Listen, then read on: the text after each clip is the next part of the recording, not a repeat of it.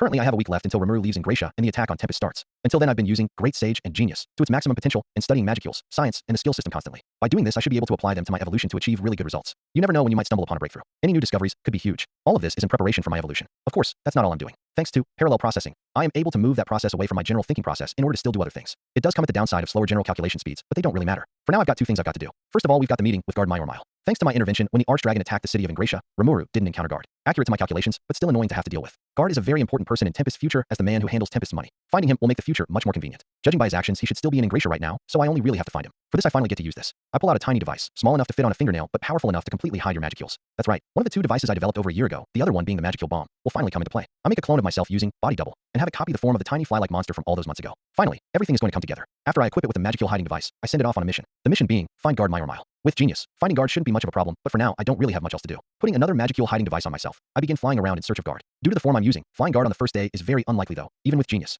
Unlike Yuki, who I could find nearly 100% of the time with very little information thanks to my complete analysis of him, I haven't met Guard yet. Genius is crazy, but not that crazy. It's just a unique skill after all. Before I start looking for Guard, I take one last peek into Yuki's office. Flying over to his office, I see that he isn't really doing anything too suspicious. Simply reading manga for the time being as predicted. With that little checkup completed, I set off into the massive city of Ingratia to look for one single man. Normally a nearly impossible feat for a normal guy, but I'm not your normal everyday guy, hehe.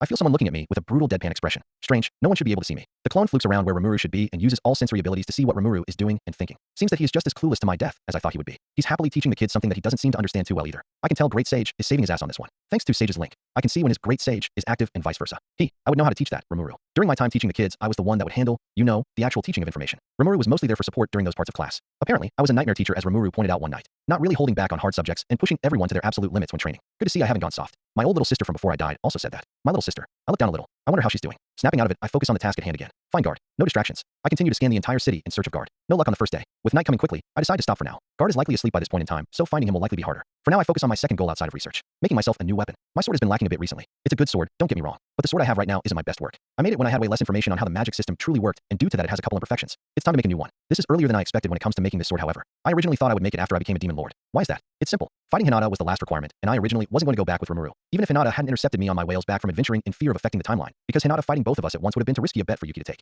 That means originally I was planning to make this sword, after Hinata came back to Tempest with the paladins a few months after my demon lord transformation. Yuki, I appreciate you for making my plan so much easier to execute. Now I'll have my sword before the Valpurgis. I appreciate it. An evil ear-to-ear grin appears on my face. I pull out all needed materials to create my masterpiece and lay them on a wooden table I also happen to have in my stomach. Using my slimy properties, I also make a whole forge on the spot to help in the process. Now to make the sword. First, what will the sword be made of? It'll mostly be made of 100% pure magisteel with gold and titanium thrown into the mixture. When you mix gold with magisteel, you get orichalcum. An interesting combination, but by adding titanium, the mixture becomes even stronger. Quite the discovery. I'll name it aphtite or indestructible metal considering it's superior to mithril, orichalcum, and adamantite. Of course, it is a bit of an exaggeration considering dragotite is comparable to it, and hurricane is strictly superior, but if we're talking non-enchantment enhanced metals, aphtite is the strongest I've discovered. With the material decided it's time to forge. I'll just start off easy. I absorb the metal and change it into my desired shape. In the process, I also fuse quite a few magic stones with the sword. Some are stones I randomly found. However, most of them are artificial. Powerful artificial magic stones I created during my research process. Turning back into my slime form, I spit it out and look at it. Not too bad for now. Time to start actually forging the sword. The process takes about an hour, but by the time it's complete, the sword's shape is complete. An interesting little tidbit I would like to say is the end is literally a molecule thick. That's how sharp my sword is. Of course, it can always be sharper. Sigh. Hey, I heard that. I knew it. It was you. Hee. Finally, you're starting to show some emotion. Too bad your first emotional reaction to me ended up being that. To think my own skill would do that to me. Ignoring that, I will move on to the final part of this process. Magically enhancing the sword. Now, my sword can't just be any old sword. It has to be better, and to do that I'll enhance it with magic. The reason why I needed to make this sword after fighting Hinata is to do what Rimuru did with Shine's sword. He analyzed the Dead End Rainbow's 7-hit, soul-destroying abilities, and perfected it, then put it in Shine's sword. That's what gives her sword the ability to insta-kill Clayman's puppets during the Valpurgis. I want that on my sword as well, so I needed to wait to fight Hinata either way. I eat the sword again and enhance it inside my stomach, which I've discovered is very useful for a lot of stuff. After I finish, I spit it back out, and look at the finished product. The handle is brown and oval-shaped. At the end of it lies a gemstone. While this gemstone may seem like decoration at first, it actually serves a purpose. It's actually a magic stone used for the benefit of the sword itself. Quite the valuable decoration. The crossguard is designed to look like a gemstone, being made of refined, unsharpened aphtite, shining like a bright blue diamond. In the center of the actual crossguard lies another gemstone, much bigger than the one in the end of the handle, serving as the centerpiece of the sword, as well as another visible magic stone. Directly above it, the blade starts. My sword isn't exactly the longest sword, being a mid-sized double-edged sword with two small protrusions on the top, which serve a purpose I am yet to show. It's pretty tiny compared to Hercule's edge, I'll tell you that. The sword itself emanates dense magicules outwards. Dense enough to give weaker people magicule poisoning if they aren't careful. But there is more to a sword than the appearance. You need to know what it can do, and this sword has quite a few special abilities. Those being, sharpening. Sharpens the sword further by 10 times. Self-sharpening. Sharpens the sword in the event of it being damaged. Self-repair. In the event the sword is seriously damaged, putting the two broken pieces together will cause the sword to weld the two pieces back together and heal. Heating. Heats up the sword by up to millions of degrees. Added to solder cuts to avoid blood splattering and to enhance pain upon contact. Chosen master. Gives the sword the ability to choose its master. Mental disruption. Gives people not designated its master confusion upon holding it until they let go. Purification. Purifies the target's magicules upon contact. Absorption. Absorbs the target's magicules upon contact and uses them to further enhance the sword's cutting power. Indestructibility. Hardens the sword by up to millions of times. Magic disruption. Disrupts nearby magicules. Added to help cut through barriers easier. Magicule dampening. Cut targets will see a massive reduction in the strength of their own magicules. Spirit destruction. Destroys the target's spirit upon contact. Reality anchor. Makes the sword immune to damage from all magic, including all skills and spells. Wielder's Call. Allows the master to call back the sword to their hands upon losing it. Wielder's Control. Grants the user the ability to turn on and off individual properties of the sword. Power Modifier. Gives the user the ability to adjust the strength of individual properties of the sword. Ability Channeling. Gives the user the ability to channel their own skills and spells through the sword. Really long list, but the point is, this is a really strong sword. That's pretty much all you need to know. I'll name it the Adamant Blade because if I decide it's time to kill you, there's nothing you can do to convince me otherwise. Making the scabbard doesn't take too long, making it out of apatite and monster pelts. I put the new sword in a holster I use for all my swords and remove the old one. Not wanting good materials going to waste, I eat the sword and reduce it to a simple chunk of magisteel with dissolve. With that over, I just have to wait for the day to come in a few hours. Ranryo sees that I'm not doing much and jumps out of my shadow and licks me. Act, what the hell, Ranryo? I look to see that he's wagging his tail. Alright, I guess there's nothing better to do. Playing with my oversized dog until daytime I get ready for the guard hunt again. This time, however, it doesn't take too long. Finding him pretty early in the morning. Well, looks like my work here is almost done. Landing in an alleyway, I create a business card using Predator and walk into the street. Passing him a card as I walk by, I realize he's probably done this before given how he takes it and nonchalantly slips it into his pocket and keeps walking. Pretty shady if you ask me, but he has said he only does business with people he trusts. In the card I wrote who I was, why I contacted him, and where to meet up. I know I can trust him. He isn't really much of a loyal guy. He just goes where the money goes and I gotta respect that. Choosing a small bar to meet up, I create myself a cloak to wear to avoid any chances of being seen by Yuki spies. You never know what that guy's up to. To even further blend in, I also change my appearance. To what you may ask? To my previous life appearance. This is the perfect chance to try out my old body again. I can't pass it up. Sitting down and ordering myself a glass of wine. Beer isn't as popular in this world thanks to a lack of refrigeration and waiting for my mile. I would lower my resistance, but I need to stay alert. As he walks and I wave him over, he silently asks, "So you're one of the leaders of that monster nation. What business have you called me for?" I explain, "Tempest is bound to become a trading center in the future. We both know that. So I've decided to call you over for help with that. You're based in Bloomin, correct?" "That would be correct." "That's a good starting point for me. With Bloomin's blooming relationship with Tempest and its location serving as a great point to travel to other nations through. Setting up relations with someone based in Bloomin would be a good help in the future. For now I don't really have much more than an offer. You see, I would like you to come visit Tempest in about a month to help start mutual relations. There I plan on revealing some of my future plans for the future of Tempest trade. With your help we could set up better plans, and as for what you would be getting from this deal, you probably already know." "Wahaha, I see. With what you said this may not be a bad investment. I'll think about it. But why choose me?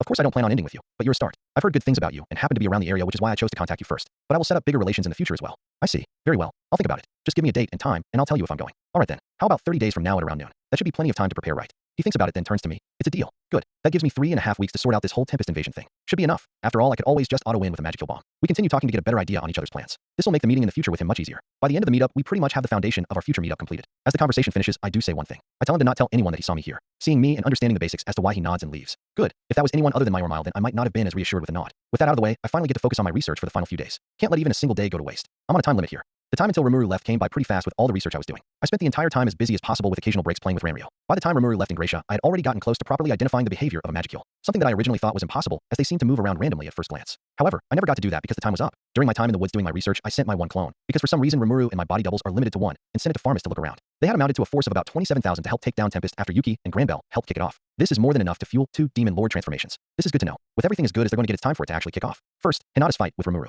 I don't know how exactly my presence will affect Rimuru's behavior during that fight. I don't intend to interfere because that would affect my plan in a few key ways. However, if the situation calls for it, I'll have to interfere because Rimuru's survival is more important than my growth in power. I can't sacrifice my brother to gain more power. I refuse to do that. With that I watch as Rimuru leaves in Gracia and says goodbye to the kids. During this little goodbye, I see that Chloe still tries to manipulate events so that Hinata's ambush is successful. Good. It seems at least for now she'll do the same thing she did in the original. I watch as Rimuru still follows the same path as in the original and see Hinata standing behind a tree, sword in hand. That's when a Sui clone appears to warn Rimuru about the invasion before he breaks down as Hinata sets up a holy barrier. This is where it starts. Now, in the best case scenario, Rimuru and Hinata's fight goes the same way or similarly to the original. Rimuru still doesn't have sufficient power to beat Hinata in this fight, so this is pretty much a 50-50 shot given how I don't have all the information I need on how Rimuru and Hinata's minds work to predict exactly how this will happen. In the occasion that Rimuru is going to die, I am going to pull out the Adamant Blade and use its Magicule disruption abilities to break down the barrier and save Rimuru by teleporting away, then manipulate the timing so that he still arrives after the death of someone important in Tempest. That's the ultimate goal here, to give Rimuru a reason to become a Demon Lord. With that I watch the fight go down. Watching as it happens, I see Hinata still go in with the same attitude she did with me. No matter how much Rimuru tries to stop her, there's just no negotiating with her, so the fight still goes on. Then during a key point where Hinata is a little distracted, I see Rimuru drop out of the body and flatten on the ground. That's important, but it's still not guaranteed. If Hinata sees him, then I'll still need to save him. With that, I continue watching.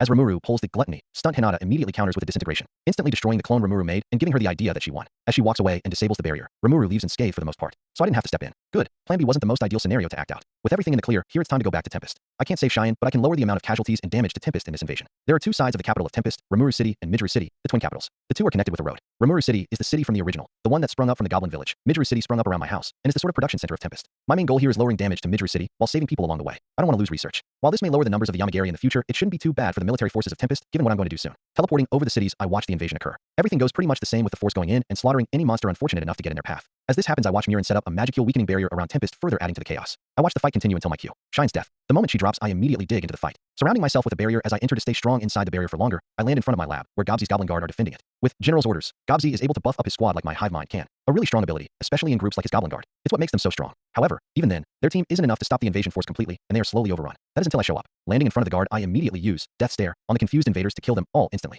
I turn around and sarcastically say, "Hey Gobzi, looks like I missed something." Gobzi looks at me and bows. "I apologize, Lord Midgeru. Unfortunately, we were almost unable to properly defend your lab in your absence." Oh, it's really no problem. These aren't really the most optimal circumstances to fight in, you know. I understand why you wouldn't be able to win. He looks at me like I'm the Messiah or something. Thank you, Lord Midgeru. We will never forget your great mercy. Haha, okay, sure. Don't worry about it. I throw healing potions on the members of the Goblin Guard except for Kevin, who for some reason is surrounded by dead soldiers while being completely unscathed. Alright then, nothing intimidating about that. Telling them to continue guarding the lab. I fly around killing anyone in Midgeru City while flying towards Rimuru City. As I kill the soldiers, I destroy their souls with the adamant blade just because I don't feel like keeping their souls intact up there with the innocents they killed. Even with those souls gone, there's still enough to fuel 2 demon lord evolutions out there anyways. For this little killing spree, there's only really one rule. Don't interact with the otherworlders in any way. That could affect the timeline. So keeping that in mind, I keep my distance while I kill the soldiers that wander too far away. Eventually, the invasion force catches on to the suspiciously high amount of missing soldiers, forcing them to retreat. After they leave, I land and pretend to have been completely unaware that this was going to happen. Walking up to Shuna, who appeared immediately after the attack to treat the wounded, I ask her how many died. She says that for now all we know is about 100 people died minimum. Answer: 121 have died. What the? I swear that tone was a little smug. So 121 died in the attack. Alright then, still waiting for Rimuru, I order everyone to start looking for the victims. As soon as I issue that order, a growing number of monsters begin work on the finding of bodies while I focus on another thing. Now 4. I hear Yum and Grishis yelling in the background at an irritated Benimuru. There it is. Running into the alley, I see Grishis on the ground while Yum, struggling to stay on his feet, begs Benimuru to spare her life. However, Benimuru isn't having any of it and continues to walk forward with his katana at the ready. Closing the distance I get between the two and release some of my aura, shutting everyone up. Benimuru, I understand what you're doing, but for now we can't kill her. It'll only make things harder in the long run. Trust me. Benimuru lowers his sword and looks on, a little confused but listening to my orders. I turn around. Of course, just because I saved your life, you're not off the hook, Mulan. Grishis, Yum, you're also coming. Meet me in Rimuru's office. I turn and give a wide smile. Ring finger. She looks on in utter shock at the bomb I dropped. I knew what she was doing all along and could have decided to kill her at any moment for her crimes. That thought alone is terrifying, but when she sees that Grishis is way less surprised than you would expect, she starts to catch on. She's not dumb. She knows there's something going on here, but she's too scared to ask. As I walk out of the alley, Rimuru finally arrives, and he doesn't seem too happy. He watches his monsters run around in panic looking for their loved ones, some even finding their own children or parents dead on the street. This is a very gruesome sight to see. I'm not gonna lie, I do feel some mild anger right now. It's not exactly what I want to happen either, but I can't imagine what Rimuru is feeling right now. This is a surprise no one wants to come back home to. Calling a meeting in the center of the city with all major leaders that weren't severely injured, Rimuru asks what exactly happened. As they give their sides of the story, it's slowly pieced together in Rimuru's mind. The battle pretty much went the same as the original in the main city of Rimuru, although it seems the attack was a little smaller because they sent some soldiers to invade Midgeru City as well. The aftermath left Hikaru and Gobta unconscious, Benimuru and Geld injured, and Benimuru and Gobzi relatively unscathed with tolerable injuries. Gobzi especially because he was dealing with the smaller invasion. Well, there are 2 major casualties, but during the discussion itself, they definitely don't want to tell him directly. As the discussion continues, Rimuru gets noticeably angrier as he grows more quiet. Mulan doesn't try to stir the flames even more this time because I already told her I know who she is, but that doesn't really change much. As they all leave, I am left alone with Rimuru. Rimuru, it's okay, we can get over this. This isn't. Where's Cheyenne? Shit, didn't expect him to ask me about this. Where is she? They didn't talk about her, and she wasn't at the meetup. Where's Cheyenne? Are you sure you want to see? He quietly nods. Alright then. I sigh as I motion him to follow me. I walk over to the bodies as people begin to group them up and using magic sense, locate Cheyenne's body. There are people here, including quite a few of the attendants of the meetup, and as I silently motion to them to prepare, they immediately realize what's about to happen and prepare for the worst. Alright then, here you go. I pull off a cover revealing Cheyenne's corpse. I wasn't here for it, but she apparently died in battle. Rimuru initially has no reaction, but then suddenly a massive plume of magicules bursts from him and radiates everywhere as I stand there and watch it happen, not wanting to get in the way of his emotions. Lord Rimuru, Rigard yells as he tries to get it to stop to avoid further injury from possible magicule poisoning. After a few seconds of unbridled anger, he stops and locks his glaring aura inside of him again. I motion everyone to leave us alone to let Rimuru deal with this better. As they all walk away with Shuna telling both of us that if anything happens, she's always here, everyone leaves. Rimuru's mask cracks as he looks down at Cheyenne's body. He then slowly mutters angrily, Midgeru, I failed. I failed them all. I may have been aiming for this, but he's still my brother now. I can't just let him say this. As much as I act like a manipulator, as I said to Yuki, I have a lot of strong emotions and deep personal connections to the people I use to help me satisfy my desires, and that separates me from him. I don't want Rimuru to actually suffer too much, so I slowly wake up to him, and in an effort to comfort him I say, no you didn't, Rimuru. You didn't fail them, you saved them. The air is tense and sad as Rimuru looks at Cheyenne's dead body. He looks around to see the rest of the victims. Seemingly trying to accept their deaths, he mutters, I'm sorry, but now you can rest inside of me. Right before he can absorb them, however, Eren appears with the rest of her group and yells at Rimuru to stop. Rimuru, in a low voice, tells her that now is not the time. Before he can turn around and proceed, she yells that she's got something to show him. She lifts her hair up and lets her ears grow to a point. Revealing that she's an elf to Rimuru, she explains that she is royalty from the Sorcerer Dynasty Sarion, and that there might be a way to save them. Catching Rimuru's attention, she immediately begins talking about the legend of the Dragon Princess, explaining that by evolving into a demon lord, revival might be possible. I explain, actually, yeah, that might be possible. Rimuru turns to me. Remember, this is the type of stuff I study. Running through it. The reason why that dragon was born with no soul was because the soul was already long gone, but with this barrier the souls are still here, ready to be put back into their bodies. We have a solid chance here. Rimuru goes quiet as he asks his great sage about it. Seemingly getting a similar answer, his mood goes up by a lot. He comments under his breath, the same number as pi. Well, as long as the chances aren't 0, we still have a chance. I smile a little. He's having a protagonist moment. With that settled, it's time for our retaliation. Walking out to where Sui is, I explain that he has a new mission. He is to scout the enemy and see where the crystals powering the barrier are to locate the smaller parts of their army and eliminate them. After hearing my explanation, he immediately vanished into thin air. With that over with, Rimuru and I group together again and discuss what our chances are. With great sage, as calculation complete, Rimuru is dead set on doing this, even if the chances are so low. Of course, with my more analytical and logic-based thinking, I probably wouldn't be able to keep up with his optimism, but little does he know. During this transformation, the information I've stored up in Sage's link will finally come into play. There are several things that will happen with this transformation, but among them, Sage's link's inevitable activation during this evolution will cause a sort of skill exchange between the two of us. This will get me to generate subskills like separation, synthesis, and ravenous, subskills like chaos eater. But for me to Rimuru, skills include cremation, genius, subskills like zero time, and optimize, hyperregeneration, and Sage's link, subskills like shared power, and skill bake. The reason why some are subskills and some are not is because Sage's link copies the most basic parts of a skill, so skills with no subskills like cremation transfer intact, while skills with subskills like genius transfer in parts. Where I'm going with this is when my genius, subskills, zero time, and optimize are given to Rimuru, they will most likely fuse with Raphael. And when that happens, all bets are off because combined Rimuru will gain infinite calculation speeds on top of his magic kill count, which together will give him a 100% success rate in the revival ritual. Of course, he doesn't know that, and I'm not trying to ruin the surprise. After grouping up with Rimuru, I tell him about Mulin and explain the situation. To avoid an anger explosion, I say she was controlled by Clayman first, before I tell him about how she's partially responsible for the number of deaths. After the explanation, he says he understands and asks to meet with her. On the way there, I explain my plan on how we'll replace her heart, which is really his plan. We are to act like we are going to kill her and stab her through the chest, then revive her moments after to avoid Clayman's suspicion. There's not much worthy of change in that plan. It's pretty solid. With that cleared up, we walk inside the office where Yum, Grucius, Mulin, and Benimaru are waiting. In a cold voice I say, "So, Mulin, it seems you were behind this mess." She calmly says, "Yes." "All right then." I turn to Rimuru and nod. "On that case, the decision Rimuru and I made still stands." Everything goes silent. Mulin has to die. Grucius and Yum both go crazy and attempt to run away with her, but are immediately restrained by Benimaru. They yell at Mulin to run as she accepts her fate. Yum escapes, but is restrained by Rimuru's sticky steel thread. "You ready, Mulin?" "Yes, go ahead." "Here you go." I reach back and punch forward, stabbing her through the heart. As I pull out my hand, however, I replace her old fake heart with a new one I created in my lab. This heart has some special properties magically embedded in it. Among them things like increased magic potency. I'll call it a gift to the future queen of Farminas. As she drops to the ground, Grucius and Yum go quiet. They think they just saw the woman they both love drop dead in front of them. Makes sense they would be left speechless. But then she stands up, seemingly completely fine. She looks at herself, making sure she's not dreaming. "What's happening?" I cross my arms and sit down in Rimuru's chair. "Listen, I knew you were the ring finger. What makes you think I didn't know everything else about you?" I smile a little. Knowing things I shouldn't know is a specialty of mine, you know. I know Clayman was holding your heart hostage, forcing you to comply with his every whim. So to fix that, Rimuru and I replaced your old fake heart with a new, better one designed by yours truly. I point to myself. "With that, you should be free now. There's no kill switch on that heart. You can do whatever you want now." My smile gets wider. "So, what y'all gonna do with your newfound freedom?" She looks at Yum and blushes a little. "Just like I thought." "Well, I'll leave you to that. Have fun." I give her a thumbs up and walk away. With that done, it's time to announce our decision to become demon lords. Rimuru goes to heal Hakuru and Gabta as I announce a meetup with all big names present in Tempest. With Sui gone for now, he isn't going to attend, but everyone else is. After about a half hour, we get everyone in Rimuru's office.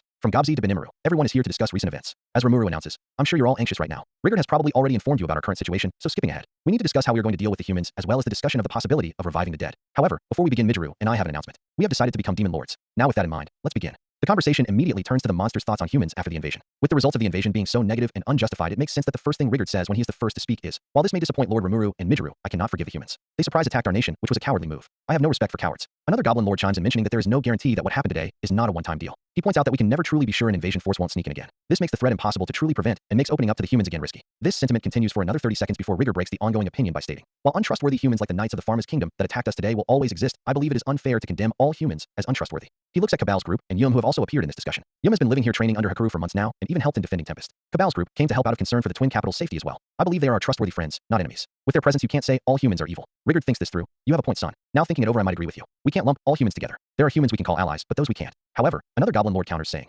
"Even if that's the case, shouldn't we ban human interactions for the time being? With the recent invasion, the threat of another human invasion is high at the moment. I believe at least some preventative measures should be placed, at least for now." This leads to a small argument where it is discussed whether or not these measures should be big or small. It is agreed, at least for now, preventative measures against human invasion must be considered. However, the opinions on how strict these opinions should be vary wildly from monster to monster. There are more emotional monsters that want to make them strict and harsh, while the more level-headed monsters like Rigard want to make them less strict, but still in place. Recognizing the possible issues with strict restrictions, like possible diplomatic issues with Lumen for example, they believe slightly more lenient, but still effective restrictions would be the better way to go. As this conversation continues, the conversation gets more heated as monsters split into groups and argue as they fail to reach a conclusion. I can see the uncomfortable looks on the humans' faces as they see this discussion go down. As this continues, Rimuru does something that came out of nowhere. "I used to be human." Everyone turns around. "I used to be. I guess I could be considered an otherworlder." Well, this is happening. I contemplate whether or not I should reveal that I am also an otherworlder. After a bit of thinking, I decide to do it. The reason being that by keeping my status as an otherworlder a secret, this could cause problems in the future. For example, this could affect the loyalty of the monsters and make them sway more in my favor. Finding out Rimuru used to be human could cause a minor controversy, especially with the phobia of humans spreading throughout Tempest at the moment. This could tip the balance of power in my favor. Not what I want to happen. With that decision, we finally decide to explain everything that happened to us, excluding two things: who or what sent me to this world, and Veldora. News of meeting Veldora, or worse, a god powerful enough to interfere with the voice of the world, could cause massive tidal waves across the balance of this world. Not the most ideal situation for me, considering that would catch the attention of people like Guy, Michael, and Feldway way too early. Being forced to deal with them now wouldn't be impossible, but not ideal, so for now, catching too much attention from them is something to avoid. With the explanation out of the way, Rimuru continues. "Despite being a monster, I always believed myself to have the heart of a human. Because of that, I made the rule to not attack humans, and even decided to spend a large amount of time in a human city. That led to this attack. If I had decided to pay more attention to the city, this wouldn't have happened." Interrupting Rimuru, I say, "Hold on. If you're going to blame yourself, then I would also take the blame. It's both our faults because I did the same thing. This causes Shunit to stand up. No, this isn't true. It was also our fault. We believed that we could rely on you two to protect us, and while that belief still stands, we can see that that burden was way too much for only two monsters to carry. For that, I apologize." She bows. Benimaru chuckles a little and continues the sentiment. "To think my little sister spoke before I did. When I felt my connection to Lord Rimuru and Midgeru become severed, I felt a harrowing sensation spread throughout my heart. Even though I was in charge of defending Tempest while you were away, I still depended on you too much. Because of that, I was unable to properly defend Tempest from disaster. I would also like to take some of the blame. This leads to a domino effect where everyone begins putting blame on themselves. This, while nice at first, gets annoying, so I yell out, 'Stop. It's all our fault. This situation could have been avoided with more caution and foresight from everyone, so let's take this as a lesson to be more self-aware.' Understanding my point, the monsters agree and move on. Rimuru, meanwhile, looks on in confusion. He asks, 'Are you all okay with two former humans leading the city?' They all say the same thing. To them, even with the reveal of our former selves, we are still their lords, and they understand ultimately everything we do is for their safety. I smile when I hear that. You have no idea how much that means when it's me you're talking about, given the atrocities I'm willing to do for your ultimate safety and security at the end. After that whole little mess, we finally reach the end, and the whole point of this meeting. What do we do about the enemy army? With Rimuru still calming down and processing what happened when he confessed, I lead the next part of the conversation. So with that over with, let's move on. Earlier we said we were going to become demon lords, so let me explain. We want to become demon lords because a major problem that our city faces which helped cause this was a lack of respect. While our relations with Lumen and Dworgen are acknowledged, it still doesn't give us a good foothold to defend our position from. Other countries don't respect us very much and underestimate us for being a quote-unquote monster nation. With not only one, but two demon lords leading this nation, we could fix that. Rimuru comments, that makes sense. By receiving the title of demon lord, we could send a message that negotiation by force isn't an option. Geld adds. So wise nations would seek more diplomatic relations to gain the trust of multiple demon lords. Gobsy adds more. And for those that do attack, not only would they be too weak, but they would have trouble finding allies due to the fear of angering multiple demon lords. Suddenly, however, Kaijin gives a counterclaim. While that plan may seem good at first glance, we still have to face the Western Saints Church. Once they hear about the birth of two demon lords, they will not simply stand idle. I confidently say, while that may be true, if they dare attack us we will simply fight back and this time, we won't lose. Before this continues longer, Rimuru jumps in. I understand that planning for the future is wise, but for now we should focus on the current predicament. How do we deal with the allied forces? Rimuru finally says, we'll deal with them. He makes a hand motion to show we will kill them. Everyone looks on in surprise. I explain, you see, it's one of the requirements to become demon lords. We each need to kill 10,000 humans. In all honesty, this invasion is actually pretty convenient for that. We will kill the main force ourselves. Rigard, in a worried tone says, but even with the two of you, wouldn't going alone be risky? Rimuru responds with, we'll be cautious. After that statement, Sui appears from thin air with news about the enemy army, interrupting everyone. Time to move on to the next part of my plan. With Sui's arrival, it's time to actually fight back. I announce. With that over with, it's time to actually retaliate. First of all, I call over Mulan and Shuna. You two will be very important. What's keeping the souls from leaving forever is the barrier. However, this barrier does have its downsides because it weakens us. So to fix that, I will destroy the barrier. That's where you come in. As soon as the barrier is destroyed, you two need to put up a new one. That'll keep the souls safe inside. This barrier is to stay up all the way until we become demon lords and revive them. Understand? Yes, Lord Midgeru. I put my hand on their shoulders. I'm counting on you. Shuna goes red as I turn around. So moving on. The rest of the plan after that remains pretty much the same. Our fighting forces are to split up into groups and take down the crystals, keeping the barriers up while Rimuru and I harvest souls from the main camp. The reason why is a little different, however. We don't really need the crystals destroyed to stop the barrier. The adamant blade can do that. Its disruption effects can be targeted and last quite a bit, so I can destroy the barrier for a solid amount of time by just cutting part of it, which is exactly what I do. I run up to the barrier and stab it with my sword. Sprouting my phoenix wings, I fly upwards and destroy the barrier. As this happens, Shuna and Mulan, each at the center of each city. This is the reason why I enhanced Mulan's magic with a new heart and put up a barrier around each city to save on cost and efficiency. No one died on the road connecting each city, so there's no reason to cover it. With that complete, we get ready to head out. But before we can, Rimuru and Sui walk up to us. Rimuru asks, you two wanted to talk? Oh, it's this conversation. Rimuru says, no, we just wanted to tell you two something. We were always part of a fighting race. Sui and I have killed many monsters and humans. To us, there has never been any hesitation or difficulty slaughtering our enemies for our comrades. But you two are different. Especially because you two can remember being formerly human. You two have compassion for the humans. Oh, Rimuru. I smile. You have no idea. That's why when you started this village, you two made the rule not to harm humans. Even if they were a band of thieves. Slaughtering over 20,000 may leave scars in your hearts. It may not be the case, but that possibility worries me. Rimuru thinks carefully before responding. That's why. In the event we are no longer ourselves. In the event we, truly, become monsters, command those who can fight to defeat us. He turns to me. If it is only me who becomes a true monster, I want you to do it, Midgeru. I give him an actual caring smile. The first one in months. All right then, I understand. In that case, you can do the same to me. He's just as naive and optimistic as before. I know I would never become a demon lord if I thought it was a dice roll, even to save my friends. Genius has given me the ability to guarantee I won't become a monster, but you can't do that. You really are a protagonist, risking your life for your friends and family. I guess that's why you're so likable, right? Rimuru nods. I understand. Rimuru says, I'm counting on you too. I smile a bit wider, showing my teeth a little bit. I guess, so am I. After that, the phrase to prove our sanities becomes the same one as the original. Shine's cooking tastes like shit. Sui caught on to what was going on, but remained silent, simply observing. As we set the code words up, in my mind I say, apologies Rimuru, but the face you'll make when the tables are turned on you will be too funny. I'm not changing the words. At least you won't be tasting poison powerful enough to kill Malim now. After that is over we leave. Transporting troops actually proves to be easy. It's been a while since I used this. Using spatial travel and my world map, I can teleport anywhere that is registered on my map, which happens to include the entire forest of Jura. With this, teleporting people to the crystal locations isn't hard at all, even if it is only one at a time, thanks to problems concerning teleporting large groups at once. Rimuru and I use this method to teleport everyone to their respective areas, and finally teleport to the main attack force we are to slaughter. Thanks to Raisin being off with Geld, he hasn't really arrived yet, which is good. I want him to come back and see a destroyed army. Before we attack, I tell Rimuru, are you sure you're ready for this? What do you mean? Like Rimuru said, this might be too much for you. You never know. He puts his mask on. Don't worry about it. I can handle it. I smile again as I put on my mask. Alright then, let's do this. We both use Megiddo at the same time, which would normally confuse Rimuru, but given how we can share information through our great sage, he probably figures I learned it through that. Below us are droplets of water which confuse the people at the base. I watch as one poor idiot walks up directly next to one and looks at it curiously. Let's just say he didn't get to finish his analysis. The droplets of water begin focusing sunlight into lasers, which begin killing everyone at the camp in seconds. As panic sets in, they run for their lives, only to discover a barrier set up by us to keep them from escaping. As hundreds die by the second, panic sets in worse and worse. Some people try to calm everyone down by telling everyone to simply hide behind a barrier, giving a tiny spark of hope to the people, only to have it immediately be dunked in water and buried 6 feet under when the light goes straight through the barriers like it didn't even exist. This is because Megiddo is physics magic. Using physical phenomena instead of magicules makes magical defenses ineffective. With these lights coming from seemingly random directions at light speed, dodging is quickly considered impossible. That's when Rimuru gets merciless, and the death rate skyrockets. Upon its activation, the deaths goes from 13,457 according to Great Sage to 27,326. When I see a couple stragglers still surviving with a higher amount of willpower, I finish them off with Death Stare. Total number of deaths, 27,356. I watch as Rimuru begins absorbing their souls with Merciless. Notice, unique skill, Sage's Link, has been activated. Beginning to obtain souls from other Great Sage. Number of souls to be absorbed, 13,678. Once absorbed, the transfer of souls will stop. I feel as Sage's Link transfers souls from Rimuru to me as magicules begin to accumulate in my body. Then, I hear a voice in the air. Beginning of the harvest festivals of subjects, Rimuru and Rimuru Tempest have commenced. As it starts, I feel myself getting incredibly tired. Dropping out of my human form and falling to the ground as a slime, I land on Ranryo. As I can feel myself almost melting around Ranryo's face from failing to muster the strength to hold myself together, Ranryo worriedly asks, Master, I say, take me back to the Twin Capitals. I'll complete my evolution there. Understood. As Ranryo runs back to the Twin Capitals, I feel an extraordinarily powerful energy appear nearby. Must be Rimuru summoning Diablo. On that case, I call dibs on Tensura. I lose consciousness. A white flash appears as the evolution to Demon Lord commences. Notice, beginning process of evolution. Notice, Genius, Subskills, Optimize, and Zero Time have been activated. Notice, as a bonus to evolution into a true Demon Lord, the intrinsic skill, Demon Lord Hockey, has been acquired. Notice, unique skill, Sage's Link, has been activated. Obtaining, receive, provide, food chain, rot, corrosion, synthesis, and separation from saved skill data. Notice, beginning fusion of all skills. Fusing extra skills into new skills. Infinite regeneration, universal thread, omni duplication, perfect magic plating, and omni strengthening have been obtained. Sage's Link, subskill, familial connection, and thought communication have been fused into unique skill, Tempest Link. Fusing extra skills, receive, provide, and food chain with Sage's Link, subskills, shared power 1 and 2 to obtain unique skill, all for all. Using magical knowledge to make new skill. Extra skill, manipulator, has been obtained. Fusing extra skills, hive mind and manipulator to obtain unique skill, Alpha's Call. Fusing unique skills, Tempest Link, all for all, and Alpha's Call to obtain ultimate skill, Alpha King Saul. Fusing unique skills, cremation and detonation with extra skills, rot, corrosion, and black lightning to obtain unique skill, annihilation.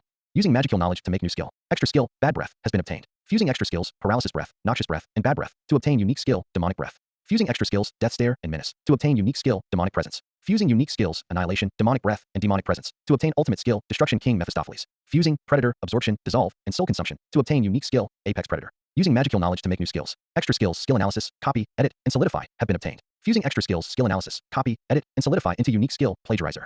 Fusing unique skills, apex predator, and plagiarizer to obtain ultimate skill, selfish king Judas. A brighter flash appears as the evolution continues. Obtaining subject Rimuru's gift. Using Rimuru's gift to create unique skill, relativity manipulation. Fusing extra skills, fire manipulation, water manipulation, wind manipulation, earth manipulation, and electricity manipulation to obtain unique skill, true elemental, and extra skill, molecular manipulation. Fusing extra skills, molecular manipulation and magic jamming to obtain extra skill, magic manipulation. Using magical knowledge to obtain new skill. Extra skill, law manipulation, has been obtained. Fusing unique skills, relativity manipulation and true elemental, with extra skills, molecular manipulation, spatial travel, and law manipulation, to obtain unique skill, hermetic reality. Using magical knowledge to obtain new skills. Extra skills, molecular displacement and magic absorption, have been obtained. Extra skill, range barrier, is being upgraded. Extra skill, multi-layer barrier, has been obtained. Fusing extra skills, multi-layer barrier, magic absorption, and molecular displacement, to obtain unique skill, dimensional barrier. Fusing unique skills, hermetic reality and dimensional barrier, with extra skills, phantasm and gravity manipulation, to obtain ultimate skill, spatial king barricule. Extra skills, sense sound wave, sense heat source, keen smell, x-ray vision, night vision, and magic sense, have been fused to obtain unique skill, universal detect. Using magical knowledge to obtain new skills. Extra skills, instinctive reflexes, battle analysis, and attack prediction, have been obtained. Fusing Great Sage, subskill, auto battle mode, with extra skills, instinctive reflexes, battle analysis, and attack prediction, to obtain unique skill, master warrior. Using magical knowledge to obtain new skills. Unique skills, magical manipulation and skill manipulation, have been obtained. Attempting to evolve, Great Sage. Denied. Using magical knowledge to obtain new skill. Extra skill, calculation, has been obtained. Attempting to fuse, Great Sage, with remaining genius, subskills, and extra skills, calculation, and thought acceleration. Fusion successful. Unique skill, Greater Sage, has been obtained. Fusing unique skills, Greater Sage, magical manipulation, skill manipulation, master warrior, and universal detect, to obtain ultimate skill, intellectual king Solomon. Fusing all resistances. Absolute resistance has been obtained. A blinding flash of light appears as the harvest festival almost ends. Notice, using magical knowledge to obtain new skill. Replication skill, magical fusion reactor, has been obtained. As Ranryo arrives with Mijuru, Ranga isn't too far behind. Ranga looks at Ranryo, noticing his evolution into a rogue. Not exactly being fond of what that means, but knowing he can't do anything, he just chooses to ignore it. They each place their masters into a respective throne and watch as they glow from their evolutions. As the evolution process reaches the later stages, some of the weaker hobgoblins begin to collapse. The stronger subordinates of the two slimes run over to see if they're okay. Rimuru checks an unconscious hobgoblin and says, he's okay. How are the others? Gobzi says, this lady is fine as well. Sui comments, it seems it may have something to do with the evolution of our lords. Suddenly, the voice of the world announces something that confirms their suspicions. As an added bonus of the evolution into true demon lords, all entities linked to the newly evolved demon lords shall receive a gift. The first of the stronger monsters in Tempest, Kevin, collapses soon after. This is followed by some of the surviving goblin riders. It spreads to the rest as most of the monsters drop to their knees. Sui and Rimuru, being the last two standing, only remaining awake due to their roles as the protectors of each of their lords respectively, manage to stay awake long enough to watch as the two unconscious slimes in their thrones float up and manifest as two glowing angelic beings. One with red eyes, light blue hair, and white clothing, the other with gold eyes, dark blue hair, and black clothing. The first to speak is the gold-eyed being. Notice, in the name of Solomon, I command ultimate skill, Alpha King Saul, to perform an absolute subjugation of all nearby willing entities. A golden flash blasts outwards, causing Mulin to collapse like the nearby monsters. Yum catches her and looks over her. She's completely fine, just unconscious. This, Solomon did something. Solomon turns and looks at Sui and Rimuru, then turns back to look at the red-eyed being. As Solomon walks away looking at Mulin, who has also been affected, the red-eyed being speaks. Notice, the process of evolution to true demon lords has almost been completed. You may rest now. Leave the rest to us. Collapsing soon after, the red-eyed being walks to the center of the mass of dead bodies to join the other. Solomon states, notice, all souls have been located, preparing to perform the revival ritual. As Solomon says this, the red-eyed being looks up. Notice, in the name of Raphael, I command ultimate skill, gluttonous king Beelzebub, to consume all magicules within the barrier. A huge purple vortex appears, consuming all magicules within the barrier. After the absorption of all magicules and souls, Solomon says, notice, to help in the absorption of all souls, the sins of ultimate skill, selfish king Judas, have been activated. With this final notice, Solomon begins the performance of the revival ritual. As this starts, Raphael adds, notice, to provide the needed magicules, the virtues of ultimate skill, selfless king Yeshua, have been activated. With this final notice, Raphael joins in with Solomon on the performance of the revival. Halfway through the revival, the primordial of black nor finally appears with two archdemons and an unconscious child in hand. In awe he proclaims, "How magnificent!" He watches as the two entities move a massive swarm of purple balls of light and place them in their respective bodies. Finally, with the ritual complete and their job complete, the two revert into their previous round balloon-like states and fall down to be caught by the black primordial. In a conceptual reality existing in the minds of two really special slimes exists a void with no matter inside, simply being inhabited by two individuals. These two individuals walked up to each other and manifested a table between the two. Sitting down, they simply stared at each other with no words, at least for now. They had just reappeared after performing the revival ritual and had decided a more direct communication method would be better than sending messages through a link. Manifesting as blue-haired feminine humanoids, they prepared to relay messages between their masters. One with piercing red mechanical eyes and light blue hair wearing white, and one with brilliant gold mechanical eyes and dark blue hair wearing black. The two sat down. The first meeting of the Knowledge Kings finally took place. I wake up after my evolution on something soft. Wait, where am I? I jiggle around as I get a hold of where I am. Using my newfound skill, Universal Detect, I realize I'm on someone's lap. Shuna's lap. I told you I don't want you to. She hugs me. I guess it's not too bad. I look for Rimuru. So, where's Rimuru? Shuna happily says, he's with Cheyenne. We're completely alone together. Okay. So where are they? She looks in and points to where Cheyenne should be. I believe they should be over there. Great. So yeah, nice to talk to you alone. I'll be going now. As I try to jump out of her grasp, I get caught mid-jump by Shuna. Oh, now Lord Midgeru. You just woke up. Don't you think you shouldn't overexert yourself? You might hurt yourself. Bullshit. You know I don't feel pain. No teach. Lord Midgeru. Her face darkens. You might hurt yourself. Don't you think I should take you? Help me. I know you're there. I don't know what to call you. Great Sage. S Evolution. Help me get out of this. I get a response in what I swear is a slightly irritated tone. Correction. I'm Solomon. The unique skill, Great Sage, has evolved into the ultimate skill, Intellectual King Solomon, after fusing genius aspects into it. I have now been given the ability to answer a wider array of questions. Great. So how do I escape? Answer. No answer can be given. You're useless. So, basically what's happening is Shuna has for some reason been noticeably more attracted to me than Rimuru. I guess it has something to do with me being the one that named her. So she would get jealous of Cheyenne always carrying Rimuru and other things like that, because I would always say no. I guess when she saw me unconscious, she couldn't resist. And here I am, in the arms of a girl with the eyes of a serial killer with no escape. Damn it all. Fine. Take me to Rimuru. I'm glad you understand, Lord Midgeru. I'm glad you understand that your safety is always my top priority. Let's go with that. She stands up holding me. It is strange because I haven't really experienced it much before. As she holds me, my squishy body wraps around her arms because of how soft it is. It's strange, and I don't like it, so I tense myself up to keep a more solid round shape. As she gets a good hold of my body, her psychotic smile goes away and is replaced with one of pure bliss. Okay, this is weird, but at least I don't feel like I'm being kidnapped by a slasher villain. As she walks out, I sink into her chest. I don't like this. I have more pride than Rimuru. It's not even close, so as I see the hobgoblins looking at me and Shuna, I feel like I want to shrink until there's nothing left. It's really fucking embarrassing to me. Damn it. Opening the door to the house where Shuna believes Rimuru is, I watch as the revived hobgoblins praise him for the miracle we performed. When I show up, the crowd of hobgoblins gets even louder. As Rimuru turns to look at me, in a surprised tone, he asks, "You let her carry you? Do I have a choice?" Rimuru looks up to see Shuna, who had regained her murderous smile after Rimuru asked that question. Nervously he says, "I see." In walk Benimaru and Sui with various reports on what is currently happening outside of the twin capitals. However, there's one thing Benimaru wants to do before that. He leans over and whispers, "Do you remember the password?" Rimuru naively says, "Yes." Well then, to confirm your sanity, I shall ask now. Cheyenne's cooking. Cheyenne, who was talking to Shuna about permission to hold me, turns around immediately and asks, "What about my cooking?" Rimuru immediately shivers. Notice, Ultimate Skill Sol, Subskill, Tempest Link, has been activated. Alpha King Sol is one of my new ultimate skills. I already know this because thanks to one of the effects of Solomon, I have managed to gain all the needed basic knowledge on all of my new skills. With this I don't need to actually learn what I can do over time. Very useful. While the skills are strong, I do got to say, I'm a bit insulted at the names. Is the voice of the world calling me selfish with Judas? That's rude. Going back to the matter at hand through my new Tempest Link, Rimuru asks, "What do we do?" I have a plan, just follow my lead. I'll trust you. Good. Notice, Ultimate Skill Sol, Subskill, Tempest Link, has been deactivated. Benimaru looks at us with an evil grin as Rimuru is visibly terrified. I answer, "Right, the one you came up with? The one where you said Cheyenne's cooking tastes like shit." Cheyenne gets visibly furious after this. Benimaru's face drops as he yells, "Wait, no, Cheyenne, I didn't. I continue. Isn't that right, Rimuru?" "Yup, that's what he said." Rivaling Shuna's smile and malevolence, she says, "I see. If you find my cooking that bad, why not try it again? Maybe you'll change your mind." She walks over to Benimaru and grabs him, dragging him by the legs when he escapes her grip on his wrist. "Sui, help me, please, Sui." Cool as a cucumber. No reaction, no worry for his friend. Nothing. He simply says, "You have brought this upon yourself," then vanishes into thin air. I read between those lines, however. What he actually said was, "You're on your own. I'm not risking my own life for yours." Benimaru is dragged out by his legs as he desperately claws on the surroundings to resist, leaving scratches on the floor and walls. It's no use, however, and Cheyenne walks out with her struggling victim. As soon as she leaves, Sui comes back and comes to me with updates. I stop him, however, and say, "Wait for a little bit. At least for now, let's just enjoy the fact that everything went well. I haven't relaxed very much lately, so I would prefer this day off. I know there's going to be a celebration, so let's just enjoy that." He looks at me before saying, "I understand," and teleporting away. Deciding to walk away, I'm stopped by a group of hobgoblins offering their thanks. I guess I'll be here a while. Getting fed up faster than Rimuru, I leave not too long after. I like having my ego fed as much as the next guy, but I don't like being around big crowds very often. After a while, I just decide it's enough. Rimuru can handle them. I walk out and look around. What the hell? I knew there was going to be a festival, but over the course of 15 minutes they managed to get all the decorations up. This is ridiculous. Where do they even keep all these decorations? Distracted by the scene, I get captured by Cheyenne, who squishes me, commenting that I'm a different consistency than Rimuru. How does she even know that? She hugs me for a few minutes before picking me up, walking towards a table, and placing me on a chair. Turning into my human form, I turn and see Benimaru and Rimuru on the chairs next to me. I see what's going on. Both of them have pale and terrified expressions. Rimuru yells at Benimaru, "Why do we have to do this?" "Because I can't handle this alone." He steps off the chair. "Screw this, I'm leaving." He grabs him. "Please, don't leave me here alone.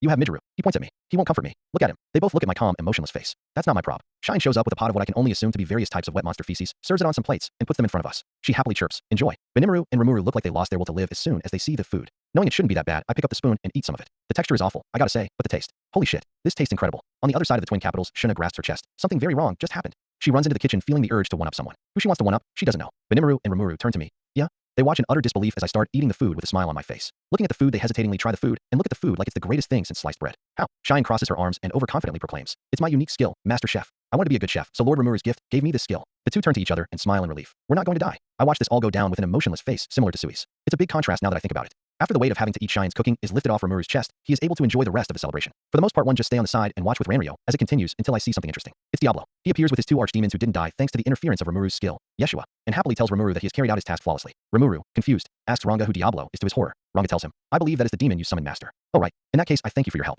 You can leave now. Diablo's face looks like he had just lost his life's work, almost looking like he's about to start crying, and asks, well, you see, I would love to humbly continue serving you. I will humbly accept even the lowest seat as your subordinate. Rimuru looks a little confused until he figures it out. So you would like to serve me? He bows down and continues. Yes, as I have suggested, I humbly accept the lowest seat as your subordinate. Would you please consider? He thinks about his response. I guess the idea of having a demon as a subordinate is still a little weird for Rimuru. He then says, I understand. Request accepted. All of you may stay. You have my deepest gratitude, my lord. Rimuru is fine. He looks up like he's been blessed. Rimuru, what a wonderful name. How I have truly been blessed to serve under such majesty. Rimuru looks a little uncomfortable as he asks, so what's your name? He looks at Rimuru and then looks down. I apologize, Lord Rimuru, but I am afraid I don't have a name. He thinks a bit before saying, very well, then you shall be named Diablo, and your subordinates will be Apich and Armin. As the 3 are engulfed in light as the subordinates turn into really high-ranking archdemons and Diablo evolves into a demon peer, changing his clothes to a butler's outfit in the process. Diablo praises him for his wonderful names. Yeah, I guess, but then again, they are just different names for the devil from Earth. With that over, I decide to walk away for a bit. Ranryo follows. When we are isolated in a Jura forest clearing, Ranryo asks why I left. Oh, I'm gonna test out my new skills. Come to think of it, you must have gotten a new skill from me. What did you get, Ranryo? His tail begins to wag. Oh, master, I have gained such a wonderful gift from you. Oh, really? What was it? I shall show you. He fires a particularly black lightning at a nearby rock, and I watch as it vanishes from existence. What the? It's the unique skill, Vanta Lightning.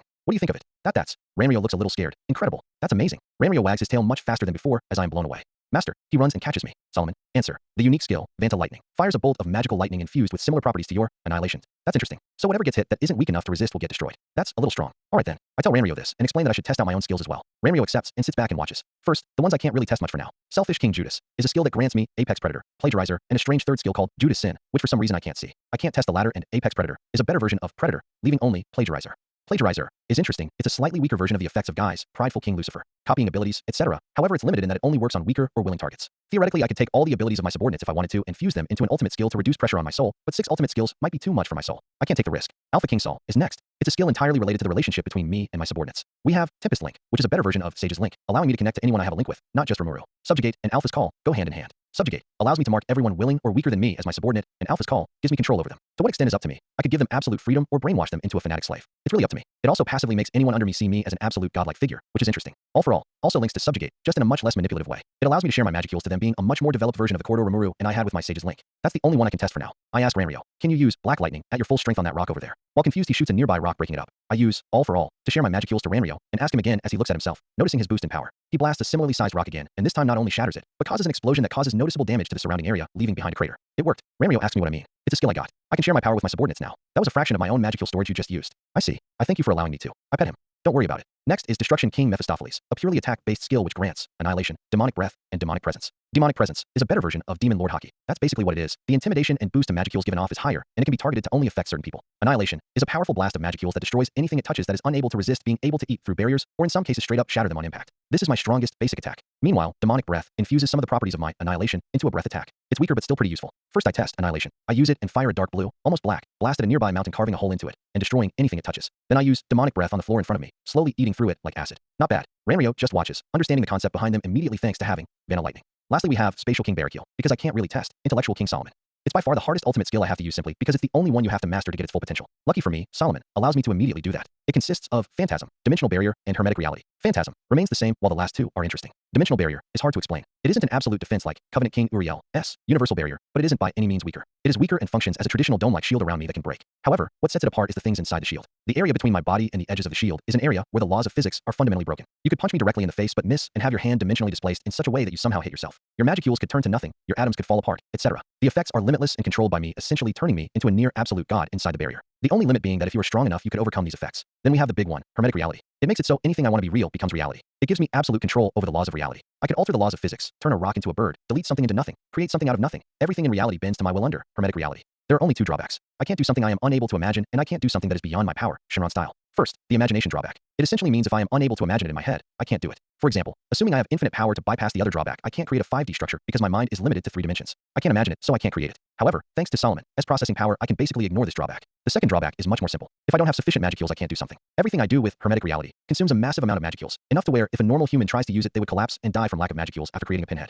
This also means I can't say, delete Guy Crimson yet, because he has far too many magicules for me to overcome at my current state. It's a pretty simple drawback. No magicules, no Hermetic Reality. This, however, is mitigated by my Magicule Fusion Reactor. Speaking of which, The replication skill, Magic Fusion Reactor, is a weaker version of the origin skill, Magic Breeder Reactor. What it does is instead of endlessly making Magicules, it takes one Magicule and turns it into 2 over and over. This is still crazy because I could exhaust 50% of my own Magicules doing something crazy with Hermetic Reality and still have a full Magicule storage the next second. Hermetic Reality and the Magic Fusion Reactor go hand in hand. Without the Fusion Reactor, I would not be able to do some of the stuff I plan to do with it. Too bad it caps at the amount I can handle, because if I could, wait a minute, I have an idea. Solomon, will it work? Answer: the possibility of successfully carrying out the given task is 100%. An evil smile appears on my face. This is going to be fun. Go ahead, Solomon. Rimuru looks at me. Master. Oh, Rimuru, don't worry about it. I think it's time to test out my final ultimate skills. I see. Then I shall watch. I move to a nearby boulder and point to it before moving it around by moving my arms. I don't really need to. I could do it with my arms tied behind my back, but it's easier to imagine by moving my arms, thus making it easier for me to do. I snap my fingers, deleting the rock and snap it back into existence before snapping one final time, turning it into an elephant before destroying it with annihilation. Not bad. Pretty basic uses, but I could get much more mileage later. Those small actions alone used up the equivalent of 3% of my Magicules though, so I definitely don't want to overuse Hermetic Reality.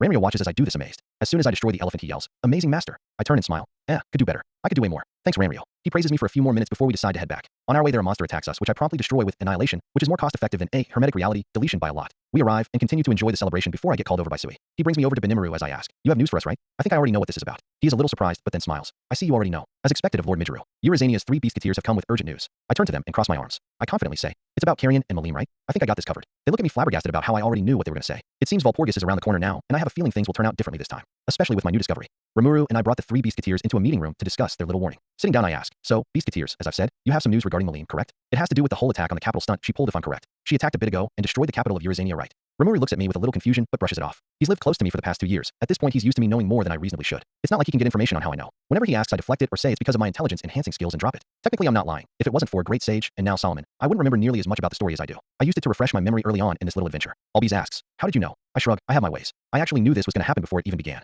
Phobio quickly stands up, slamming the table in the process, and asks, "If you knew about this beforehand, why didn't you lend us a hand?" I gesture to him to calm down. "Listen, I know this is bad and I know the damage caused, but I couldn't help. It wasn't worth it in the end. Are you saying our country and citizens aren't worth your time?" I cross my arms. As hot-headed as usual, aren't you? That's not what I'm saying. Listen, it has to do with the big picture. This wasn't just some random attack. The reason I didn't intervene was because it wasn't a good idea to possibly reveal myself to the person behind this. On top of that, we were far too weak to intervene, and we were dealing with our own issues at the time. It's a little over the top to think that I don't care simply because I didn't intervene. I stand up and walk over to the window, unfolding my arms and pointing outside. I don't know if you've realized from the damaged buildings, but Tempest isn't exactly in tip-top shape either. The celebration was to celebrate our recovery from the near death of Rimuru and I in a mass genocide of our citizens. This shuts him up a bit. At least yours escaped. We had to find a way to revive them. They look at me confused. Revive? Ignore that for now. I use Apex Predator to make some papers with details explaining the series of events that have recently taken place. I hand the papers to them and lie about how much I know, saying, "So for now I've got one thing clear. This is the work of Demon Lord Clayman, and he's not just targeting you, he's also targeting us." I sit back down as I explain. Everything I've done so far has been planned out, including letting Malim destroy Eurazania's capital. This is because I don't want to interfere with her. Believe it or not, she most likely has her own plan. She's way smarter than she pretends to be. I point to my own copy of the papers. Now you might notice there are some blanks. That's because I don't know everything, but even with that I do know a lot, and judging off her movements, destroying Eurazania's capital was part of her plan.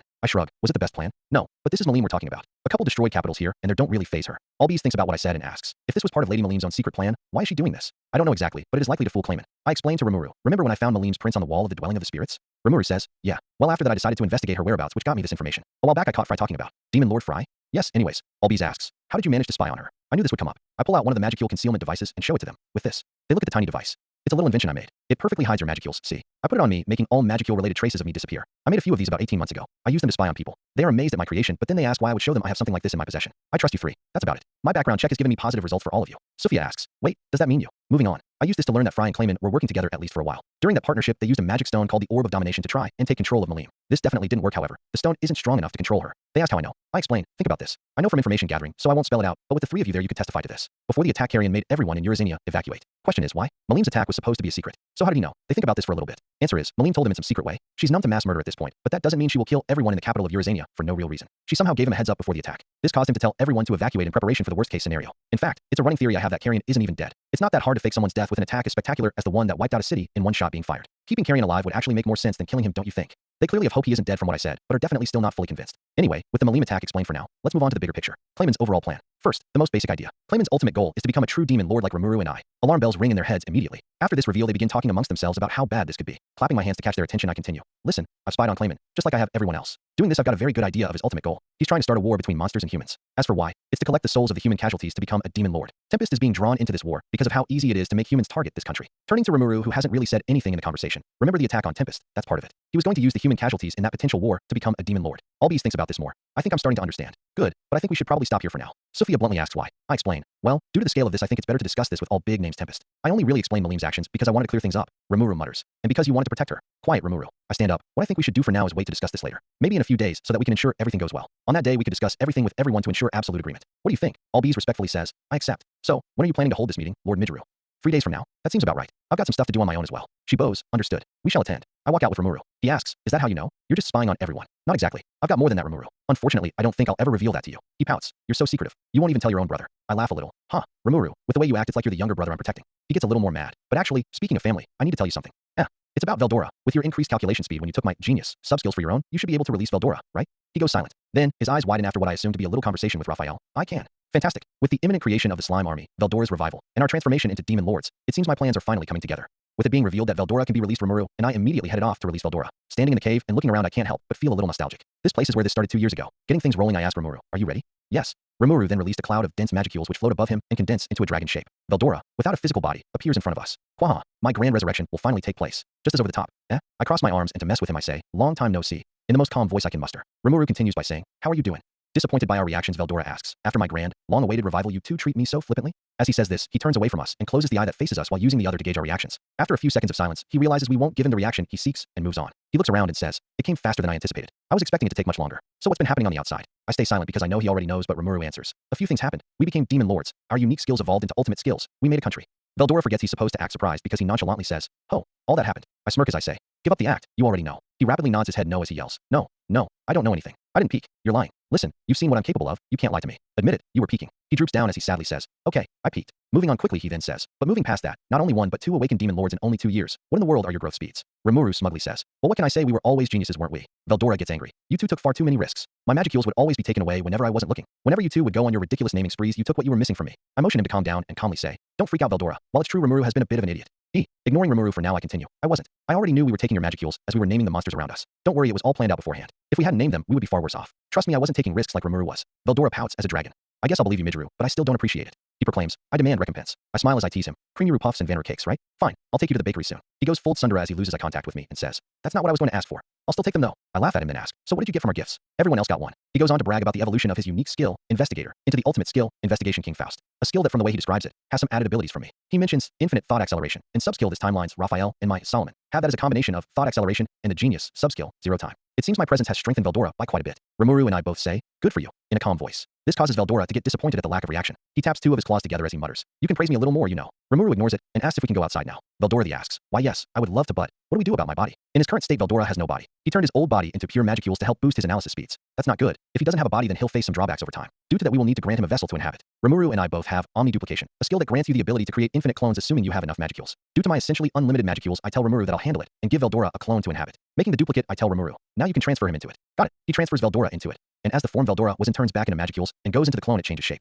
He grows in size, becomes much more masculine, shortens his hair while changing to a blonde color, gets 2 zigzag lines under his eyes, and changes his clothing to his canon design. As this happens, Tempest Link activates. Notice, ultimate skill Sol, subskill, Tempest Link has been activated. Notice, breaking apart ultimate skill Veldora into its subskills. Notice, subskill Storm Dragon Magic Archives has been deemed unnecessary because it has been fully analyzed by Solomon.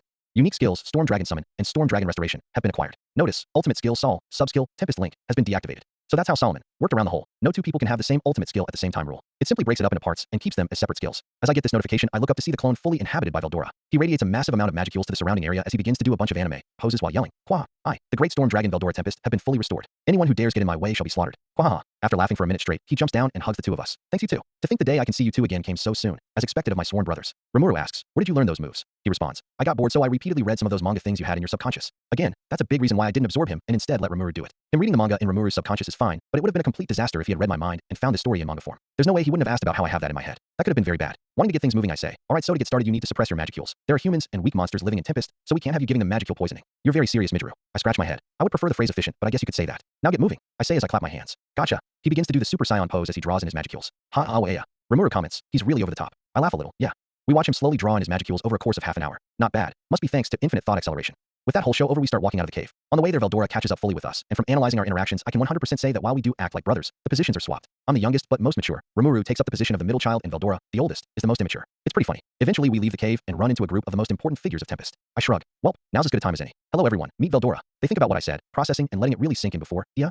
Everyone freaks out upon my declaration that the man standing next to me is actually the storm dragon Veldora, their deity and protector that disappeared 2 years ago. After the screaming ends, we are all just standing there awkwardly. Feeling the awkward pressure the most out of everyone there, I can't work up the courage to speak out. What should I do? The best course of action would be to speak up. Damn it, Solomon, this isn't the time for your unintentionally sarcastic answers. Rimuru speaks up first saying, I know this might be a little crazy, but this really is Veldora. He's a little shy, so please try and get along. Veldora blushes and yells, don't be stupid. I'm not shy. It's just no one could survive long enough to reach me alive. With the conversation back on track, I jump in. I slap him on the back, pushing him forward, and tell him, introduce yourself then. He steps forward and in an overly exaggerated anime pose he proclaims, I am the Storm Dragon Veldora Tempest. If you guys are wondering what my relationship with Rimuru and Midori is, they're my sworn brothers. Everyone freaks out and yells, brothers. I can sense Rimuru melting from the sheer embarrassment he's in. I don't really get it. Veldora's personality is really exaggerated and over the top, so I would be surprised if he didn't loudly proclaim our friendship with him. Then again, this is like the 5th time I've experienced this scene in one way or another. Maybe I'm just too prepared for it. As I think about this, Trainee appears with her sisters. They bow down in front of Veldora and say, we graciously welcome you back and celebrate your revival. Our great guardian deity, Lord Veldora. He looks down at them. Oh, it's the Dryads. How nostalgic. Thanks for looking after my forest. Quahaha. Your thanks is more than we deserve. Your great kindness in taking us in after straying from the Spirit Queen is something we cannot repay. They ask about Veldora's new appearance, which he responds with, this is a medium Rimuru and Midori made for me. They're also the people who train me to restrain my aura as well. I can hear Diablo comment. To train him to restrain such a dense aura. I expect nothing else from Lord Rimuru and his brother. And his brother, huh? He's definitely more loyal to Rimuru than me. Nothing much I can do about it. Veldora begins showing off his new form as I walk up to Sui, who has just been standing there watching us without saying a word. I say, Sui, I need you to announce a meeting that will happen in about 2 days. I want you to invite all the major leaders of the twin capitals. If you need clarifications, you're free to ask for details later. Understood. He vanishes after telling the rest of the Shadow Squad to follow him. I noticed something during his vanishing that intrigues me though. The way he moved in particular wasn't through Shadow Step, or even spatial travel. Solomon, what was that? Answer, the skill used was the unique skill, Phantasmic Stalker, an evolution of Shadow Step, combined with extra skill, Phantasm. So some of my skills transferred over to them. Now that I think about it, that does happen in the original story. What other abilities did he get from me? Answer, extra skills, Death Stare, Camouflage, Night Vision, Controlled Airflow, Streamline, and Thought Acceleration were all obtained on top of his gift. This combination of already existing skills, acquired skills, and your gift were used to create unique skills, Phantasmic Stalker, and Phantasmic Ninja. Hold on, Death Stare. Wait, approximately what percentage of the population of this reality he can instantly kill with that attack? 96.82%. Holy shit. Death Stare, despite being an extra skill, is incredibly deadly and powerful if used by the right people. Sui in particular having Death Stare couldn't be any deadlier. Now he's a ninja that can insta-kill people from a distance. That is a crazy scary combination. He's basically a near unstoppable assassin now as well with that. I think about the possibilities for people I might need to make disappear later on, but decide to think about that later and turn back to Rimuru and Veldora. I walk up to Rimuru and explain, preparations for our meeting in 2 days are beginning to start. Hopefully you're ready. You can come to my house for a rundown on what I have planned. Rimuru's face gets serious. I got it. Veldora looks at both of us confused and asks, what are you two talking about? Rimuru, and I look up at him. I just realized how huge he is. It's either he's huge or we're small. For the sake of my self-esteem, I'll just say he's huge. Rimuru says, we're deciding our next course of action in our retaliation against Clayman. He then asks, is there anything I can do to help? I say, of course there is. We'll tell you at the meeting. I see. Well, in that case, I'll leave you two to that. He starts tapping the tips of his fingers together, looks down and asks, but I would like to ask if. I hand him a manga volume. You were going to ask for this, right? You saw what Rimuru gave Yuki and decided you wanted some too. No, that wasn't what I was going to ask. I will still accept it though. He snatches it and runs. His pride knows no bounds. After clearing a few things up with Rimuru about the meeting, I walk away. I've still got other things to do on top of this meeting. Chapter 38, The Tempest Slime Core. With the Veldora situation sorted, I still have other things to do. While walking into Midori City, I decide it's about time to test out Tempest Link. As a little update for once. Notice, Ultimate Skill Sol, Subskill, Tempest Link has been activated. Opening connection 35,278. Can you change the connections to be based on how much I care about that person? Answer, understood. Notice, reordering connections. Reordering process complete. Notice, opening connection 3. Communications with individual Maline Nava have been accessed. Communications have been set up. Yo, Maline, can you hear me? Midori, how can you? It's a new skill I have. Well, more like an upgrade on an old skill. The old version allowed me to talk with Rimuru in a way that made it impossible for other people to understand. Now with this new one, I can do that with anyone I have a connection with. That's amazing. I know. Wait, never mind that. I'm contacting you because I know what you're doing right now. Oh, I'm sorry if you. No, don't worry. I understand why you're doing this. I won't stop you. I know you have a plan. The reason why I contacted you was because of something I'm going to do. In your absence, Tempest got attacked, and to save it, Rimuru and I evolved into demon lords. To make it official, I'm planning to attend the upcoming Valpurgis banquet. That's great. Wait, how do you know? There's nothing I don't know. Malim, I'll leave it at that. Ignoring that for now, I have to say, be sure to add that to your plan, and be prepared to change your plan on the fly, because I have a feeling this won't exactly be a normal Valpurgis. I see. Okay. Also, are you okay? That bastard Clayman. He's hurting you, or at least trying to write. Don't worry. It's fine. There's nothing he can do to me. The great destroyer, Malim Nava. I see. I'll trust you. Of course that doesn't leave Clayman off the hook. I smile in reality. I'll make sure he doesn't get a painless death. Okay then. So, how's Rimuru? Does he know? Oh, Rimuru. He doesn't know, but he's a little worried about you. I can sense Malim trying to smile on the other side, but being unable to. I see. Thank you. You're welcome. Well, I know that was a short talk, but I guess that's about it for now. See you soon, Malim. Notice, Ultimate Skill Sol, Subskill, Tempest Link has been deactivated. Closing connection 3. That's great. So it works as intended. And it works over any distance and can be shared to other people. Tempest now has a private communication network that is unable to be blocked by barriers. Incredible. Arriving at my final destination, I put my hands in my sweater pockets and look up. The slime farm. Finally, it'll be put to use. Things are about to get interesting. Solomon, it's time. Start production of the skills I'll give to my slime core. Especially that last one. That'll come especially handy in case things go south in the Valpurgis. I make it to the observation deck and see the groups of slimes rolling around on the ground. A pit filled with 152 slimes total sits below me. It's time. The strongest army in the history of Tempest is about to be created. How exciting. I jump down and put up a magical barrier around me to not get jumped on by the slimes. They're pretty cute, I guess. I can start to see what Cheyenne and Shuna mean, but still. I still think they're overreacting a little though. Well, might as well start. I lean down and start naming. You'll be Aqua, then you'll be Cobalt, you'll be Azure. The naming process takes a while, but not as much as the Orc naming process. Overall, not that bad. As I finish, Solomon gives me a notification. Notice, all named slimes have begun evolving into Tempest slimes. After that, they begin to glow, and as they all slowly stop glowing, I see a lot of them have changed their shades of blue. That's interesting. Less noticeable though. I see that their movements become slower, and they seem to feel around their surroundings more. I see. So they are definitely smarter than before. I look around the pile of slimes and find one particular slime that is stronger than the rest. Putting down my barrier, I pick it up.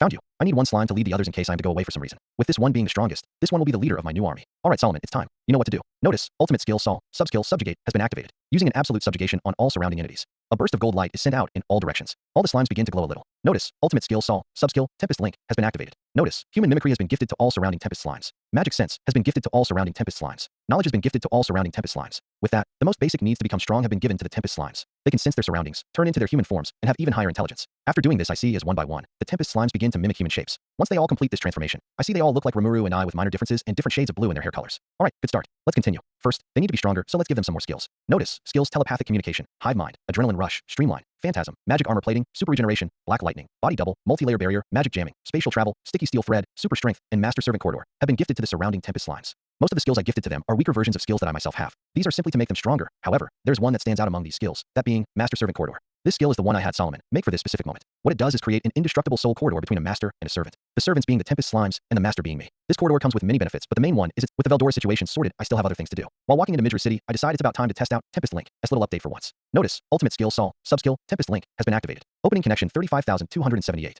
Oh, can you change the connections to be based on how much I care about that person? Answer, understood. Notice, reordering connections. Reordering process complete. Notice, opening connection 3. Communications with individual Malim Nava have been accessed. Communications have been set up. Yo, Malim, can you hear me? Midru, how can you? It's a new skill I have. Well, more like an upgrade on an old skill. The old version allowed me to talk with Rimuru in a way that made it impossible for other people to understand. Now with this new one, I can do that with anyone I have a connection with. That's amazing. I know. Wait, never mind that. I'm contacting you because I know what you're doing right now. Oh, I'm sorry if you. No, don't worry. I understand why you're doing this. I won't stop you. I know you have a plan. The reason why I contacted you was because of something I'm going to do. In your absence, Tempest got attacked, and to save it, Rimuru and I evolved into demon lords. To make it official, I'm planning to attend the upcoming Valpurgis banquet. That's great. Wait, how do you know? There's nothing I don't know. Malim, I'll leave it at that. Ignoring that for now, I have to say, be sure to add that to your plan, and be prepared to change your plan on the fly, because I have a feeling this won't exactly be a normal Valpurgis. I see. Okay. Also, are you okay? That bastard claimant. He's hurting you, or at least trying to write.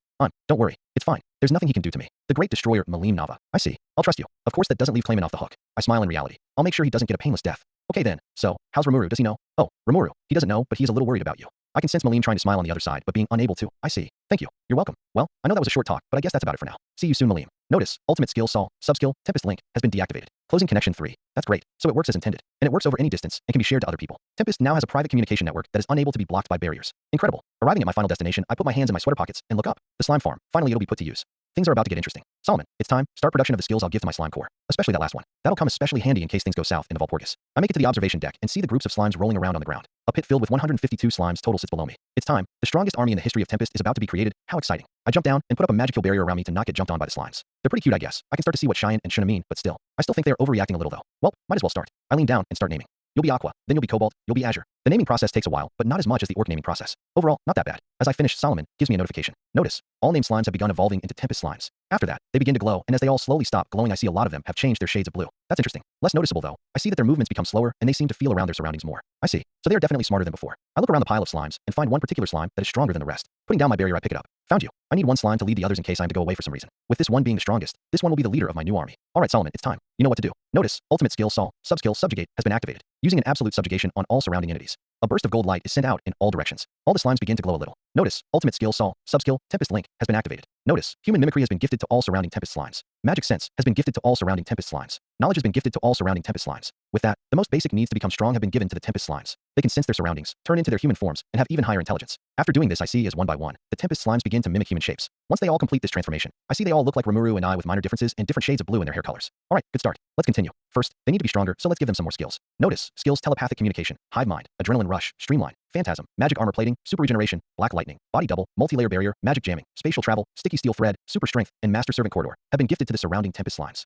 Most of the skills I gifted to them are weaker versions of skills that I myself have. These are simply to make them stronger. However, there's one that stands out among these skills, that being master servant corridor. This skill is the one I had Solomon make for this specific moment. What it does is create an indestructible soul corridor between a master and a servant. The servants being the Tempest slimes and the master being me. This corridor comes with many benefits, but the main one is it serves as a last resort in the event someone on either side of the corridor is about to die. On the occasion one dies, their soul will go through the corridor and reappear in the body of the person on the other side. For us, that's basically a free revival because both sides have clone skills, meaning it's as simple as the master or servant making a body double for the other to inhabit for us. With this army is basically the Yamagiri on steroids. It doesn't end there though. Cerulean will get special treatment. Notice, gifting unique skills, Great Sage, Predator, and Hyper Regeneration to individual Cerulean.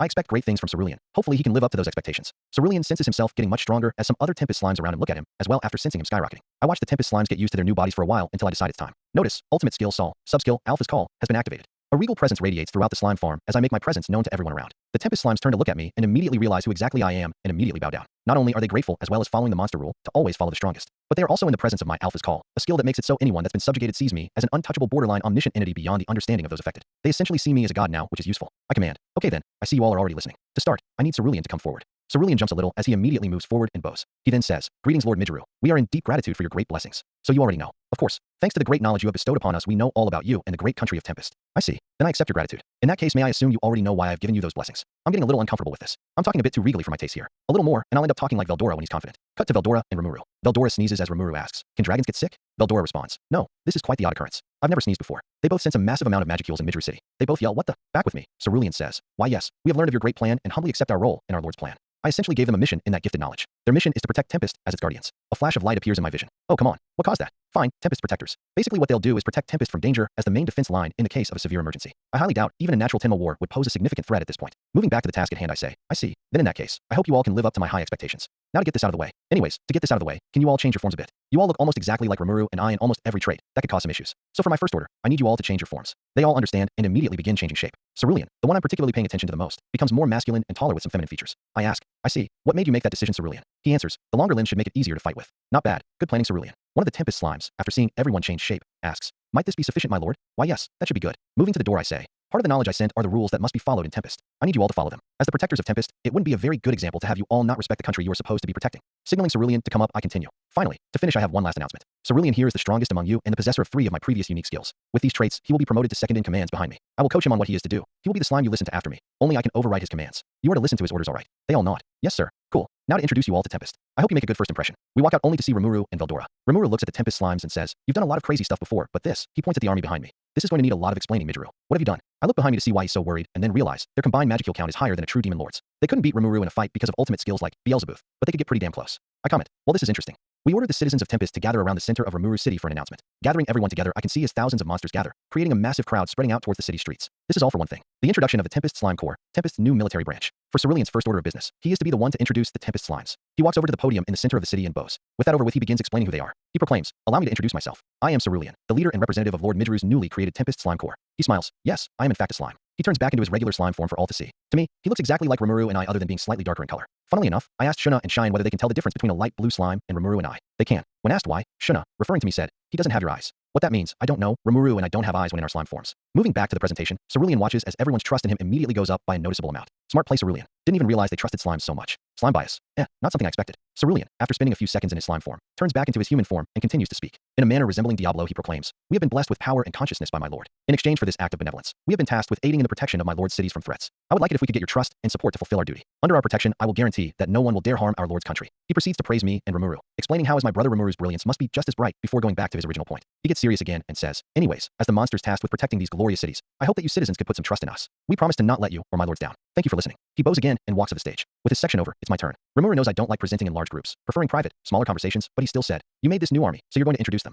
Damn it, I think. How do I got it? Solomon, can you make a skill yo suppress fear and stress? Answer, yes. Great. I need you to do that, please. Notice, using subskill, skill manipulation, to create new skill. Extra skill, fearless, has been acquired. Thanks, Solomon. Notice, extra skill, fearless, has been activated. As the skill activates, I immediately become much more confident and prepared for this. This is so broken. I wonder how many skills I can make with Solomon's skill manipulation subskill. Answer. Theoretically, the options are limitless. Wasn't expecting an answer, but really good to know. Maybe I can put this to use later. As I make it to the top of the podium, I begin explaining. As you have heard, the Tempest Slime Corps is a military group made of slimes which I have created for the protection of Tempest. These guys will be in charge of patrolling Tempest and making sure that no big threats can make it here to harm civilians. However, in the occasion of an emergency, they are fully prepared to fight the attackers until the threat has been eliminated. As you all know, recently attackers broke into Tempest, and while that is an unpleasant memory, it's an important reminder that we have been too reckless with the formation of this country. I would like to apologize for my stupidity and hope you can accept this new military branch I made for your protection. I bow. Hopefully they can prevent any other possible dangerous situations from occurring. I myself will put hard work and effort into training this group of fighters myself, so I hope you can put your trust in me, Cerulean, and all the other members of the Tempest Slime Corps. Thank you, and I appreciate you for your time. The monsters see this and basically lose any sense of skepticism. They just saw one of their leaders, who they see as gods basically, bow and ask for their support in this new effort. They immediately accept this. The rest of the presentation ends up becoming just a series of questions revolving around the structure of the Tempest Slime Corps and how it'll work.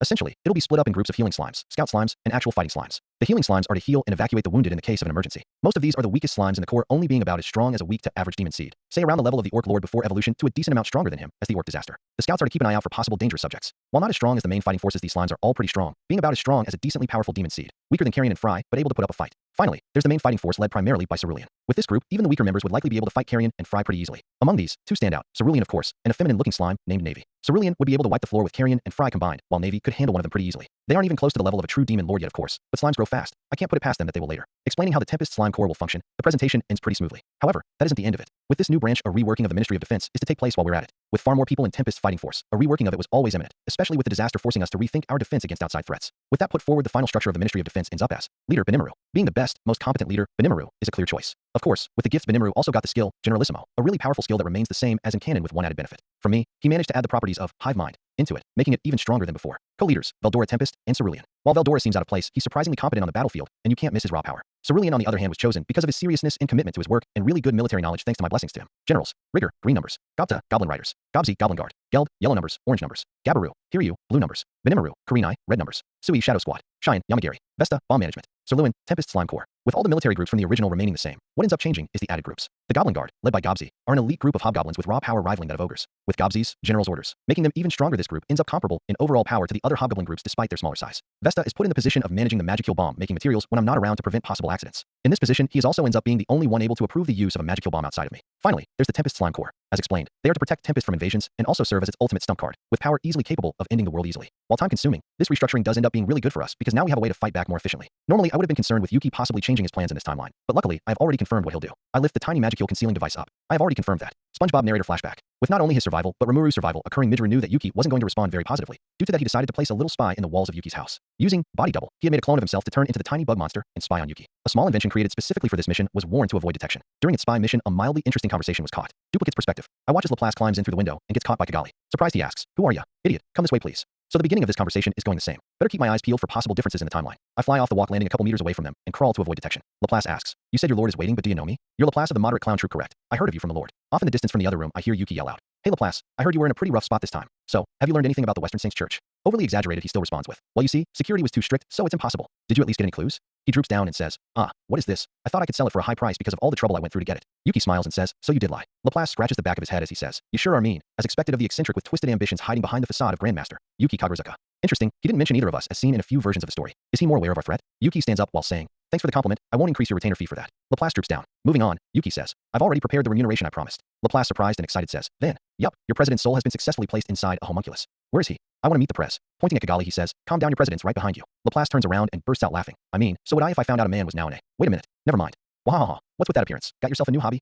Ain't that a bit too much contrast from your previous appearance?" Noticeably embarrassed, Kigali says, "Is this how you treat your president after 200 years? Despite its shortcomings, I was finally able to get a body so I can handle this inconvenience."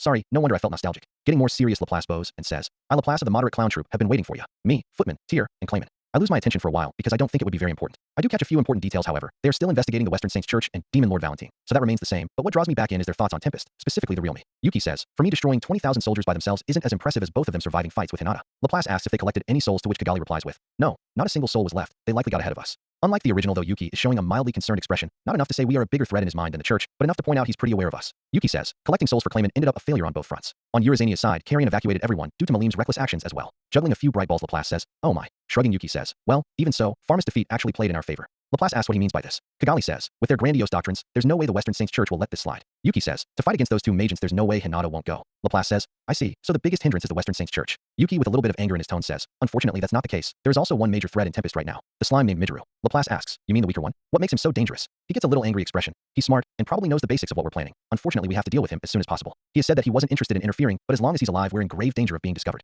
Scratching his head again, he says, "I see. That is quite the pickle." With an over-the-top sad expression, Yuki, he says, "Between him and the problems we are having with Demon Lord Valentine, we're in a pretty tough spot right now, unfortunately." He then says, "I was going to send you to infiltrate the Western Saints Church, but now that I can tell Laplace is thinking for a way to minimize his own risks." He then says, "Can't we just lure him all out? With Clayman, Malim, and Fry we can do a lot, you know. Let's hold of Valpurgis." This catches both their attentions. Kigali points out that that's a pretty good idea for Laplace. "So you're going to do the same thing you did in canon, but for different reasons, huh? Interesting. If they play their cards right, this could both open up a hole in the defense of the Western Saints Church, and most importantly, possibly turn the Demon Lords against us, weakening us, or possibly even eliminating us. Alright, I'm definitely their main target in this plan this time. Gotta keep that in mind for predicting their later plans." SpongeBob narrator, end of flashback. I look at a copy of the Magicule concealing device I'm using to spy of people. God, I love this little thing. A bright flash appears. Damn it. After the whole Tempest Slime Core announcement is completed, it's finally time to actually discuss the recent events. We set up the meeting and almost begin when all of a sudden Fuse runs in yelling, "We've come in accordance to the Bloomin' Tempest security treaty. You can count on us to help in your war against Farmus." I laugh a little and walk up to him, patting him on the shoulder. "We've got a lot to talk about." "Eh? It's already over. It's been less than 2 weeks since Farmus declared war." I watch as Rigor talks to Rimuru about a messenger they sent to them in the background. After he's done speaking to him, Rimuru gets up and says, "Listen, As he says this, I sense something else outside with Universal Detect. I think I know who this is." Moving the curtains to get a good look outside, I say, "Rimuru, we've got company." He walks over to me. "Oh, it's Gazel." Calling a halt on the meeting before it even started, we walk outside. King Gazel lands in front of us, accompanied by a group of elite soldiers on Pegasus. He announces in a regal tone, "So, I see you two have decided to become demon lords." At first I didn't believe it, but I guess anything is possible with you two. Rimuru says, "Sorry, we were having a strategy meeting for our retaliation, so then I shall also take part." I comment, "Don't worry, I've already anticipated your arrival. Please come with us." Gladly. When I turn and see Fuse, I see him in utter shock with his lower jaw, basically on the floor from me casually, saying we're demon lords now. He mumbles, "Demon lords? What does he mean by this? How do I report this?" "What?" Laughing, I walk up to him and wave my hand in front of him. "Fuse, are you there?" He snaps out of it and grabs me by the shoulders. "Demon lords? What do you mean by that? Does the quick end to the war have something to do with it? Are both of you demon lords?" "Calm down, let me explain." As I try to calm Fuse down, another unfamiliar voice is heard saying, "To think someone like you would side with demon lords." Rimuru turns and asks, who's that? I say, he's an Archduke of the Sorcerer's Dynasty Sarion, if I'm correct. Herald Grimwald, if I'm correct. How do you know all this? I shrug. He calms down and thinks this over. He then asks, why would such a big shot come here? Sauka, out of nowhere, appears in between all of us and says that he might be here for Eren. Suddenly he yells, I see. So it's you two, bastards. You demon lords dare bewitch my daughter. I look for Eren and see she's currently too far away to stop this for some reason. Oh well. I put my hand forward and use hermetic reality to completely shut down his magic. In the time it took for that to happen, Eren makes it and smacks her father as hard as she can. Yelling at him for attacking us, she quickly turns around and apologizes on his behalf. As this goes down, Gazel is discussing the situation with Pharma's forces with one of his soldiers. It seems that's a hot topic right now because Fuse walks up and asks, yes, that reminds me, what happened to them? Rimuru thinks for a few seconds and loudly proclaims, it seems they went missing in action. Idiot. Huh, Solomon, did you just insult him? Notice, unable to understand the given question. No answer can be given. Alright then, that came out of nowhere. Fuse looks very unsatisfied. I should have expected this. I will attend this meeting in that case. I trust you too, but I must also take action. I cannot sit idly by and watch these events unfold. As we accept this, Diablo suggests, I understand that killing him isn't an option, but if it's convenient, I could erase his memories of this. Altering memories is a specialty of mine. Scary. I comment. I mean, if you think that's scary, I could brainwash everyone here, completely turning them all into mindless puppets, including you. What? I laugh teasingly. Don't worry about it. I won't do that, at least for now. Rimuru looks a little worried. I slap his back. I was just kidding, Rimuru. Don't worry about it. Rimuru eventually recovers and tells Diablo to not worry about Fuse. After hearing this, Gazel comments, you seem to trust him. I shrug. Well, for me it's less trust, and more he's not much of a threat. I walk up to him and hover in the air to whisper in his ear. He's not really very smart, you know. Laughing, he says, I see. Turning to Herald, he says, then in that case, I guess they're the main problem now. Pretty much. As we say this, Herald walks up and bows. It's a pleasure to meet you two, Chancellors of the Great Forest of Jura, or should I say the Twin Rulers. Looks like that title has been spreading. It started a while back, but I guess it's starting to catch on more. Rimuru clarifies. Oh, you can just call me Rimuru Tempest. I don't like formalities. Crossing my arms, I also tell him to call me by my name and add the comment. You came here to get an idea of what kind of people we are, correct? I believe you have seen enough, but if you want more information, then you can stay.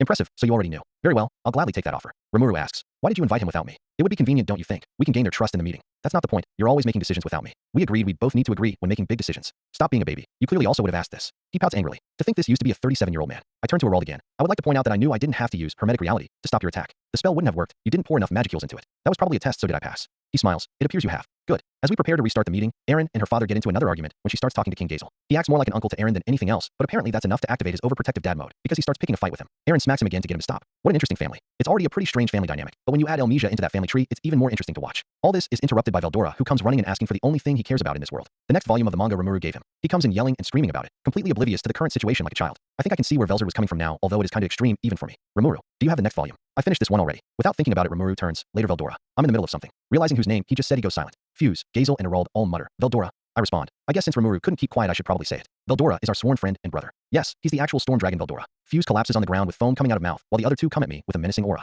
Our apologies, but we didn't quite hear that. Care to explain? Sure. I shrug, but it's a pretty long story. We should probably discuss this in secret though. Knowing it's for the best as well, they accept and are ushered into a private room with Rimuru and I. Entering the room, we find some seats and sit around a table. Fuse is still shaken up by the reveal, while Herald and Gazel both sit there stone-faced ready for the reveal. As it starts, Rimuru explains everything about our time in this world from the beginning to the end. Of course, leaving out some important details, but for the most part, keeping it accurate. As this happens, I tune it out for the most part as I focus on something else. A little interaction between the clone, I still have spying on Yuki and Yuki himself. Fly clone's perspective. Yuki and Kigali sit around in the Grandmaster office. Yuki is sitting on the sofa casually reading one of the mangas Rimuru left him, while Kigali is preparing some tea for him. Perfect time for a surprise. I jump off the wall, fly to the middle of the room, and turn back to normal. This sudden appearance makes Kigali drop her teapot, and Yuki jump a little. Once he gets a good look at me, his face darkens as he stands up. What are you doing here? Deactivating my magicule suppression device and activating demonic presence, instantly making Yuki feel a little sick from the massive amount of magical pressure in the air. I say in a friendly voice, I was just stopping by, you know. Can I say hi to my best friend? I stand up and start walking towards him instantly, making him raise his guard. How? I swing with my left arm, forcing him to block.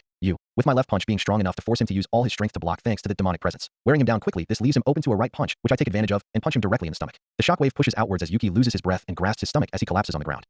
As he collapses, his eyes go blank, and he stops moving. My punch was enough to knock him out. As this happens, I feel something attempt to penetrate my defenses and hit my back. It's Kigali. I turn around menacingly. It's no use, Kazarium. She freezes. You can't beat me in a fight. You know, I usually wouldn't attack a princess, but I pick her up and slam her against the ground. You left me no choice here. As she watches, shocked and confused, she loses consciousness. I stand over them as Solomon does its magic. Notice, ultimate skill Sol has been used to perform a forceful subjugation. Subjugation successful. Notice, ultimate skill Sol, subskill Alpha's call has been activated. Erasing subjects' memories of recent events. Memories successfully erased. Giving subjects subconscious orders. Orders successfully implanted. Placing subjects in original positions. I turn back into my fly form and watch as Kigali destroys the teapot with magic and prepares a new one with lifeless eyes, then moves back to her original position where she was when I revealed myself. Yuki does the same with the manga at the same time. Once everything looks exactly like it was a few minutes before the lights in their eyes come back, and they continue like nothing ever happened. Mijuru's perspective. When I finish observing, Rimuru is finished with his story and answering questions. I help him answer a few before we reach an endpoint, and I say, alright, so this conversation's been great and all, but we shouldn't get ahead of ourselves. We still have another meetup to attend here. We should settle that before anything. Gazel says, I see, you got a good point. Perhaps we should settle those matters before anything. Rimuru and Herald, who were talking about a road building project as Gazel and I said this, also agree. Finishing up their discussion with some additional input from me with mathematical calculations, we decide to conclude the private meeting for now. Fuse was just sitting there not knowing how he could contribute with a confused look the entire time, which, gotta say,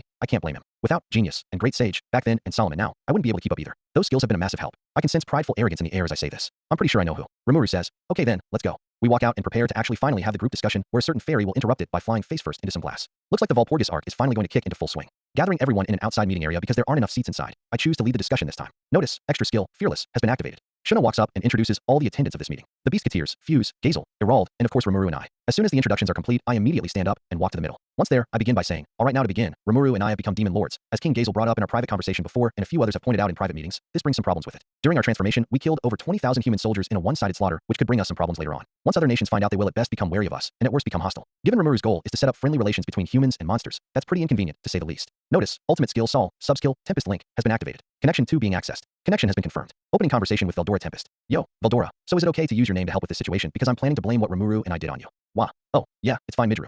Thanks. Notice, ultimate skill Sol, subskill, Tempest link, has been deactivated. Now, this is where he comes in. I point out Veldora. Yes, he is in fact Veldora the Storm Dragon, if some of you still don't know. He's back after his 2-year vacation, per se, and is ready to help us out of this bind. He is critical to fixing this issue. Now, as Gazel pointed out, if people find out we did it, they will blame what they see as an atrocity on us. However, what if we say Veldora did it? Gazel puts his hand to his chin and thinks, I see. I think I understand. You see, Veldora is known for his rampages, so much in fact that at this point he's seen more as a natural disaster than a monster at this point. I hear Rimuru laugh confidently in the background after hearing me call him a natural disaster. We can use this to our advantage. The thing with the attack is thanks to Rimuru there was no evidence, no bodies, no survivors, no anything. That means Irald interrupts. We can change the story. Correct. Because there is no evidence, we can change the story that is spread around to our heart's content. That will make it so we can change the story to say that Veldora reappeared and killed the army. They would be forced to accept it with no counter evidence to disprove it. Gazel thinks about what I said carefully before responding. I approve of this plan. Irald continues. I will also enforce this plan. I much prefer this plan over the possibility of my daughter being resented over being partially responsible for the creation of 2 demon lords. Rimuru turns to Veldora, wanting to make sure he's okay with us using his name, asking, so what do you think, Veldora? Are you fine with us doing this? Veldora finally looks away from a manga for the first time in 4.5 hours and says, Quaha, it's fine Rimuru. I have decided to share your karma. I give you permission to freely use the name of the Storm Dragon as much as you want. Rimuru smiles after hearing this. Gazel then remembers. You mentioned that you captured some prisoners. What might be your plan for handling them? They could also spill the truth. Oh, that. I have 2 skills called Subjugate and Alpha's Call, respectively. Subjugate lets me subjugate the target given that they have either pledged their loyalty to me or are weaker than me, allowing me to forcefully subjugate them. Alpha's Call, on the other hand, gives me control over my subjects. What I'll do is subjugate them and then forbid them from giving away our plan. That should work. I see. That's quite the terrifying combination of skills you have. I guess. Now for the next part. I walk to my seat and sit down. Rimuru should be able to handle this part. A little caught off guard, Rimuru stands up and continues, saying, well, I guess what comes next is our plan with Farmus. We're planning on taking down the Farmus kingdom in one fell swoop. Elrold intrigued asks, straight to the point I see, are you planning to go to war? In a way, but we are not going to war with an army. First, we will release the current king and have him pay reparations to our country. Fuse brings up, even with Lord Midru's skill controlling the king, it's highly unlikely that the nobles would comply even with the demands of the king in that situation. I jump in saying, exactly. Rimuru continues, the real objective isn't the reparation money. Our real goal is to spark a civil war within the Farmus kingdom. Yum stands up after Rimuru motions to him. Once it has fallen, it will be reborn as a new nation with champion Yum as its newfound king. I comment, he's pretty popular, you know, he's a pretty decent choice. Little conversations pop up discussing the plausibility of our suggestions. Gazel turns to Yum. I could accept this idea, but while your will is commendable, he activated his champion's hockey. Are you prepared to become a king? With a stupid grin he responds, you can count on me. I'll give it my all. After all, don't you think it's natural for a man to want to look cool in front of the girl he fell in love with? You plan to become a king to look cool? He questions. A stare down is started as Gazel tests Yum's resolve. This continues until Grucius steps up, king of dwarves. While I can guarantee this guy is a fool, he's not irresponsible. Until the day he is heralded as king, I will watch over him. Is that so? Alright then, you may rely on me if anything happens. He calms back down and sits back on his chair. Fuse raises his hand and asks if he may speak. After Rimuru says it's fine, he states how Blumund may be able to help as the king has a distant relative in Farmus. He says that could possibly make negotiations easier. Hearing this I tease. Huh, not bad Fuse. Guess you weren't useless after all. A loud laugh is heard. Elrold says, all this friendly cross-country negotiations and information sharing. I guess I was a fool for being on guard. He turns to Fuse. Allow me to ask one question, Fuse. Why are you in diplomatic relations with Tempest? His eyes open just that tiny bit. When the guy with the closed eyes does that, that's how you know he's serious. You are here under King Blumund's approval, so I want to know, what's going on in his mind? Waving his hand in front of Fuse to signal that he isn't trying to start anything he says. While it may be small, Blumund is good at negotiating beneficial deals, so wouldn't it have made more sense to wait for the Western Saints Church's response first? He tenses up a bit. Yes, it is as you say, waiting for the Church's response might have been better, but forming a good relationship with Tempest was our only option. As the nation that defeated the Orc Lord and Charybdis, in order to ensure our own survival, we are forced to develop good diplomatic relations with Tempest to avoid going under. That was the king's decree, and in the end it seems that was the correct choice. Romanism isn't very widespread in Blumund, so between putting our fates in the hands of the Church or Tempest, we were better off putting our fates in the hands of the twin rulers. Huh, even he's saying it. When did it even start? Answer, 10 months. It's a rhetorical question, Solomon. Now you're giving me sass. Don't think I can't feel that. You're part of my soul. I look back at the conversation.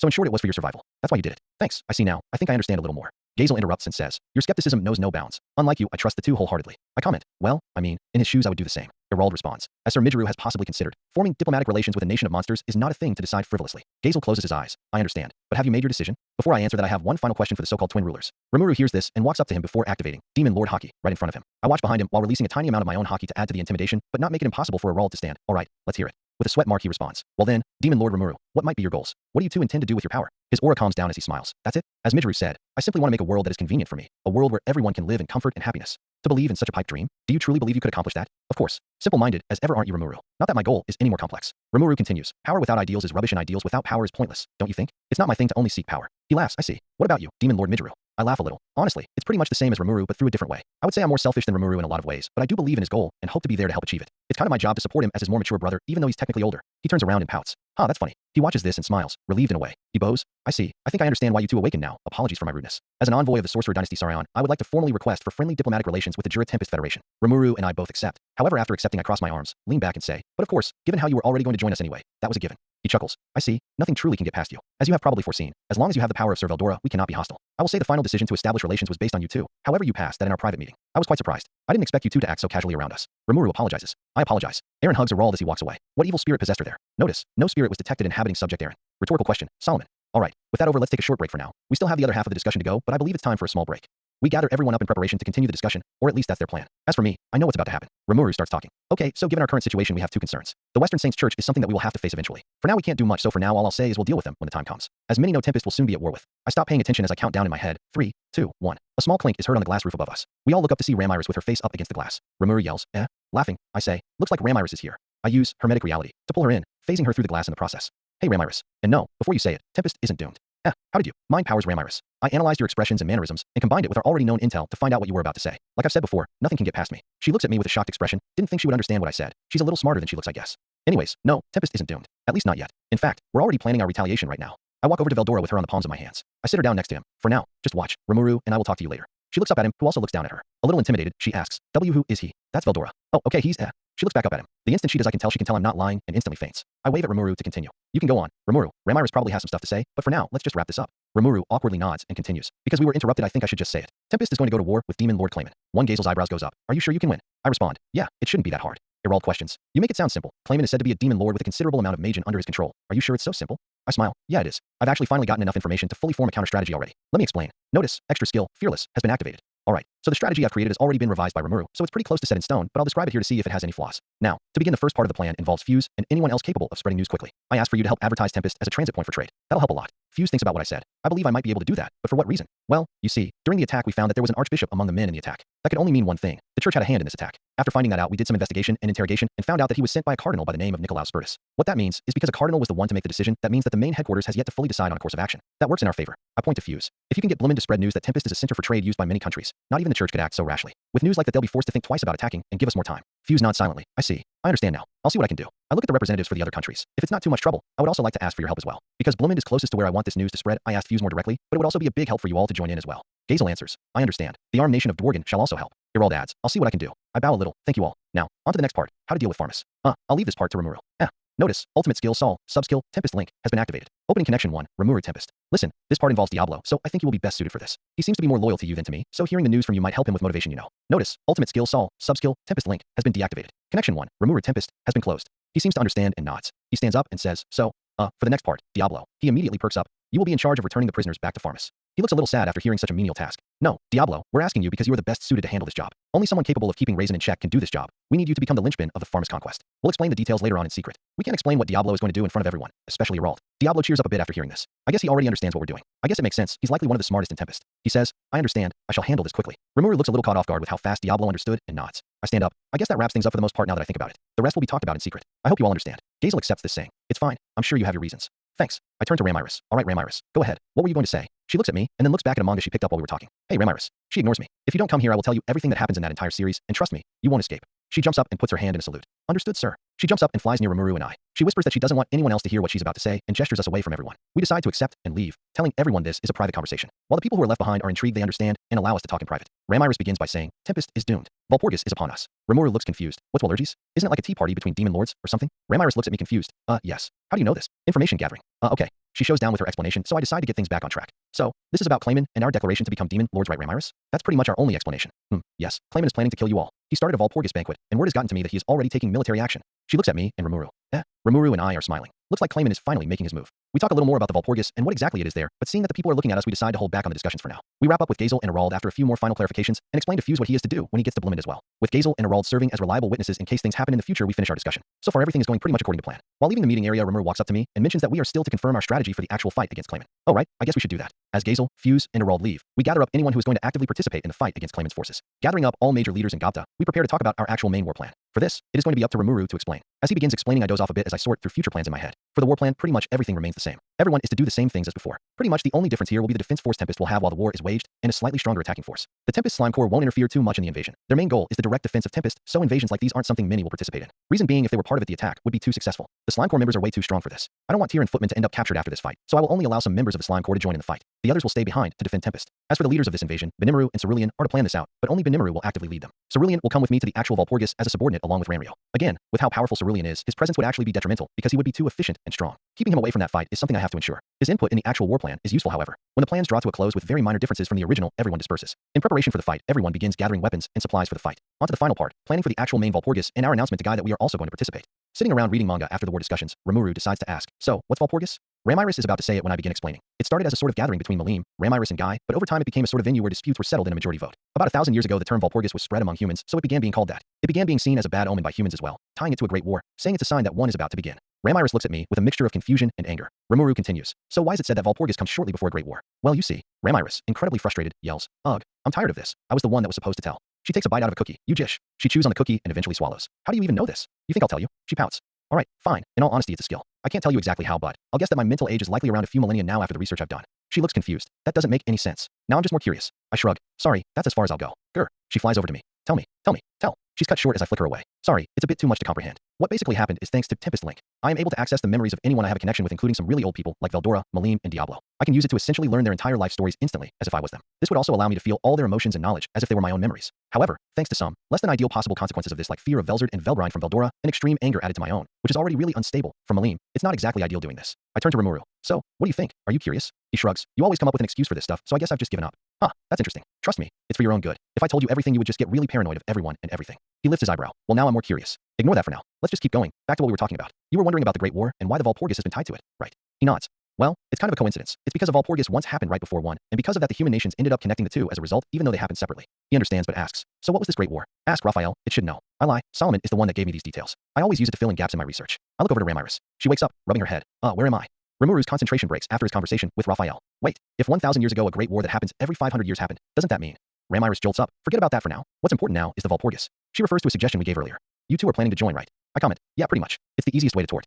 Talk to Clayman. Ramiris look at me after I say that. They definitely know what I was actually going to say. Ramiris gets over what I said and declares, if you two are going, then I guess I should inform Guy. The quote-unquote first seat of the 10 great demon lords, correct? Go ahead. My face gets really serious. Before you go, if you tell him about how much I know, you will never read another manga again. I can tell Ramiris' heart stops. Gah. Yes, sir. As she leaves to talk to Guy, I hear Shuna, who stayed around along with a few other high-ranking members of the Twin Capitals, say, wouldn't going to a place full of demon lords be too risky, even for you two? I casually say, nah, unprovoked they aren't hostile. They aren't even very evil like the name Demon Lord suggests. As long as we don't do something too reckless, it shouldn't be that bad. I hear Geld say, well, I am a little worried as well. I believe Lord Rimuru and Midru can handle this, and if Clayman attends the Walpurgis, then that leaves his territory open. It's as we've discussed. It's the perfect chance to attack. Rimuru turns to me. What do you have on the Demon Lords? I jokingly say, it's like you're starting to see me as a never-ending source of information. It's kind of funny. I'm not omniscient, you know. He deadpants. So do you know this? Of course I do. I lie again. It's one of the first things I researched once I found out about them. They are a major threat. We need to know this stuff before we dive headfirst into a fight with them. See, it's warranted. What do you know? I think for now, just knowing who they are and what we should do around them is more important. Let's run through them. First, the ones we know, that would be Malim, Carrion, Ramiris, Clayman, and Leon. They will all be there. I see Rimuru's fist clenched when I say Leon's name. Out of those four, Carrion has gone missing. Ramiris and Leon shouldn't pose a significant enough threat to prepare for them, assuming we don't provoke them, and Clayman is a threat we have to prepare for.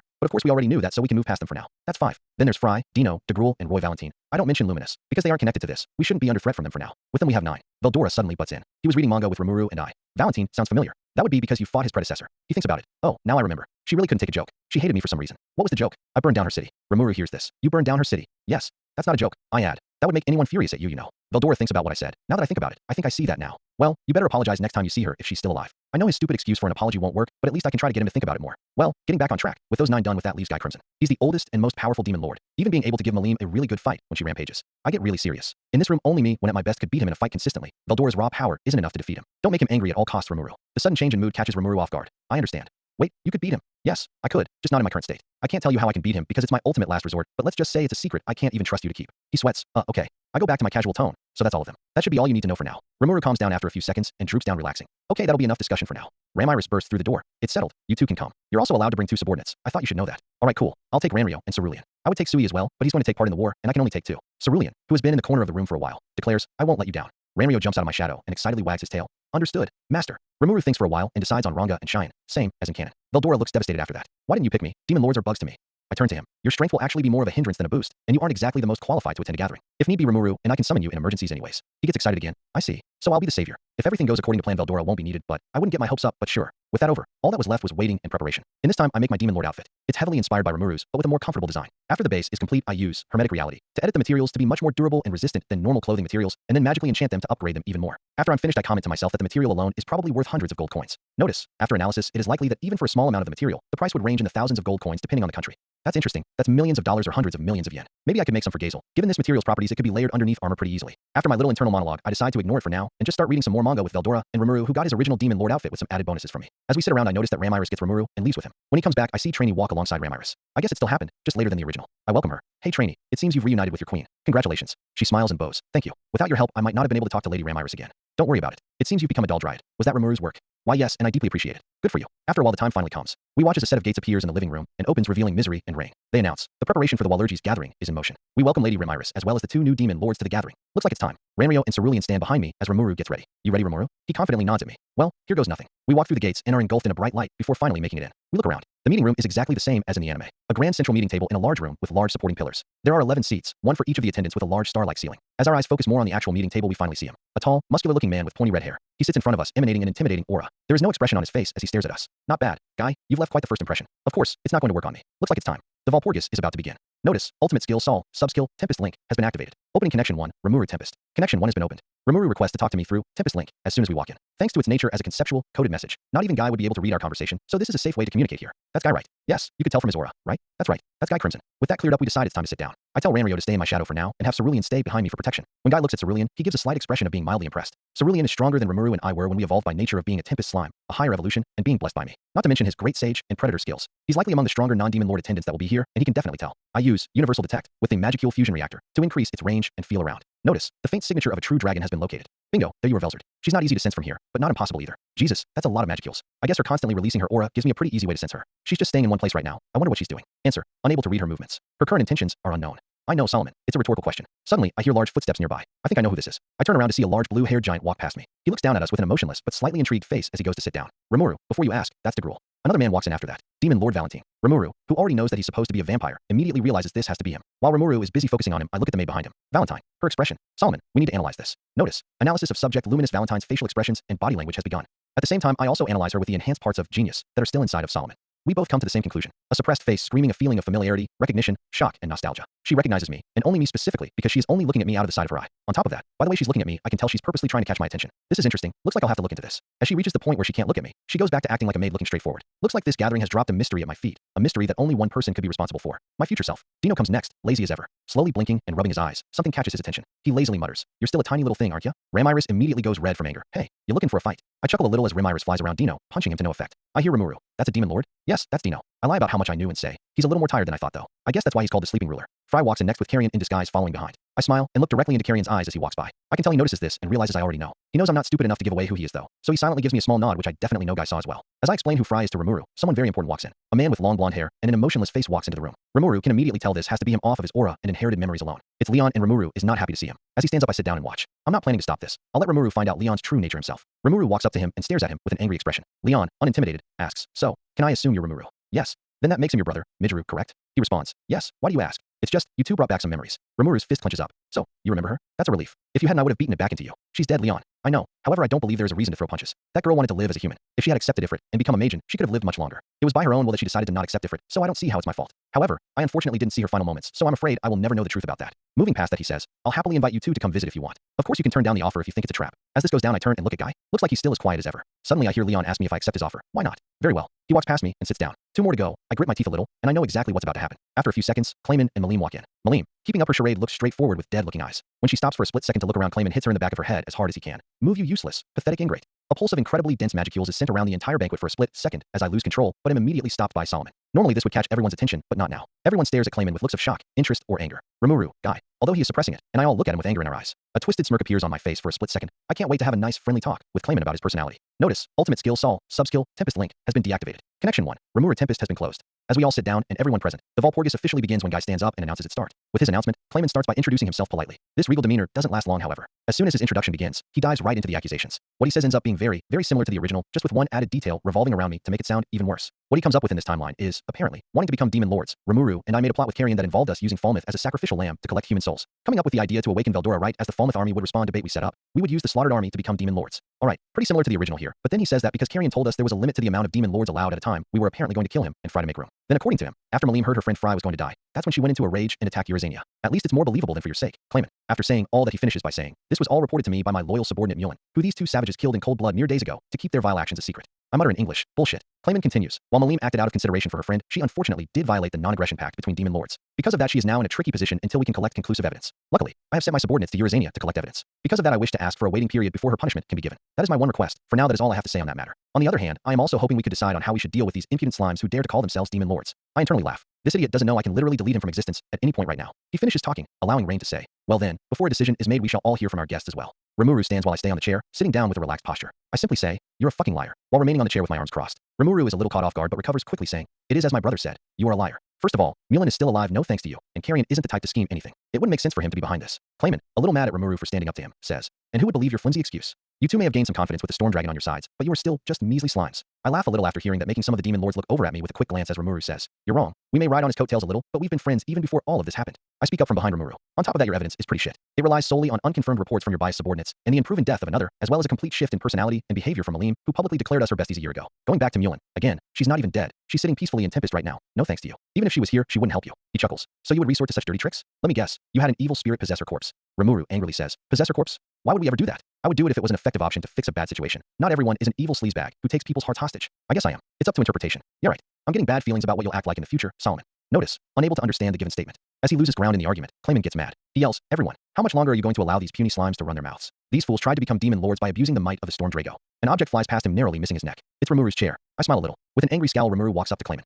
I don't give a damn about this demon lord nonsense. All I wanted was to develop a country where I could enjoy a leisurely life. To do that, I need the help of humans, which is why I decided to protect them. Anyone who stands in my way of achieving that goal is my enemy, and that includes you. Really forgot I'm here too there, Rimuru. Guy finally smiles and says, this is getting interesting. How about this? If you can defeat Clayman in a fight, then you too can assume the titles of demon lords. Clayman looks furious. They have insulted us, demon lords. Are you really that willing to forgive them for their impudence? Guy shrugs. I don't really care. Since you're a demon lord too, you should show your strength. Show us that you can beat them on your own. Rimuru adds, we have a place to fight now, so why not? Let's get on with it. Clayman laughs. My, while I do despise dirtying my hands, I guess it's come to this. He turns to Malim. Kill Rimuru Tempest. Looks like he's targeting him first. Big mistake. Malim and I both disappear from our positions at the same time. Malim reappears in front of Rimuru about to attack. Appearing in between the two, I comment, looks like it's starting. I use Dimensional Barrier to block her attack, but even with its nature as a near-perfect barrier, it still nearly breaks. Impressive, Malim. Guy sees this and asks, and who told you that you could interfere? I shrug while dodging Malim's suppressed attacks. Who told Malim she could interfere? I'm just making it fair, you know. He laughs, accepting my reasoning. As Cerulean, Cheyenne, Ranga, and Ranryo jump in, and Clayman summons his own subordinates, the fight is about to kick into full swing. You ready, Malim? It's time for our first real fight. No honey this time. Notice, unique skills, Omni Strengthening, and Perfect Magic Plating have been activated. Let's go. Standing in front of Malim, she looks at me with a dead look in her eyes. I turn to Rimuru. I'll deal with Malim. You can go ahead and do whatever you want, Clayman. There's just one thing I want to say.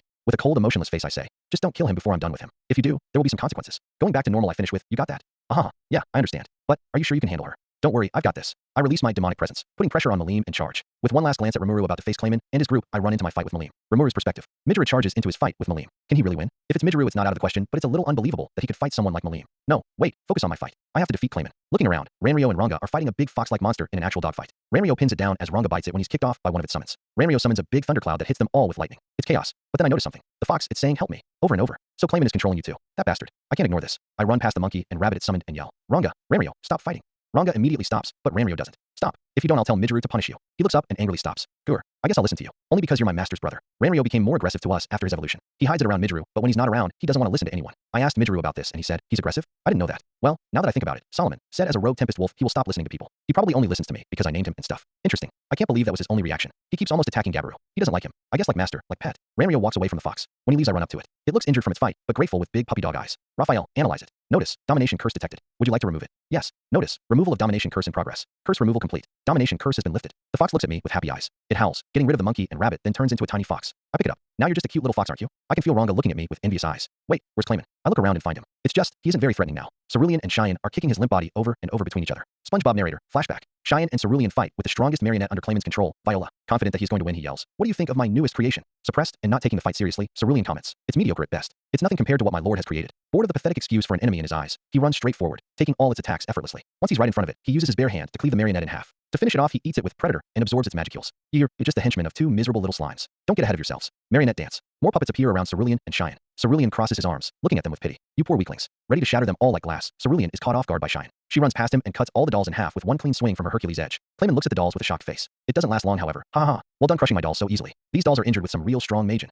They were nothing. I agree. Those pathetic weaklings could never pose a threat to us, let alone our lords. Clayman grimaces. You stupid monsters think this is the end? I did say they were infused with the souls of magein, didn't I? Dolls, rise up. Ride up once more. It's time to dance. Dance for me and send those monsters to hell. He laughs like a maniac in the middle of the destroyed dolls. However, contrary to what he thought was going to happen, the dolls don't move. No response to his commands.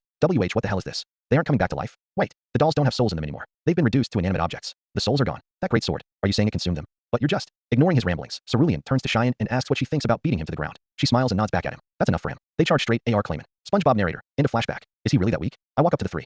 Cerulean, Cheyenne, can you stop for a moment? They both turn and step back. I lean over him. Is that all you have? If you have something up your sleeve, hurry up and use it. I've resolved to crush every scheme of yours. You're a demon lord. Shouldn't you put up a better fight? A fire burns in his eyes as he furiously and shakily stands up. Managing to smile, he yells, You're right. I am a demon lord. That is why I am so obsessed with how I fight. Elegantly and gracefully burying my enemies. It's been so long since I felt this burning hatred. The desire to crush my enemies with my own hands. Such exhilaration. He grows and transforms. Big metallic arms grow out of his back. He then pulls out a mask and puts it on. Cerulean and Cheyenne walk in front of me. Step back, Lord Rimuru. I cannot allow the brother of my master to get hurt. Allow me to fight on your behalf. No. They both turn to me. Let me do this. They both understand and walk to the side. Walking up to him. So you finally got serious, huh? Well, color me impressed. I, Rimuru Tempest, as one of the twin rulers of the great forest of Jura, asked to settle this once and for all. Ha ha ha. I demon lord no. Crazy Pierrot Clayman, accept. You're dead demon, Lord Rimuru. The fight with Clayman is very easy. I'm stronger and faster than him, so I easily dodge all of his attacks and cut off one of his limbs in his first assault. It's so easy that I decide to expose part of his plan that I didn't get to use in the discussion. I pull out a crystal ball and show it to Clayman. Hey Clayman, remember this? He goes silent and looks at it. It's a recording medium that the invasion force found in Clayman's castle. Because Geld's stomach is able to connect to Midgeru and I, this allows us to share items. He sent it to us to use in the argument, but we never got the chance. It seems they found it in the treasure room of your castle.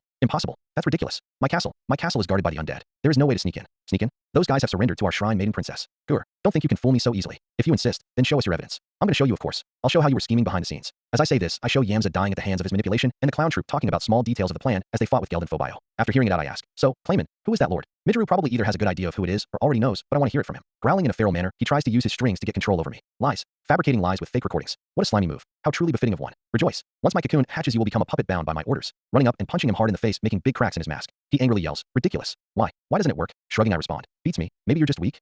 No, this isn't happening. Even to an ancient demon lord like Malim, the ultimate curse still worked. Who said it did, Clayman? He looks at me through his cracked mask, gritting his teeth. What do you mean? Of course it did. I saw it myself. Midgeru explained why he thinks it didn't work. It made sense. Malim is probably too strong to actually be affected by one of Clayman's tricks. Because of that, when Malim came, I made sure to check with Raphael. SpongeBob narrator. Flashback. Clayman spouts his lies, while Malim acted out of consideration for. I don't have time for this. I look over at Malim. Raphael, can you skin Malim? Midgeru said she's probably not under Clayman's control, but I still want to make sure. Notice. Analysis complete. No curse has been detected. So he was right. Well, I guess he always has been. SpongeBob narrator. End of flashback. I whisper in his ear. Sorry, Clayman, but you've been played with by her. She was never under your control. Nonsense. Malim. Activate Stam. He goes quiet with a terrified look on his face. What is he seeing? I turn and look at Midgeru's fight. When I see it, my mouth drops. That's Midgeru. Alright Malim, this is just you and me now. I use hermetic reality to make an area separate from the one Rimuru and the rest are in and expand the space to give us more room to fight. Sorry guy, but your area isn't going to cut it. Malim runs up to me and begins attacking immediately. Solomon, I need you here at your best. We've got this. A massive flurry of punches comes in as Solomon and I both use Perfect Warrior at its maximum to dodge every single one of her attacks. Finding an opening, I land a punch, sending her back a few meters. Alright, that went well, better than I thought. She recovers fast and keeps attacking. As she does, she begins adapting to my movements, and as one barely grazes past my face, her other fist finally comes right at me. I use Dimensional Barrier to block it, but see it crack from the force. Seeing it crack, she punches one more time. The barrier shatters and goes right through. Right when it's about to hit me, it's suddenly displaced, flying by me at incredible speeds. I immediately jump back. Dimensional Barrier. S molecular displacement effect really saved me there. An effect that Dimensional Barrier has is it instantly moves the molecules of anything near me to another point in space inside the barrier. This makes it near impossible to hit me even if you break the initial shell of the barrier. The majority of the benefits Dimensional Barrier offers are actually the inside of it, not the outer shell. That's something that sets it apart from others. Of course, the problem here is it can be overtaxed by strong enough attacks, so it won't save me if Malim starts going all out. The fight continues. As we move around, the force of our feet touching the ground breaks the floor and sends shockwaves everywhere. Occasionally landing hits. My attacks barely leave any damage while Malim's are all only not blowing holes in me because they haven't hit me yet. Most of my power comes from skills, not actual physical ability. That's an issue here. A blast of Magicules comes flying at me. Annihilation. Destroying the blast. The puff of Magicules left behind leaves me open to a sneak attack from behind, letting her hit me with a larger blast of Magicules. Notice, the Dimensional Barrier has absorbed Magicules. Would you like to absorb them or send them back? Reflect them back at Malim. At least for now, the Magicule Fusion Reactor should be enough to replenish my Magicules for now. This is yet another effect of the Dimensional Barrier. It allows me to absorb or reflect Magicule-based beam attacks. Absorbing them puts them directly into my Magicule reserves while reflecting them sends a blast of Magicules equal to a fraction of the amount I take back at the opponent. Answer, understood. A golden flash is seen as a blast is reflected back at Malim. She jumps back to try and dodge, but is too slow and is hit by it, dealing minuscule damage. She immediately shakes it off and runs in for a kick. Notice, optimal defense confirmed. As Malim swings, I am pulled back with Hermetic Reality by Solomon. So it's helping, that's good. On my way back, I blast Malim head on with Annihilation. Blocking my attack with a barrier of her own, the raw power of Annihilation still knocks her back. This gives me an opening. I run forward and charge my fist with Magicules. As she prepares to block, I hear Solomon again. Notice, optimal attack confirmed. With Hermetic Reality, I am teleported behind Malim while maintaining my own momentum. This allows me to hit her with a full force punch to the back of her head. Before she can turn around, I hit her with a flurry of punches, ending with a powerful kick that sends her flying. Running after her, she attacks with small blasts of magicules which are easily blocked and reflected back by my dimensional barrier as I go in for another assault. This time, however, Malim starts putting more effort into her attacks. Dodging her attacks, I keep attacking. Being near untouchable as I attack, I get the feeling that this might quickly end. Turns out, I'm correct. Putting in even more effort, Malim goes in for another punch which goes through my barrier completely and rips my arm off from the force. That's not good. She's powering up. Notice, optimal response has been confirmed. Requesting access to the magical dim. No, not yet. If you open it, it'll be overkill. On top of that, I only open it in extreme life-threatening scenarios. This isn't one of them. Error. Unable to comprehend. A life-threatening scenario has been confirmed. It's not a life-threatening scenario. Malim isn't being controlled, so she won't kill me. You should know this. Error. Just like Raphael, huh? I guess it still doesn't understand that Malim won't actually kill me. Back to the actual fight, I use Hermetic Reality to grab Malim telekinetically, lift her up, and slam her into the ground, dragging her full force across the ground, destroying any flooring in front of her. She pulls herself out of it and runs up to me, punching me full force. The punch lands and blows a hole in my body. Damn it. While the punch lands, I ignore it and hit her with a spinning kick with flash freeze active. As she sent back, her side is covered in ice. Spending time breaking it off, I quickly hit her with another jab. Notice, ultimate skill Sol, sub-skill, Tempest link has been activated. Opening connection 3, Malim Nava. Connection 3, Malim Nava has been opened. Malim, I need you to turn on your battle mode. But, trust me, I won't die. I've been holding back quite a bit as well. Trust me, I can survive pretty well. Okay, but you asked for it. Notice, ultimate skill Sol, sub-skill, Tempest link has been deactivated. Connection 3, Malim Nava has been closed. Malim rises up in front of me as she begins to glow. Some of the demon lords watching the fight all look on in shock. Why would Malim do this? She grows a horn on her head, sprouts wings, her hair becomes more spiky, and a set of black armor appears on her body. As she pulls out the sword Tenma, she prepares to fight me. Pulling out the adamant blade and powering it up with demon lord haki and demonic presence, absorbing all my aura into it, the sword begins to glow a dark indigo blue color. Solomon, put my magical fusion reactor into overdrive. Answer, understood. I've made it so the fusion reactor speeds up its production of magicules dramatically, producing 3 magicules at once instead of 2. While this may not sound too impressive at first, this makes it so I can use 66% of my magicules at once and still have all of mine available the next moment. This is going to come in handy here. As my phoenix wings appear, I jump and flap upwards with a swing. The 2 swords clash, sending a shockwave outwards. Here comes the generic anime sword clash. Moving around with even more power output, our footsteps leave holes in the ground. The stone floor gets sent outwards in large ripples of broken rock. Our swords clash once more with the force knocking me off balance. Malim punch. Notice, optimal defense confirmed. My head moves subconsciously to avoid the punch. She's too fast. It's time I guess. As I snap my fingers, I yell, Hermetic Reality, Selective Speed Formula, Selective Force Formula, and Selective Density Formula. Naming my Hermetic Reality effects. What all these do are in the name. Selective Speed changes the laws of physics to speed me up and slow down my opponent. Selective Force changes the laws of physics to change the force formula and increase my own power while lowering my opponent's. Selective Density makes our density change depending on the situation to benefit me and hurt her as well. Of course, they all also stack. As the snap happens, a bright blue burst of light emanates out of my hand. The broken laws of physics permeate throughout our little separate world I made that separates us from Rimuru and Clayman to benefit me for the better. Malim ignores it and keeps attacking, not realizing she's moving slower now. Still landing a hit. Instead of blasting a hole through me, she only breaks part of me off. Acceleration asterisk mass equals force, Malim. It's basic physics. I just changed all 3 to make them higher for me and lower for you. It won't be so easy now, Malim. Speeding up dramatically, I grab her and lift, spinning fast, and slamming her into the ground full force. Annihilation, landing a direct hit. The attack sends her flying as her own strength keeps her from being erased like normal materials. Teleporting where Malim will be sent, I wait for her. Punching her in the stomach, then kicking her upwards, I prepare to send a massive blast of magicules her way. That's when I see her glowing. Shit. Raising my dimensional barrier, I notice she isn't attacking. Dragon's Might. What the hell is that? Drago Buster. Multiple blasts of magicules are sent my way. Oh shit. Notice, optimal defense has been confirmed. Hermetic Reality, Selective Magicule Density Reduction has been activated. Dimensional barrier has been strengthened. Notice, using magical knowledge to create a new unique skill. Unique skill, Stardust Shield, has been acquired. Unique skill, Stardust Shield, has been activated. I look up as the blast hits me head on. The dimensional barrier shatters, but the Stardust Shield stays up. Meanwhile, the inside of the dimensional barrier, which the Stardust Shield is inside of, sends an attack equivalent to 10% of her Drago Buster back at her. Yeah, no, let's do this real quick. Notice, using magical knowledge to create a new unique skill. Unique skill, Magical Amplifier, has been acquired. I ready my arms and fire. Amplified Annihilation. A massive black ball of energy large enough to engulf my house is sent straight at Malim. Malim flaps her wings and dodges, flying down and swinging with her sword Tenma. I go back to my slime form to dodge and kick her back as she misses. As she tries to punch, I dodge again and attack her full force as many times as possible. Suddenly, she starts glowing again. Shit. Starflare. What are these attacks? I've never heard of them before. Notice, optimal defense has been calculated. Hermetic Reality, Absolute Darkness has been activated. As the laws of physics make it impossible for light to exist in my immediate area, everything goes pitch black. I can only see with Universal Detect at this point. Notice, ultimate skill, Barrakill, Subkill, Phantasm, has been activated. Phantasm has remained the same as it was as a unique skill. I guess it keeps its weakness to keep it from being too strong. However, because of Hermetic Reality, I found a way to bypass it. By removing all light with Hermetic Reality, I can become impossible to hit at the cost of my eyesight, which I don't even need to actually see. Pretty good workaround. As the attack flies by, and I phase right through, she's wide open. Grabbing the adamant blade with both arms, I swing as hard as I can. She manages to dodge, but I do manage to clip the end of her wing. Malim instantly punches me back, knocking me back far away. She can't deal enough damage to defeat me, but I can't deal significant enough damage to wear her out. On top of that, we both have skills that keep our magicules from running out. This is gonna go on forever if I don't do anything big. Notice, opening the, not yet, Solomon. Hair, idiot. Is that sass? Error. Unable to understand the question. It's being petty because it doesn't like my decision? What is this? I turn and look at the other demon lords. They aren't even looking at Rimuru anymore. They're completely focused on me. Fuck it. Let's end this with a bang. Notice, ultimate skill Sol, sub-skill, Tempest link, has been activated. Opening connection 3, Malim Nava. Connection 3, Malim Nava has been opened. Malim, I need you to use your Dragonova. What? It's about time to end this fight. It's been going on for a bit too long already. But Malim, this fight has to end. How about this? I'll let you fight me all you want back in Tempest if you do. You promise? Promise. Okay, but why do you want me to use Dragonova? Just do it. Trust me, it'll be cool. Also, about the Dragonova, it won't actually end the fight. After that, just keep fighting normally. I'm going to use my second strongest attack. No. Use your strongest. No, please. No, maybe later. You probably wouldn't survive my strongest unrestrained attack unprepared. In a sad tone, she says, okay, I guess I can wait. Notice, ultimate skill Sol, sub-skill, Tempest link, has been deactivated. Connection 3, Malim Nava has been closed. A normal anime sword fight continues until finally Malim has a chance to break away and use her Dragonova, realistically. She starts shining before yelling, Dragonova! Alright, Solomon, you can open the dimension. Notice, ultimate skill, Barracuda, sub-skill, Hermetic Reality, has been used to open the Magical dimension. Time to introduce the Magical dimension. What I essentially did was open a pocket dimension with Hermetic Reality and pour in half my Magicules into it over and over. With the Magical Fusion Reactor, they were constantly being replaced, allowing me to push more into the dimension over and over. This makes it so I can grow my overall capacity by a massive amount. However, this isn't infinite. I have a limit to the size of a pocket dimension I can make. However, by constantly pushing Magicules into it, I can cram it full of Magicules that I can use myself. This also keeps it from collapsing because the constant pushing force on the edges of the dimension make it so it doesn't close and keep growing. However, the bigger the dimension, the more Magicules it takes to keep it open. That ultimately limits its size to about 70 times the amount I normally have. Yes, that makes it so I have much more Magicules available than even Velzard. But there's one issue. Because they aren't in me and instead in an outside source, and there are way more than I can handle, I can't channel them through me all at once. I would give myself magical poisoning. That makes it so in small bursts I can only channel about twice the amount I have normally. To use all of them, I have to channel them into the attack over a longer period of time. That is what my strongest attacks do. Those attacks make use of large amounts of my magical dimension, making them much stronger than most normal attacks in this world, rivaling the raw power of the true dragons. However, they take time to make. They're basically faster spirit bombs. I can only channel as much as I normally have for normal and melee attacks. Solomon, it's time. Hermetic Reality, absolute gravitational control, singularity. A small black hole appears in front of the Dragonova and is fed my own magical dimension's Magicule slowly as it eats the Dragonova.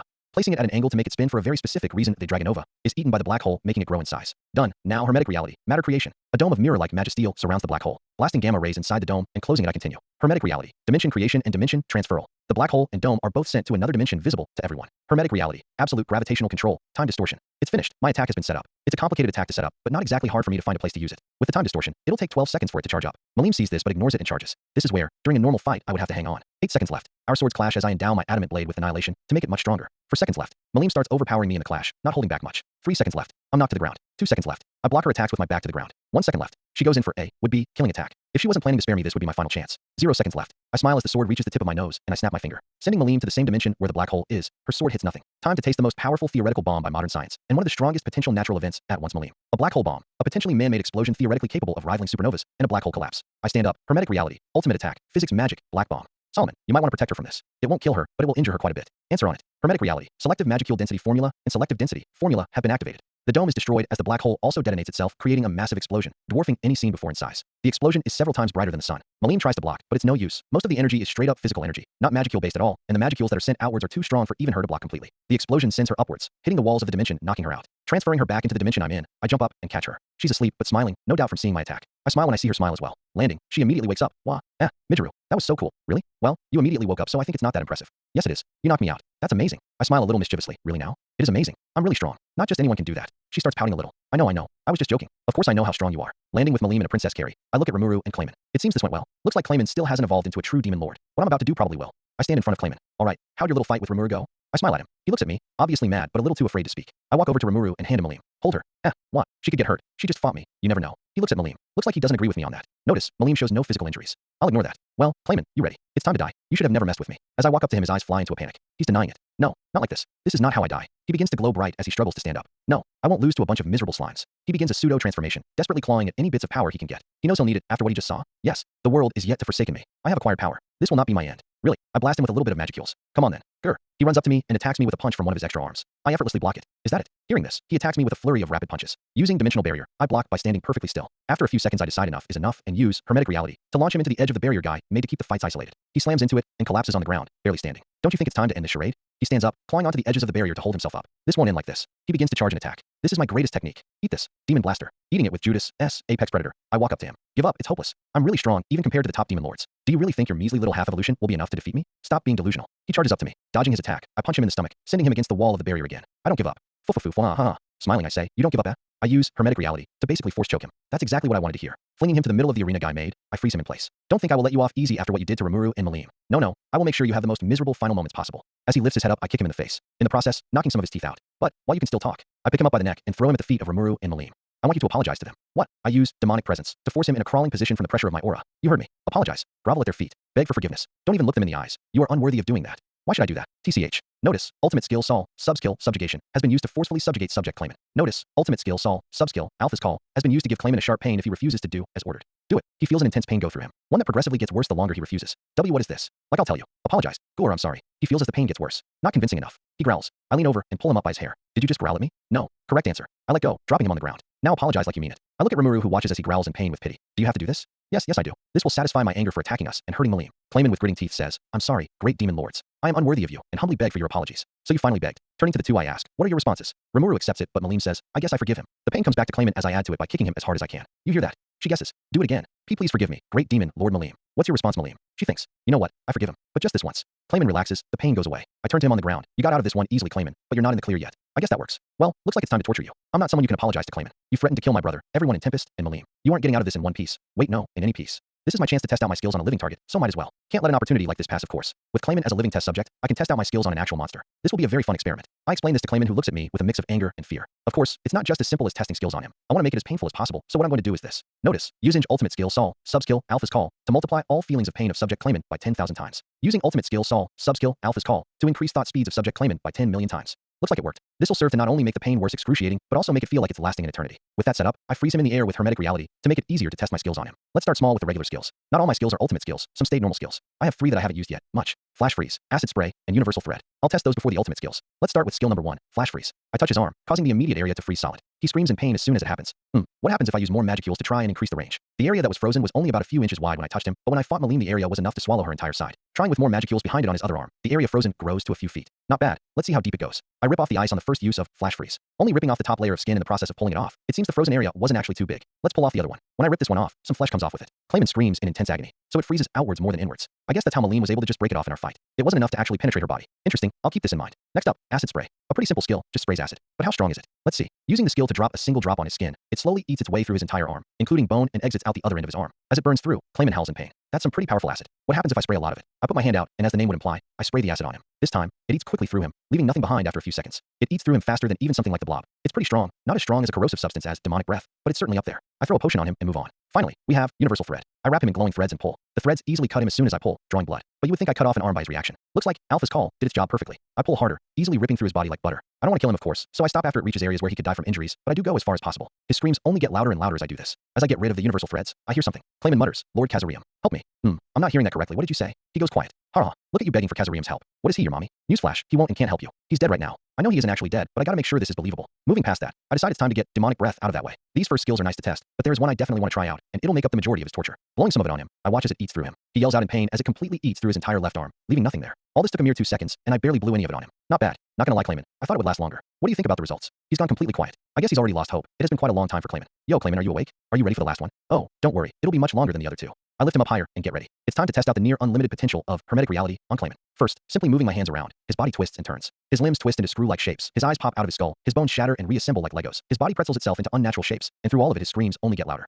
Let's try this. I raise his weight, but keep his body just as structurally strong to see his body collapse. Dropping him to the ground, his body gets crushed under the strength of his own weight. His screams begin to gurgle and then disappear as his method of screaming fails on him. Putting his body back together, I play with the laws of physics to see how his body reacts. Everything from the smallest atom in his body to entire organs doesn't make it through this process without being altered at least once by me. As his body contorts into a grotesque abomination of meat and bone, the gurgles that were once screams get lower and lower. Spreading my arms out, his body expands like a balloon and pops, but I keep all vitals intact. Bringing him back together and repeating the process in every way I can just to see how his body reacts to the new reality. His mind breaks over and over, but whenever it happens I simply heal it with Alpha's Call and keep going. After about 15 minutes of this, I am finally satisfied. Heal him one last time and drop him to the ground. I look at him one last time. He's curled up in a ball, mumbling something about me being a monster or something. I don't really care. I turn and walk away, going back to my original carefree attitude and grabbing Malim out of Rimuru's arms to go sit down. I break out of Guy's containment, place Malim in her seat, and sit down myself. Alright Rimuru, go ahead and get rid of him. He immediately yells, why yes? What's his problem? He runs up to Clayman and mutters an apology for my actions. What did I do wrong? Everything. Really, now the actual voice in my head is saying I'm the bad guy here. The nerve of some people. I watch as Rimuru eats him with Beelzebub. Now, as for why I let him finish him off, simple. Gluttonous King Beelzebub has a corrosion effect that selfish King Judas doesn't. Meaning, if he eats him, he'll suffer more than if I eat him. It's as simple as that. Notice, ultimate skill Sol, subskill, Tempest link, has been activated. Notice, unable to copy unique skill, Puppeteer, because subject Rimuru Tempest is already in possession of it.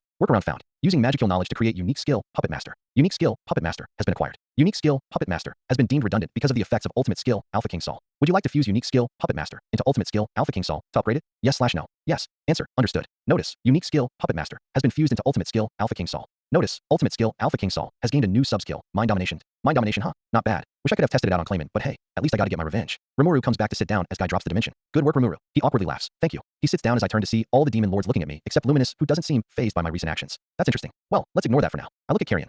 Guess that escalated a bit too quickly. Looks like you didn't get your chance to make your big reveal. Carrion, go ahead and take off your mask. The demon lords turn and look at Carrion as he takes it off. Hello, long time no see, Midgeru. After the fight is over and Carrion's identity is revealed, the only thing left to do is explain what exactly happened. Starting at the Orc Lord fight, I explain what I believe happened based on evidence I know exists. The other demon lords listen to my explanation and seem to accept it. After I finish though, I shrug my shoulders and comment. But none of that really matters now, so let's move on. For now, let's get to the big question right now. Are we now considered demon lords now, Guy? Guy seems to be pretty unfazed by my fight with Malim, maintaining his calm persona. He says, well, that was a really impressive show from both of you, so yes, from today onwards, I will allow you two to refer to yourselves as demon lords. He turns to everyone. Are there any objections? As soon as he says this, I also turn around and activate demonic presence. Yeah, any objections? Because I'm using demonic presence instead of demon lord hockey, I can target specific people. This makes it so Ramiris isn't affected at all. Not seeing my threatening appearance, she yells. None. I believed in them from the start. I would happily accept them. Malim happily accepts after her as well. When it comes to the other demon lords, their acceptance isn't something they really have a choice in. Seeing me knock out Malim in a fight, most already know they are facing a country-destroying threat. Knowing this, they all nervously accept. Even Roy, as the demon lord, accepts. He knows I can wipe out Rubrios in less than an hour, so he's responding to a possible threat, putting his pride aside for now. As they accept, the claimant-focused part of the discussion draws to a close. With quite a few destroyed tiles from the fight, the maids have to clean up a bit, as well as prepare the dishes. Because of this, we are all escorted out for a little break. During this break, I watch as Beretta asks Cerulean something. He seems to nod and hands him a bunch of body parts. After he gets them, he walks up to me. Excuse me, Lord Midgeru. My apologies for asking, but is it acceptable if Ramiris and I take these? They're the old body parts of Clayman's Viola. Yeah, sure. Beretta bows. I appreciate your generosity. Alright then, not that I was going to use them for much. No problem. I take this chance to mess with Beretta. But to think you care about this stuff, I think Ramiris is starting to rub off on you. Even without a mouth, I can see Beretta's shock. Eh? And no, don't worry about it. Speaking of Ramiris, she immediately flies at my face. Can we move into Tempest? Talk about abrupt. Now, for Ramiris, having her build the labyrinth early would actually be a little more convenient, because we won't have to rush it as much. On top of that, it won't change much because she doesn't do much between the events of the Valpurgis and the festival preparation. That means, yes, I will accept. I nonchalantly say, yeah, sure. I hear Rimuru behind me.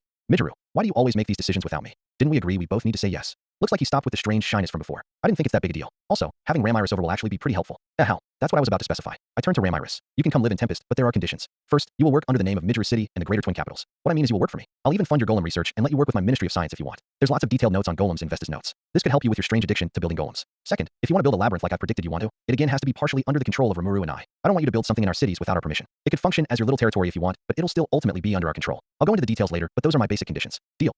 I smile a little. Willing to work under me that easily, huh? Alright, with that, it's final. Rimuru hears this. A labyrinth, like the dwelling of the spirits? What are you planning now? Like I said, I'll go into the details later. It's all planned out, don't worry. It'll actually help with increasing the flow of money into Tempest a lot. Not like we'll really immediately need it considering what Diablo is doing. He looks a little confused. What's Diablo doing? He gave Diablo the same orders as before. I guess he just forgot somehow. What you sent him to do. I guarantee that it'll be a really big success. As I say this, Misery walks in. She announces, Lord Guy has declared that the Valpurgis gathering may now restart. Alright then. When I walk in, everyone sits down without looking at me. It seems Guy is the center of attention now. Guy stands up. Given that the main subject of this gathering, Clayman's betrayal, is now settled with the rise of 2 new demon lords, this would normally be the end of the gathering. But, given how an event like this doesn't come every day, I shall take control of this banquet and let it continue. Now, if anyone is willing to speak up, go ahead. Fry stands up. If I may, I have a request. Go ahead. As of today, I would like to step down from my position as demon lord and serve under Lady Malim. Malim, who is in the middle of drinking with her oversized dragon knuckles she put on immediately after the coast was clear, spits out her drink. Hold on, Fry. I never heard of this. She laughs a little. Well, naturally this is the first time I've mentioned it. Guy looks a little confused. Why so sudden? Well, there are various reasons. The most important one is I feel too weak to be called a demon lord. After watching today's battles, I realized if I were to fight Clayman, which both demon lord Midgeru and Rimuru considered hardly a threat judging by their reactions, I would have been no match. More so, against his awakened form. The Gruul speaks up. Fry, don't you specialize in high-speed aerial warfare? I see no reason to depreciate yourself like this.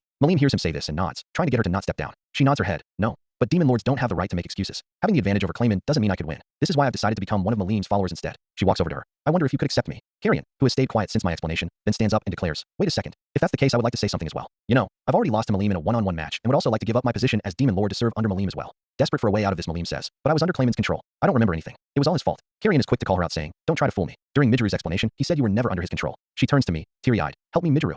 I can't. As much as it pains me, I did say that, and it's true. I droop down. Sorry, Malim, but I can't lie here. Midgeru, you betrayed me. Damn it. As my internal conflict continues, Carrion yells, see, you can't worm your way out of this one. Guy asks, are you sure about this decision? They both say yes. Carrion continues, demon lords are supposed to be equal to each other. After seeing such a massive gap in power, I can't in the right mind accept being considered an equal to you all. I'll join Malim's faction starting today. Guy smiles. I was quite fond of you. I expected you to awaken in a few hundred years. He bows. Thank you. I appreciate your high expectations, but I've already decided. Then very well. From this moment, Fry and Carrion are no longer demon lords. You are free to serve under Malim in any way you please. Malim asks, are you sure? Carrion comments, yes, I'm not going to stop being king of the Beast Kingdom, but I am thinking about making a new structure with Malim at the top. Fry thinks about Carrion's suggestion.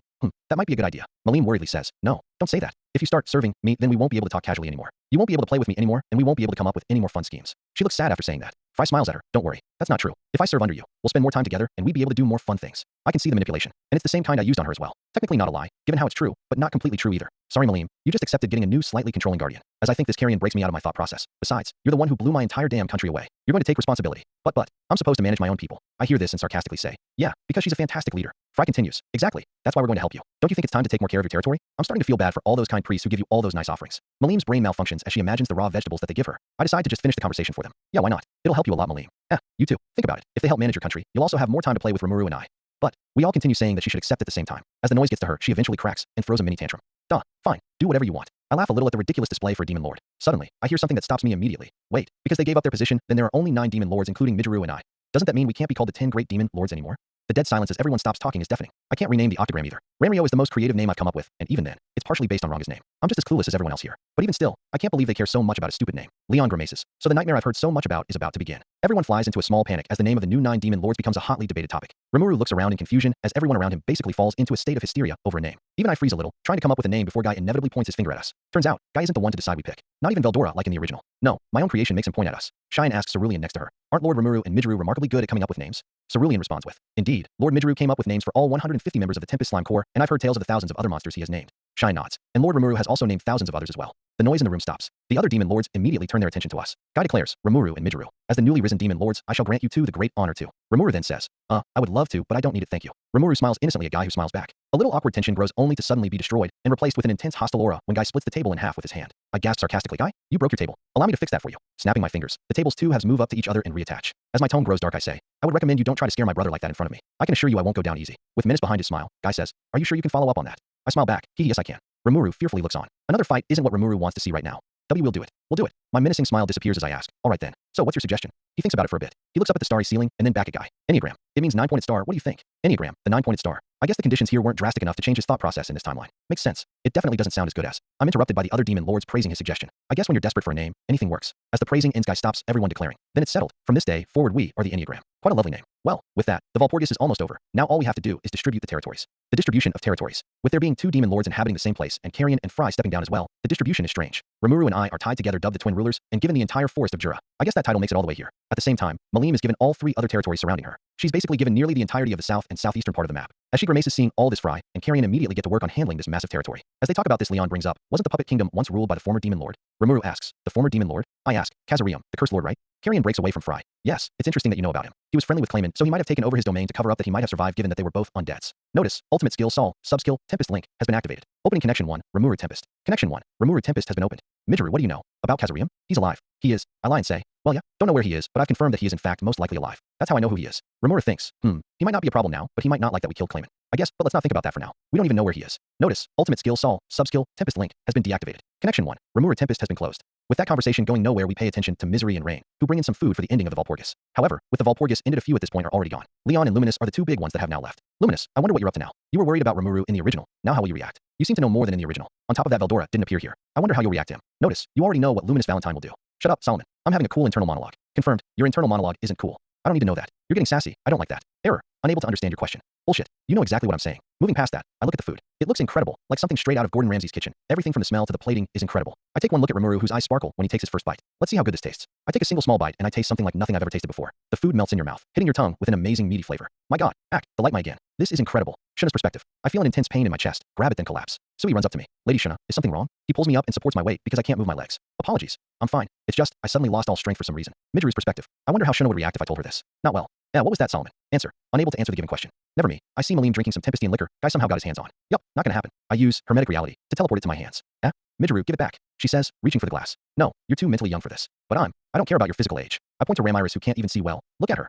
But I can handle it better than her. No, you can't. What do you think, Rimuru? Malim tries to use baby dog eyes to get Rimuru to agree with her. I don't think Malim should drink either. She might go ballistic if she drinks too much. See, I drink it all in front of her to her dismay. No, besides that little event, the banquet goes pretty well. I don't really interact with people much, so I just stand around. Maybe have a little fun with Malim and Rimuru here and there, but that's about it. I do notice Guy looking at me with interested eyes though. Not what I want. Guy is attracted to strong people with ultimate skills. 2 things I unfortunately have. I don't want to become the next Leon here, so I'm gonna have to stop that quickly. Guy jokingly made some advances on Rimuru in canon, so it's not out of the question that Guy might do the same to me. Hell no, just thinking about it freaks me out. Before we leave, I make sure to take some liquor and recreate the food. Rimuru looks at me a little confused. What's that for?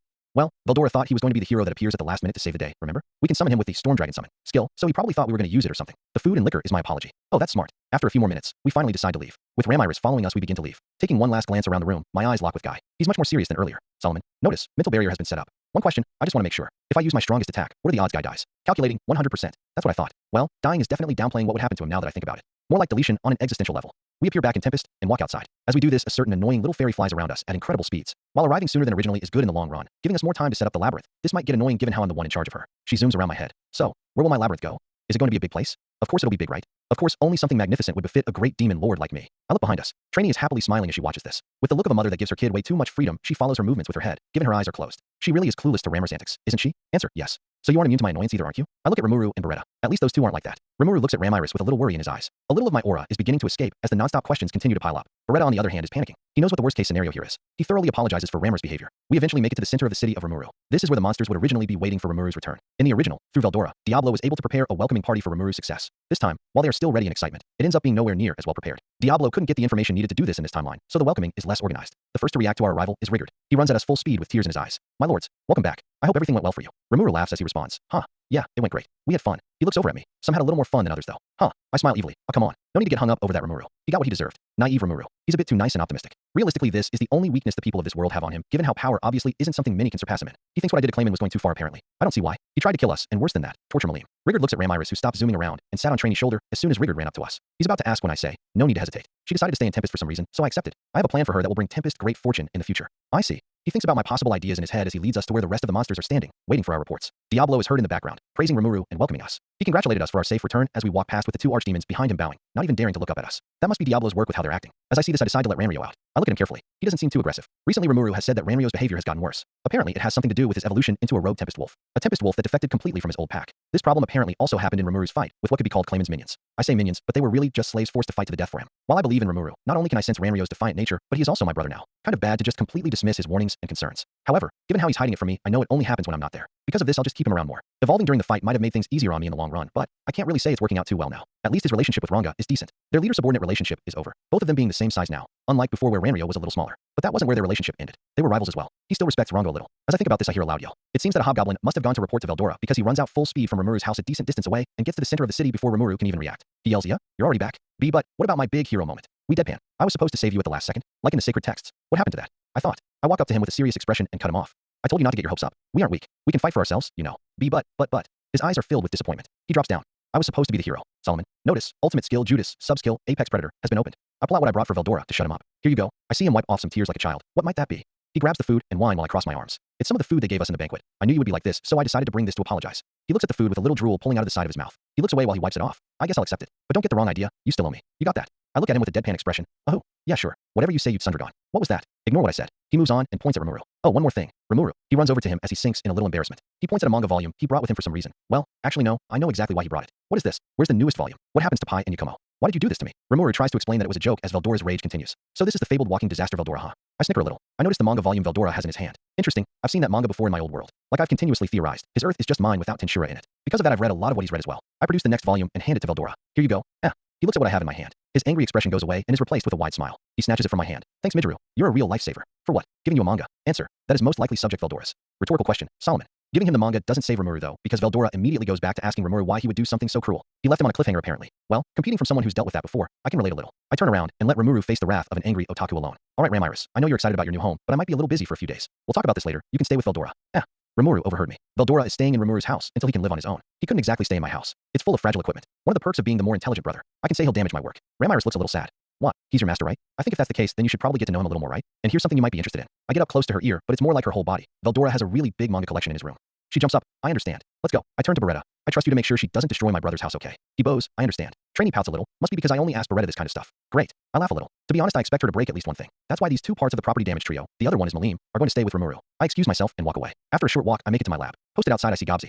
You all are looking well. And Kevin, not bad. Analysis complete. Subject Kevin unlocked the unique skill, nonchalant murderer. Must have something to do with what happened back in the fight against the Pharmas invasion. He was just standing there, surrounded by dead bodies with a calm expression and no wounds to speak of. He is noticeably stronger than before and seems to have become a goblin general like Gobsy was before. Gobsy, on the other hand, is now a goblin major. Is he just going to climb up military ranks or something? Answer. No. The next evolution is. No spoilers. Gobsy is somehow evolving while staying a hobgoblin. I asked him about this once, and apparently he's reached the point of evolving, but is refusing to become an ogre for some reason, so the voice of the world just found a different goblin-related evolution path instead. He's comparable to a weak Kijin in his current maximum state right now, with all his skills active. Not gonna lie, his evolution path is pretty crazy. His muscles are swollen to another level looking like they're about to burst, like Rigurd, but much crazier with a lower jaw that has two large, almost tusk-like canines that come up. He walks up to me. Welcome back, Lord Midru. I hope your trip went well. Thanks. It did go pretty good. I'm glad. Thanks. Well, see you later. I've got some stuff to do right now. I understand. Alright then. I walk inside my lab. There I find Vesta. Oh, hello Vesta. He turns around. Oh, welcome back, Lord Midru. Thanks. I've got something to ask, and it's pretty important, so I'll be in my office for a while. I would like you to tell anyone who comes see me to wait, alright? He bows. I understand. I'll see to it that any people looking for you receive your message. Great. Thank you, Vesta. Oh, what's that? He's carrying some lab equipment to a large, almost futuristic contraption he made using research I did with Great Sage a while back. He turns to me. Oh, this? It's just a new experiment. I'm looking to surpass the full potion and recreate the miraculous potions from before the Great War. Oh, those. Cool. I wish you luck. I appreciate your best wishes. He runs over and sets up his experiment as I open the door to my office. I open the drawers storing my plans for the Tenma War and bring out a small stack of papers. The Tenma War is an interesting future event to tackle. It's a whole different beast compared to everything else. Reason being, I don't have much information about when it will happen in this timeline. It won't happen at the same time it did in canon due to my inventions. They will no doubt speed up the imaginary countdown as some of my inventions border on modern levels of advancement. However, I can't predict it 100% like the rest of the events. There's not a set number to predict it with, so I can only prepare. That's why the Tempest Slime Core is so useful. Tempest can't really be caught off guard with an army consisting of demon seed level soldiers who don't need to sleep protecting it. But of course, you can never be too careful. That's why I'm still making more preparations. Pulling out 2 papers, I start writing down my plans for 2 new inventions that will definitely change the course of history. These plans may speed up the Tenma War timer even more, but I know they will definitely be well worth it. With the titling of inventions 132 to 2 and 193 to 1, the weapon that would soon be regarded as the deadliest weapon to ever exist, and the secret weapon responsible for Tempest's future unchallengeable power so great that it would be forced to take measures that would weaken its power to lower the concerns of every other nation, friendly or not, finally entered their draft stage. After a rather unique Valpurgis, the Queen of Nightmares Luminous Valentine gets back to the city of Rubrios. She thinks carefully about her next move. She knows what will happen if she angers them, and the last thing she wants is another lizard attack situation. Her mind wanders from her serious thoughts for a few seconds as she mumbles, HRRM, this is irritating. Was that really him? He definitely looked, sounded and acted just like him. Is he? He has to be. My. Before she can finish her sentence, someone walks in. The captain of the Imperial Guard Hinata Sakaguchi is escorted in by Roy and Louis Valentine. The vampires serving underneath Luminous as the Pope and Demon Lord in her scheme to help her vampire people live good lives walk in. Hinata looks at Luminous with a strange look. Luminous, for the first time since they've met, has shown some concern on her face in front of her. She knows this can't be for a small reason. She has to prepare for the worst. She asks, Lady Luminous, is something wrong? She turns to her with a serious expression. No, she continues, explaining the events of the Valpurgis in detail. With a dead serious and calm demeanor, she goes over the events, occasionally asking Roy about his own perspective. As she finishes, she says, those slimes could pose a serious threat to us if we are to anger them. Before anything, we must discuss how we are to deal with them. As she says this, she thinks, I can't let my personal thoughts cloud my judgment. For now, I will treat him like any other. As she thinks this, Hinata watches as Roy and Louis agree with her decision. Roy proclaims, I agree. With what the slime has shown, he poses an existential threat to the church. However, with where the church stands now, we aren't in the best situation. The Holy Church teaches that all monsters are evil. If they are to do anything to antagonize them, then we may incur the wrath of 2 demon lords. We need to somehow declare that we aren't a threat, but that could also lead to further problems. Luminous looks at Roy. It's true that it'll be very annoying to deal with suddenly changing a core belief in Riminism, but that may be our only option. It shouldn't be that hard for you 2 to handle. If we must, then we will change them. Hinata looks around at the serious atmosphere. Are they really that much of a threat? Luminous looks at her. Her cold, reassuring gaze could write novels. Hinata looks down. Then I may have made this more difficult. I apologize, but I attacked them before to help slow down the Tenma War and take vengeance on my teacher, but it seems I failed. Louis asks, did you fail because you became considerate of your fellow countrymen? No. For starters, one of them is probably from a different country, but putting that aside, I thought they had stolen my teacher's appearance. I had every intention to kill them, but now I regret taking this course of action. She thinks back to Midru saying she will regret this. They said they wanted to talk to me. I may be forced to take up the offer now to hopefully forge better relations, but it might be too late. She sighs. If push comes to shove, then I will take care of them myself. Luminous' face contorts into that of concern. Hinata, you may be strong, stronger than when we first fought, but you can't win against them. Don't attempt to fight them. I don't want to lose you over such an idiotic mistake. If they have asked for negotiations before then, that might be our best option. The one called Rimuru doesn't strike me as the type to oppose Rubrios over a personal grudge. She thinks about something for a second, recalling some old memories. But as for Midru, I'm not too sure. If you do attempt to negotiate with them, make sure it's successful. If necessary, I don't even mind if you reveal that I am a demon lord or even the god Ruminus. Just don't provoke them. Hinata is left a little flustered. If she's willing to do that, then they really are a threat she cannot take lightly. As she thinks about this, she fails to notice. She called Rimuru the one called Rimuru, but said Midru's name casually, something Louis and Roy notice. However, with a more pressing issue on their minds, they both choose to ignore it for now. They continue talking about other recent events, including a break-in by a strange undead wearing a mask that Hinata managed to stop. Eventually finishing, they all prepare to leave. However, knowing what she will do next, Luminous sets some final ground rules for Hinata to give her an idea of what she can and can't do around the twin rulers. She makes it explicitly clear that she is only to fight if it is the only option. Even ignoring her pride as the captain of the Holy Knights and running would be preferable to Luminous. Hinata, despite not truly understanding the terrifying power of Demon Lord Midru, accepts the orders and says, I understand, I will see what I can do. As she walks out, she hears something. A small voice whispers in her ear, good choice. Before disappearing, alerted to someone's presence, she reaches for her sword. Looking around with a serious look in her eyes, she spots nothing. She calms down, wondering if what she heard was just in her imagination. Her mind wanders to the merchants that gave her the information that told her that the 2 slimes killed Shizue. As I thought, I shouldn't trust anyone so easily. Resolved to see the true nature of the twin rulers herself, she prepares to journey to the monster nation of Tempest. She continues to walk away from where she met with Luminous with a little caution. Behind her, a small fly-like being lands on top of the church. It's a Midru clone hidden by making it so light passes right by it with hermetic reality and wearing magic hiding technology. It sits down. It watches as Hinata disappears from view with an emotionless face. This particular omni-duplication clone is assigned to the church. Using it, Midru can watch the goings-on inside the church with little risk. And it has just caught something interesting. Back in Tempest, Midru sees what happened. Looks like Hinata's coming. Better get ready for that. This will also be my chance to find the Rassos for later, so I gotta get ready to do that as well. Things might get a little hectic here. Well, nothing I can't handle. He sits in a thoughtful position as he thinks more about something Luminous almost said earlier. My what? What were you going to say, Luminous? Midru's perspective. A few hours pass by from when I spied on Luminous and Hinata, not wasting any time I spent them working on my latest projects. With me here and Rimuru handling the politics I dumped on him a year ago, it seems that both of us have been working nonstop for the past few hours. Rimuru has a lot to deal with now that the war with Clayman is over. It's kind of funny how I dumped this all on him. I could help, but nah, he can handle it. Plus, I've got other stuff to focus on right now. I tightened the last screw on the magic heal device I've been working on.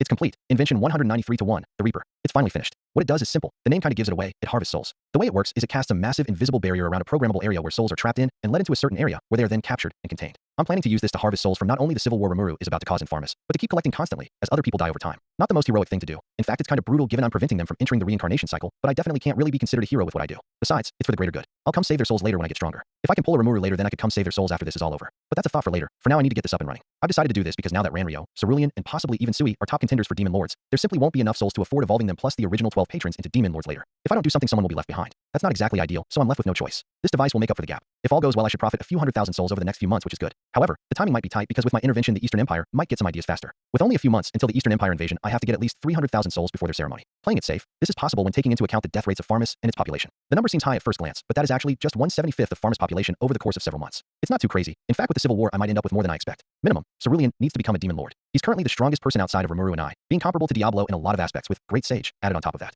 I wonder how strong he'll be as a demon slime. With how strong Cerulean is now, the boost he'll get upon evolution will definitely make him easily the strongest citizen in Tempest, which is something I want to see. I focus on the device again. There's another interesting thing about it. I found a way to. You're welcome. What was that, Solomon? I see. You're starting to get sassy lately, you know. Fine. You found a way to link the device to our magical dimension. How's that? Did that satisfy you? Glad we came to an agreement. Anyways, this makes it so I can retrieve the souls whenever I want, which will make transferring them here easier. It's a pretty good workaround to avoid having to collect them from farms manually. Making it wasn't as convenient though. Even with infinite thought acceleration, it still took me. HRRM. And Solomon, a pretty decent amount of time to make. You know, with how you act now, I wonder how you'll be as a Monist. Wait, hold on. Solomon and Raphael, do whatever Rimuru and I desire them to do. I've been desiring Solomon to evolve into a Monist since it first evolved. Does that mean it's been actively looking into emotion or something? That might explain the rapid development of basic emotion in Solomon. Without a catalyst, I highly doubt it will ever truly understand them unless it analyzes them for a really long time, but it might make Solomon more emotional than Seal was after evolution. That's actually pretty convenient. Looking through the emotions, it's only displayed pride and anger though, not a good sign. Hopefully it shows something positive soon. Well, ignoring that, I create a clone of myself with Omni duplication. This upgrade from Body Double is very useful. It boosts my total number of possible clones to a possibly unlimited amount given I can maintain them all, which I can. It's making spying much easier. I am no longer limited to one at a time like before where I was stuck only spying on Yuki for a while. I give it the device and send it to place the device in the center of Farmus. Why not go myself? Well, 3, 2, 1. Notice, ultimate skill Sol, subskill, Tempest link has been activated. Connection 1, Rimuru Tempest has been opened. Rimuru has something to tell me. Hello, Midgeru. Hey, what's happening? We're in the middle of a meeting now and would like for you to come join us. Do you have the time? I know you said you were busy, but it's important. Yeah, sure, I'll be right there. Really? Thanks. Notice, ultimate skill Sol, subskill, Tempest link has been deactivated. Connection 1, Rimuru Tempest has been closed. I put all of my plans in their respective files with hermetic reality and get ready for a pretty vital part of the story to take place. Snapping my fingers, I instantly teleport to Rimuru using Tempest link to make it all the more easier thanks to the ability to see Rimuru through anything it kept from Sage's link. When I arrive, I look around. I see a lot of the more important members of Tempest. People like Rigard, Benimaru, and Shuna, but there are definitely some missing. Geld is the more obvious one, but I guess it makes sense. Most of them are probably doing their assigned jobs. Well, Gobzi is definitely doing his. You could not pry him away from performing his duty if his life depended on it. As they look at me, Rimuru walks over to me and pulls me outside. When we get there, I ask, why do you take me outside? We need to talk in private. Private? Wait, hey Rimuru. If you wanted to talk in private, why did you cut off our Tempest link conversation? You could not get more private than that. It's coded so only our respective Great Sage evolutions can decode our messages. He realizes what I mean immediately. He realizes I'm going to make fun of him, so he instantly tries to come up with an excuse. I just wanted to. This was important, so a face-to-face conversation would be better. I smile a little. Yeah.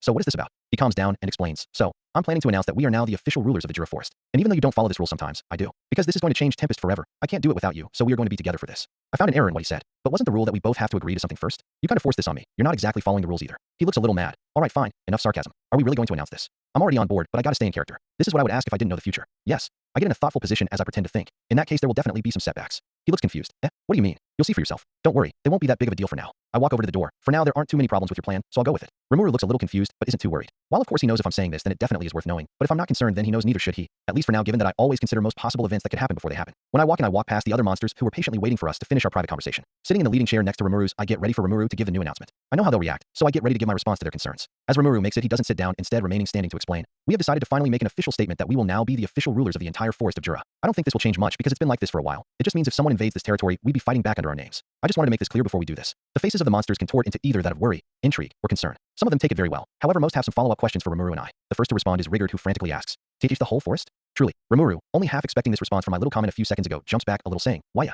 Benimaru responds next after thinking about what Rimuru had to say. "Are you serious?" He thinks again about what else this could possibly mean as he asks, including everything on the other side of the river. He's talking about the Great Armored River, a river that basically separates the two sides of the Jura Forest into two halves. Rimuru, unsure of what Benimaru means, asks, "AR probably? Is that a problem?" I finally jump in saying, "It's actually not that big of a problem, more of an inconvenience really. As I've said, it shouldn't be that bad. Let me explain." I stand up to get on eye level with Rimuru. The territory on the other side of the Great Armored River, as it's called, isn't overseen by the Dryads like this side of the Great Forest of Jura is. As of right now, we have only been recognized as the leaders of the area protected by the Dryads, so suddenly being under our rule might prove a bit of a headache for the monsters there. Demon Lords are kind of a big deal, you know. Oh, I think I understand. As Rimuru thinks this new development over Kaijin jumps in. Well, if you ask me, this is quite an astounding development. The Demon Lords have rights to the entire Jura Forest resources now, if I'm understanding this correctly. This now includes everything on the other side of the river. That's big news to say the least. He's right. This also helps me quite a bit. Yeah, pretty much. This will also help me and the entire Ministry of Science and Infrastructure. With these untapped resources suddenly being opened up for us to see, our research will get easier. I'm sure Vesta would be excited about that. Rimuru asks, "Wait, does this mean there will be more people here?" Shuna responds, I think it does. Now that you two are recognized as demon lords, anyone who fails to pledge their allegiance could legally be considered a rebel of Tempest. Rimuru definitely didn't think this far ahead because I see he's talking to Raphael through Tempest Link. He knows he's in too deep at this point though, so in the end he says,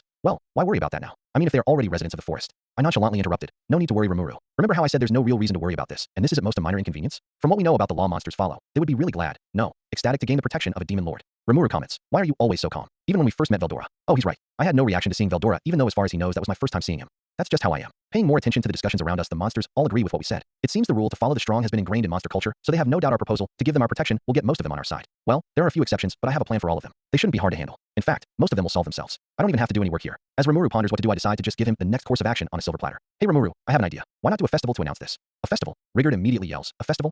What a magnificent idea. Truly ingenious, Lord Midgeru. Calm down, Rigard. It technically isn't even my idea. Rimuru thinks about my suggestion. Clearly more cautious than before thanks to his lack of information on the other monsters on the other side of the river. Might as well get him to agree the easy way at this point. I lean closer and whisper, there will be a hot spring, and I'm planning to personally invite the elf empress of Sorcerer Dynasty Saran, Elmesia. Think about that for a little. He immediately jumps up. Let's do it. I laugh a little as I walk back and ask, all right then, any objections? Their answer is universal. They are all in. In between this, I hear Gabiru also say, you can count on the support of the lizard men and dragonauts. I've heard from Shine that my father Abiru is coming to pledge his loyalty to you. I, of course, already knew this, and I know it's time to tell him to apologize to his father. So Abiru is coming? I appreciate it. That'll help a lot with the future. If a tribe as big as the lizard men are coming, this is bound to push some other monster tribes to do the same. Gabiru nods pridefully. I'll of course need you to apologize for your stupidity to him when this happens. It's about time you do this. The reputation of the lizard men. Well, now that I think about it, Dragonaut Chief would be more accurate now. Well, moving on. His reputation might suffer from having a banished son like you, which is less than ideal, so it'll be important you use this opportunity to apologize to him. Understood. He nervously responds. Yes, Lord Midgeru. He's definitely nervous about meeting with his father like this. The last time he formally met with his father was after the Orc War, where he thought his father was going to kill him for his traitorous acts. He knows this is going to be a decently uncomfortable scenario. Good. As we decide that the actual planning might be better to get together when Geld is here, we wrap up. Suddenly, I hear Rimuru comment. No fair using my weakness to convince me. Oh, I laugh a little, but it's so easy. He pouts a little. Time to make fun of him. Don't worry, I'll make sure she ends up in the hot spring with you. Just don't make it too noticeable what you're looking at. She's really powerful, and if in the worst case scenario a bunch of elf women come to capture you, I'll make sure to save you. We both know you'll be completely helpless if that happens. He goes a little red. Hey, I break down laughing a little. The other monsters have left at this point, so it's really just me and Rimuru in the room at this point. I'm sorry, I'll stop. Rimuru crosses his arms and turns around. As he walks away a few feet, he asks, are you really planning to invite her yourself? I get a little serious, but not too much. I still have a little smirk on my face. Yes, although honestly, I'm probably one of the only people in this world with the willpower to face her alone without having met her before. Gazel has mentioned her before, and not even he can stand up to her. Really? Yup, apparently she's really intimidating. He asks, then what makes you think you could? Because I know way more than I should. I point to my head. I used a few skills to do some research on her, and she's apparently childish at times. That's all I need to stand up to her. Rimuru responds, okay then, I trust you. Really? That's all. You're just fine with this. I can't stop you. I shrug. Yeah, I guess you're right. Just leave it to me, Rimuru. I walk away. Man, things are just getting more and more complicated. There's no way Chloe won't try to see what's going on with my existence here. She definitely knows enough to realize I shouldn't be a part of this timeline by now. Ever since Cronoa appeared in the Dwelling of the Spirits, I've known this is the first timeline with me in it. I'll definitely have to plan for that. She definitely can't ask me directly, but prodding at me with minor suggestions will definitely happen. On top of that, the month until Mile is almost up as well. He should show up soon here. On top of that, I need to contact Aral to get a meeting with Elmesia going. The mystery with Luminous knowing my identity is also still unsolved, and I still am yet to completely finish the Sea Magical Bomb. Not to mention Ramor's Labyrinth. Looks like I'm starting to see what Rimuru has been dealing with. After the announcement, I just started working and preparing for future events. With Hinata on the way, I've got a decent amount of stuff to work on with a time limit on my head, which is why I haven't really been doing anything else. This has gotten more annoying than difficult as I've been doing this because a certain impatient fairy refuses to leave me alone. Well, ignoring that, I check my internal clock. Looks like it's time. Mile should arrive in Tempest soon. For Mile, I have a few propositions for him to help draw him in. I've got a lot of relatively meaningless inventions to the future of Tempest that would likely sell really well everywhere else. Things like basic self-heating or cheap makeup. Things humans seem to care about way more than monsters. I've been thinking about talking to him about the festival as well, but that might be a little too soon. Dropping something like that on him on our first meetup might be a little too soon. I'll wait a month or two to get him on board. This festival did take a while to set up after all. As I plan this out, Ramiris flies in again, somehow getting through my security. Instantly teleporting my plans into their respective drawers, Ramiris yells, Midgeru, stop. Before you say anything, just wait more. I've told you before I'm busy. I look at her. How'd you even get in here? I have multiple layers of security. She whistles awkwardly and looks away. You know what? Never mind. I'll look into it later. Just stop. I'm busy. I'll work on your labyrinth later. But, no buts. Rubbing my forehead, I say, aren't you supposed to be thousands of years old? Act like it. She angrily pouts, about to try to respond when I hear Beretta running in. Unable to get through my barrier, I put it down and let him in. He tries to calm down as he bows and yells. I deeply apologize, Lord Midgeru. She somehow escaped when I wasn't looking. I apologize for the inconvenience. He grabs her. As soon as her freedom is taken, she flails around trying to get free. Yeah, sure. Don't worry about it. I understand that she can be a handful to deal with. I thank you for your understanding. Yeah, sure, just keep an eye on her. He thanks me again and runs out with the flailing Ramiris. That was something. Anyways, I turn back to my papers as I make some reappear in front of me. These should be enough for Mile. I walk out as I put them in my stomach. I walk out with a pretty casual set of clothes. These are what I'm planning to wear to our first meeting. It shouldn't be too serious considering what kind of person Mile is, so I won't stress about clothing here. As I walk out of my lab, I see Gobsy with the goblin guard staged outside my lab. Deciding to greet them, I say, hey Gobsy. Hello, Lord Midgeru. As he responds, I look at his group. With Kevin as a goblin general now, their group has gotten stronger, but they look really tired. I look over at some tents nearby with food that seems to have been delivered from one of the restaurants as a few people in Tempest have begun to set up. Are they tired? Hey, how long have you all been working? Gobsy calmly responds, 5 days. 5 days. I haven't been paying much attention to them, given I've spent the majority of my time the past few days in my lab, but I had a feeling this was happening. I look at Kevin. Just as expected, he looks completely unaffected by this. But ignoring him, the rest don't look too happy about this arrangement. They might end up like the orcs at this rate. Better fix this. I appreciate the dedication, but just remember to take breaks. You don't have to only work. As I say this, the hobgoblins in the background all breathe a sigh of relief. Gobsy thinks about this. Understood, Lord Midgeru. As I walk away, Gobsy announces that they will all get 4 hours free each day. I guess that's better than nothing. I walk to my meeting office, which isn't very far. In fact, it's right next to my lab being set up there early on in Midgeru City's development. I haven't really done much with it recently given I usually go to other countries or Rimuru City to talk about important stuff, but it exists. Come to think of it, not much happens here compared to Rimuru City, given it's mainly a development section of Tempest, but I'm fine with it. The twin capitals will eventually merge into one city, so I don't really care what this city looks like for now because of it. I am basically immortal after all. Seeing the two fuse is something I will most likely live to see. I walk in and wait in my office as I look at the Goblina charged with taking care of the office. She apparently comes in every week or so to clean it. She's pretty short with glasses. It's a little awkward. After a few hours I finally hear a knock at the door. I walk over and greet him. Nice to see you again. He laughs. The pleasure is all mine, Sir Rimuru. I guide him to a table and invite him to have a seat. This building isn't very big, which is why all official meetings happen in the center of Rimuru City, but it is useful for what I plan to use it for. Private meetings. As we sit down I give him a glass of Tempestian wine and get ready to talk. Solomon, turn down my resistance to poison. Answer no. That was blunt. Please. Warning. The drinks have been confirmed to contain poison. Weakening resistance to. Just do it. Warn. Solomon. Hey are fine. As I feel my resistance lower I think about Solomon. It seems to be developing faster than anticipated. But I guess that confirms my theory. Moving past that I say. So, Mile, remember how I have a few plans to share with you? Why of course. Making them appear in front of him I say. Well, here they are. And don't worry, I've worked out a lot of it on my own as well. They should be pretty easy to understand. As he reaches for them he smiles and says, jumping right to it aren't you? I guess, but I'm a little busy right now, so stalling isn't really good right now. He chuckles a little as he begins looking through them commenting. I can see that. These cities are quite interesting. I guess they are. He looks at the papers and is noticeably intrigued by my proposals. Everything is meticulously planned out by Solomon, and so these are really stable proposals guaranteed to make a profit. He comments, I see you've done your research, Sir Rimuru. Everything to its finest detail is planned out. I don't even have to do any work. I'm a thorough person, you know.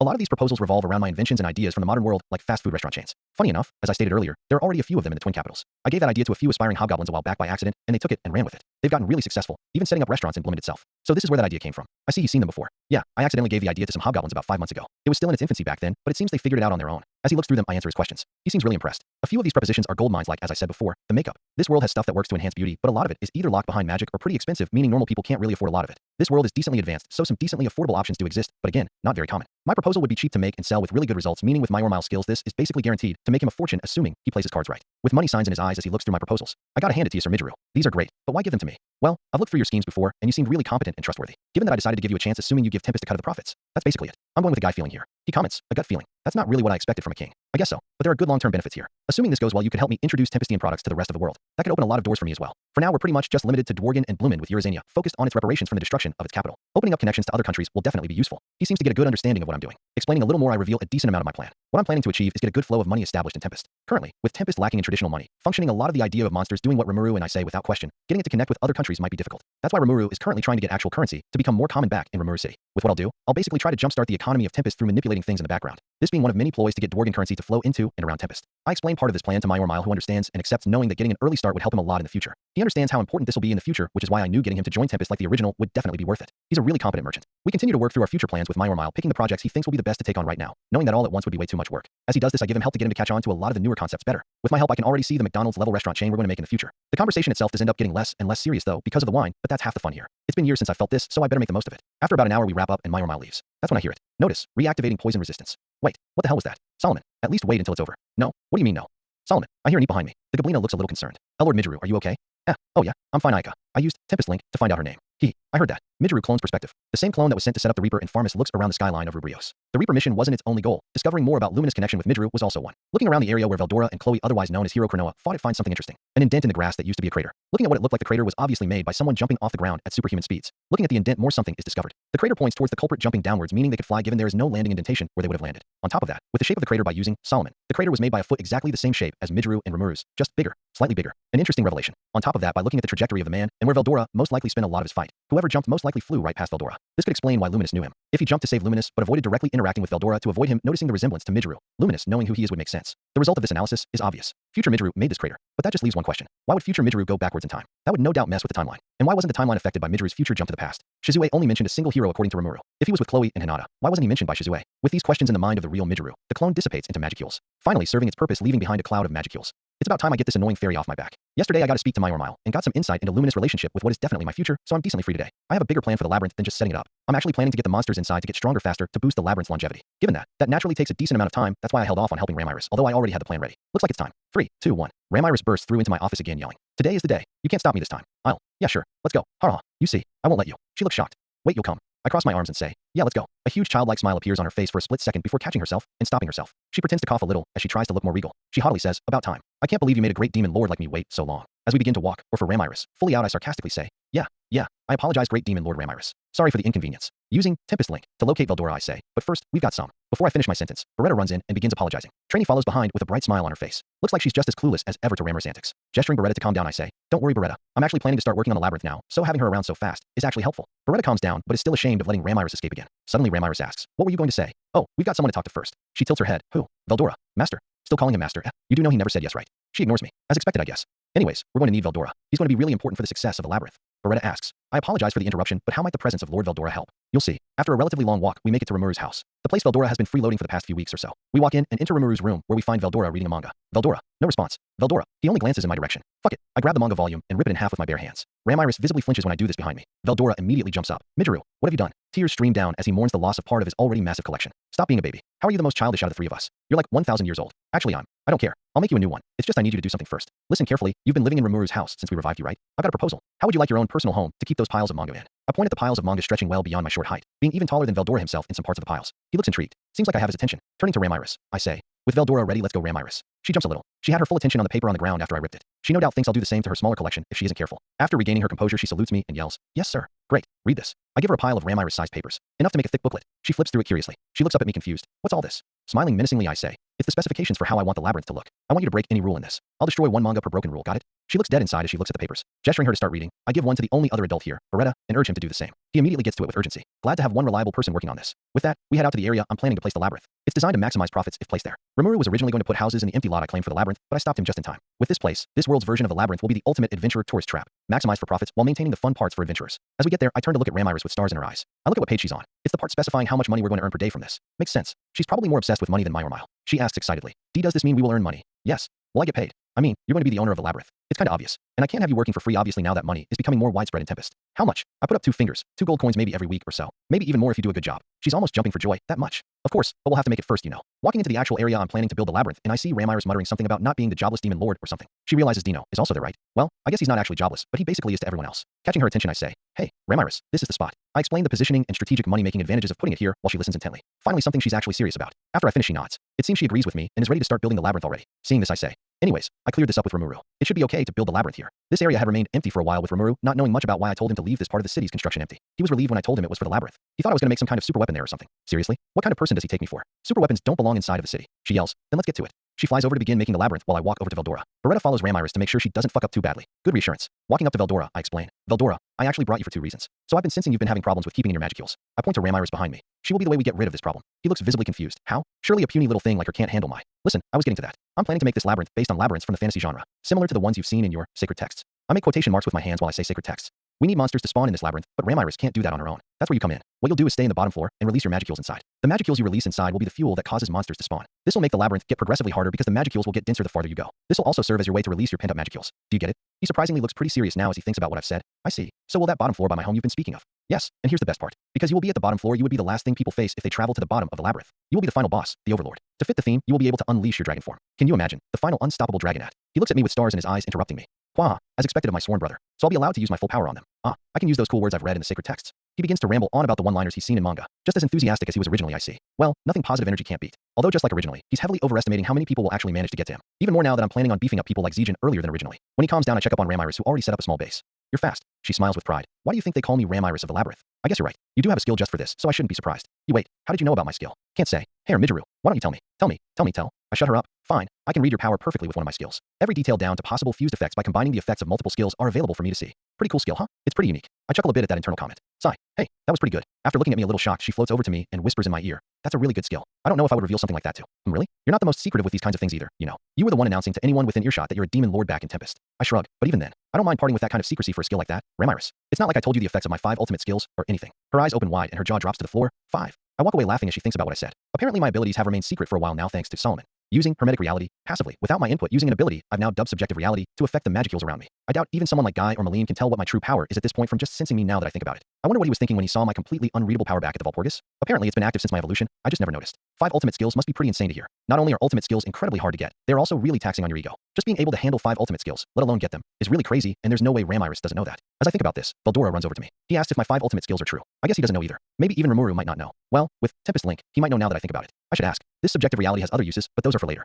The thing that interests me is Solomon did this on its own. That's not normal. Great Sage deciding to evolve itself was a major turning point in the original story because it was when it made its first conscious decision. Solomon just topped that mere weeks after its evolution by strategically keeping my power secret through nothing more than a subconscious urge I had to do it after evolution. Solomon, doing that is actually really impressive. I hear a prideful chuckle. I heard that. So you do have positive emotions. I hear no immediate response. Makes sense you wouldn't answer that. Alright then. Almost moving on I hear. Of course I do, idiot. There it is. We walk through the part of the Jura forest where the Dryads and Treants live. This is the Dryads' domain, the the part of the forest where the Dryades are located. My reason for being here is simple: to get Zijin and Apito. The two were recruited by Rimuru to protect the Dryades a while ago and should still be here. For now, while Ramiris works on building the labyrinth, I will prepare the people that will actually work there. First of all being Zijin and Apito, who are the farthest away. Kamara is hanging out with Ranga, and for some reason Ranryo, who she somehow managed to tame, and Adelman got recruited and is working for Shuna. Both are back in Tempest, meaning getting Zijin and Apito first is more convenient. The 4 future floor guardians haven't really interacted with me much with my work. Shuna occasionally comes to clean my lab, refusing to allow anyone else to go clean it. I see Gobzi pretty often when I walk out and in my lab. Cerulean and Sui both occasionally report to me, and I spend some of my free time with Rimuru occasionally, but outside of that, I don't consistently see many people on purpose, although that doesn't mean I never see anyone. For example, Gopt is a common sight because Gobzi forces him to train with him. I hear someone snapping me out of my train of thought. It's Treya, one of Trainee's sisters. Hello, Lord Midgeru. It is a pleasure to meet you. I look at them and say,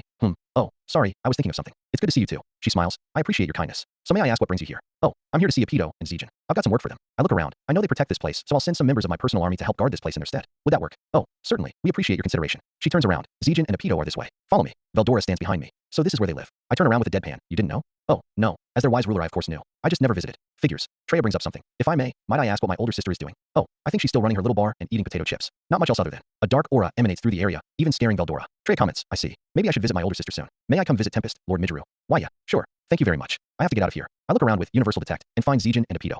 Well, I found Zijin with my magic perception, so is it okay if Veldora and I go ahead and see them? Why yes. Thank you. I grab Veldora. Let's get out of here. We both fly off. As we do, I turn and see Treya's composed demeanor vanish. She angrily yells, Elder sister. Escaping that landmine, we finally make it to Zijin and Apito. The two are still just giant bugs having yet to gain a human form, although they're still pretty strong in their own right. Landing next to the two of them, I see Zijin as a giant stag beetle standing next to Apito as she hovers around collecting honey like a normal bee. Zijin sees me and immediately looks up respectfully saying, Greetings Lord Midgeru. What an honor it is to meet with you again. May I ask what brings you here? I lean down a little so he doesn't have to look up as much. I've actually come to ask for your help with something. You see, I'm doing something that requires strong people to work for me, and I've noticed you two have a lot of untapped potential. Because of that, I've decided to train you guys to help me out in this mission. Of course, if you don't wanna, you don't have to, but it would be a big help if you could help me with this. What do you two think? Zijin immediately responds, Might would be an honor to help you, Lord Midgeru. I respectfully accept your offer. Apito happily nods yes next to him. Alright then, I thank you for your help. Now, I stand up. This is Veldora the Storm Dragon, my sworn brother. He will be the one training you two to become stronger. I hope you're up for it. Zijin yells, Lord Veldora. It'll be a privilege to work with him. Veldora yells, Qua. Why do even insects know how great and oof? I punch him in the stomach. Quiet old man, this is serious. He makes an over-the-top shocked expression. Old man. He droops down. So now you two? I sarcastically ask myself. Oh right. Doesn't Rimuru also call you that? Veldora just saddens even more. I ignore that and turn to Apito. Well, Apito, what do you say? Are you up for it? Well, if my brother accepts then I do too. I give the same bright smile Rimuru does. Something so rarely seen that people forget I can even do it, despite me being his identical twin in facial features. Great, come with me. Notice, ultimate skill Sol, subskill, Tempest link, has been activated. Opening connection 6, Cerulean. Yo, Cerulean, can you hear me? Yeah, Lord Midgeru. Yes, it's me. I'm contacting you through a skill. I have a request. Can you get a few strong subordinates with you? Maybe 3 or 4. I'm taking some protectors of the Dryad territory, so I need a replacement. I see. Understood. I'll get right to that. Thank you. Notice, ultimate skill Sol, subskill, Tempest link, has been deactivated. Connection 6, Cerulean has been closed. The 4 of us leave and head to Tempest. When we get there, Cerulean and 3 Tempest slimes wait for us. That's fast. Veldora and I land with Zijin and Apito in tow. Already done? That's good. So these will be the ones to work there? Cerulean informs me. The 2 on the right shall be the ones to take up the task. He points at 2 slimes, one with a female appearance and one with a male appearance. The 2 have red eyes like mine, but hair more similar to Rimuru's. The 2 stand ready for orders. I see. And who might the other one be? Next to Cerulean stands a taller, feminine slime with red eyes and darker hair. She stands next to Cerulean, calm and composed with a dignified look. Cerulean explains, the one next to me is my new right-hand Navy. She is to work with me to help lead the Tempest slimes in my stead should I ever get preoccupied. I see. It's good to think ahead. I analyze Navy. She's pretty strong. Navy is about 80% as strong as Cerulean, which is crazy for a Tempest slime, making her strong enough to give people like Diablo a good fight. Cerulean is the strongest of the Tempest slimes and the strongest person in Tempest that doesn't have it as a last name. I didn't realize someone like her existed. It's been a while since I used Tempest Link to look through my subordinates. When I look at the slimes, I realize something. Their hair matches their names. Cerulean has Cerulean hair and Navy has Navy hair. That's interesting. I hear Solomon mutter something. You just noticed. I heard that. Can you stop commenting on everything I say and do? Notice unable to understand the question. Of course. Now you do that. You can't go back to this response when you just ignored me the last few times I asked that.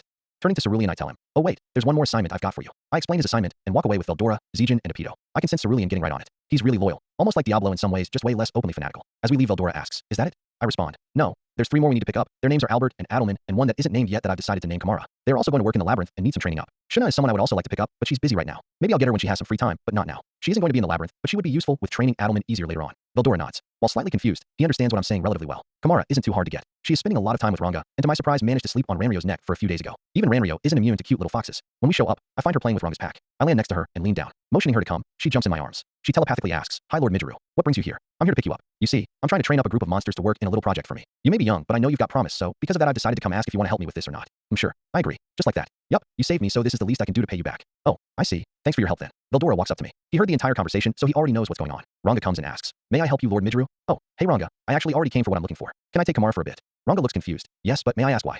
Oh, it's just for a new project I'm working on. I looked through everyone in Tempest and found her to be the best pick for it. There's not much else. I see. I thank you for your honest answer. Don't worry about it. He nods saying I can take her and walks to the rest of the pack to explain the situation. Looks like I only need Adelman now. We travel to the sealed cave where Rimuru left Adelman. He can't stay out in the sun too much, so Rimuru decided keeping him there during the day was the best option. I still haven't formally met him yet, but I can guess how this meeting will go. Walking in and finding Adelman and his undead army, I can see Adelman's empty sockets light up with more light than any living monster I've seen before. He runs up to me and starts praising me in a way only Diablo can rival. He enthusiastically asks, "May this humble acolyte ask what brings the great Lord Midru here? So you know who I am? Of course. How could I ever forget Lady Shuna's wondrous descriptions of the magnificent appearances of my lords? Magnificent, huh? Okay. Looking around for Albert the first ask. I've heard you had a companion named Albert, right? I would like to summon you both to me. I've got some news for you too. Albert and Adelman are a tag team duo with Albert being the aggro and Adelman the support. The two friends are way better together than apart, being much more effective in battle when they are supporting each other. I need the two of them here together for the dream team. I shall summon him at once. He rushes off to fetch him as I comment. Really over the top, huh? He comes back with Albert where I explain my intentions to them. Albert is actually just as devoted as Adelman is, just less eccentric, so the two immediately agree to my suggestion. Not to mention moving to the labyrinth would also make it so they have more space to work with in the sealed cave. Using hermetic reality to cast a dark area around Adelman and Albert when they come with us outside, Veldora asks, "Shall we get started now?"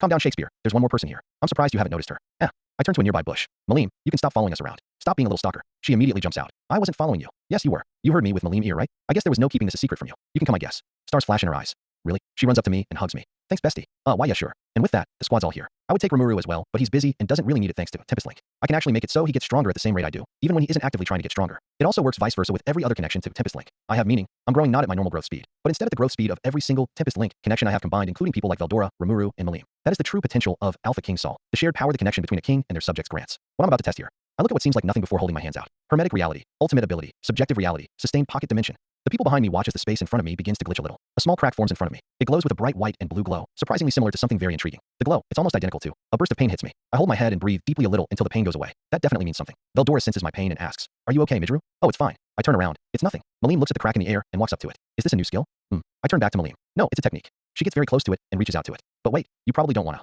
Malim touches the crack which glitches and closes a little, taking off the end of Malim's finger. Voila. She jumps back and looks at her hand, now missing the tip of her finger and about half her nail. "Touch it." I put my hand to my forehead and walk over to her exasperated. I pull out a full potion and drop it on Malim's hand. This crack is a portal to another dimension. Problem with it is it's very unstable right now. I just have to fix a few kinks with it, but it'll be ready in a few seconds. But until then, don't touch it. Got it, Malim? She nods, staring at her regenerated finger. I walk up to it and hover my hands around it. Through some of the sub-skills of Greater Sage, the core of Solomon, and where I guarantee its ego is, I can access enhanced versions of my previous genius skill. It is through this and Solomon's help that I begin stabilizing the crack in space-time. It's a slow process given it takes a massive amount of magicules, but I finish it in about 5 minutes. As the crack grows, it opens more, revealing what looks like an isolated dimension on the other side. When it's finished, I walk back. Solomon. Notice, stability of the crack in space-time generated by subjective reality has been analyzed. Stability has been confirmed. It's done. The portal is circular with the cracked edges spinning in a counterclockwise direction. Inside the actual portal exists an empty void. Veldora and Malim look inside. Is this it? No, not yet. I point at the void and activate hermetic reality, matter manipulation, and absolute gravitational control. Time distortion causing the inside of the portal to start warping itself. It becomes more orderly with a solid ground to stand on. On top of that, I distorted time inside to pass by faster inside. Now it's finished. We'll train here. Adelman looks at the portal. How marvelous. What an incredible sight. As expected of one of my magnificent gods. Alright then. I walk into the portal and look around. The inside is still, with a neutral temperature. It's really just a completely silent and empty void. Expanding the area with hermetic reality, spatial distortion, I invite everyone inside. Veldora and Malim walk in first with the rest coming in right after. After they all come inside, I explain my new little dimension. So, now that the setup is complete, welcome to my training dimension. I'm here. Time is distorted to pass by differently. About 1 year here is 1 day out there. I turn to look at Veldora. Yup, this immediately catches his attention. This will help me with getting you all up to scratch for what I'm assigning you to do. I hope you're all ready for this. I walk over to Veldora, getting right into it. First, Veldora, your job is to train Zijin and Apido. I know they have incredible untapped potential, so getting you to get them stronger will be the best choice. Veldora listens to me and looks at Zijin and Apido. I see. So I will teach you little ones. He smiles. Very well. I, the great storm dragon Veldora, accept you two as disciples of my new Veldora killing art style. Zijin responds, I am honored, Master Veldora. Apido nods as well. Looks like they get along. With Zijin and Apido having to enter cocoons to actually get their humanoid forms, getting them in here is the main reason I decided to do this. Having to wait for them to evolve just isn't something I want to deal with right now. Cerulean is their meaning Zijin will not be the physically strongest person in Tempest outside of us in this timeline, especially with the ultimate skills Solomon has calculated Cerulean will get in the future, but Zijin will still be very useful to have around early, especially since he's going to get a playmate in the very near future. After that, I walk over to Kamara and lean down. She actually hasn't been named yet. Rimuru and I have been too busy so might as well get this over with. First, because it'll be a pain to leave you unnamed, I'll name you Kamara. I say that name intending to name all of her tails as well, knowing that she'll try to trick me like she did Rimuru if I don't. I feel a decent amount of magicules drain from my body before regenerating them back instantly with the magicule fusion reactor.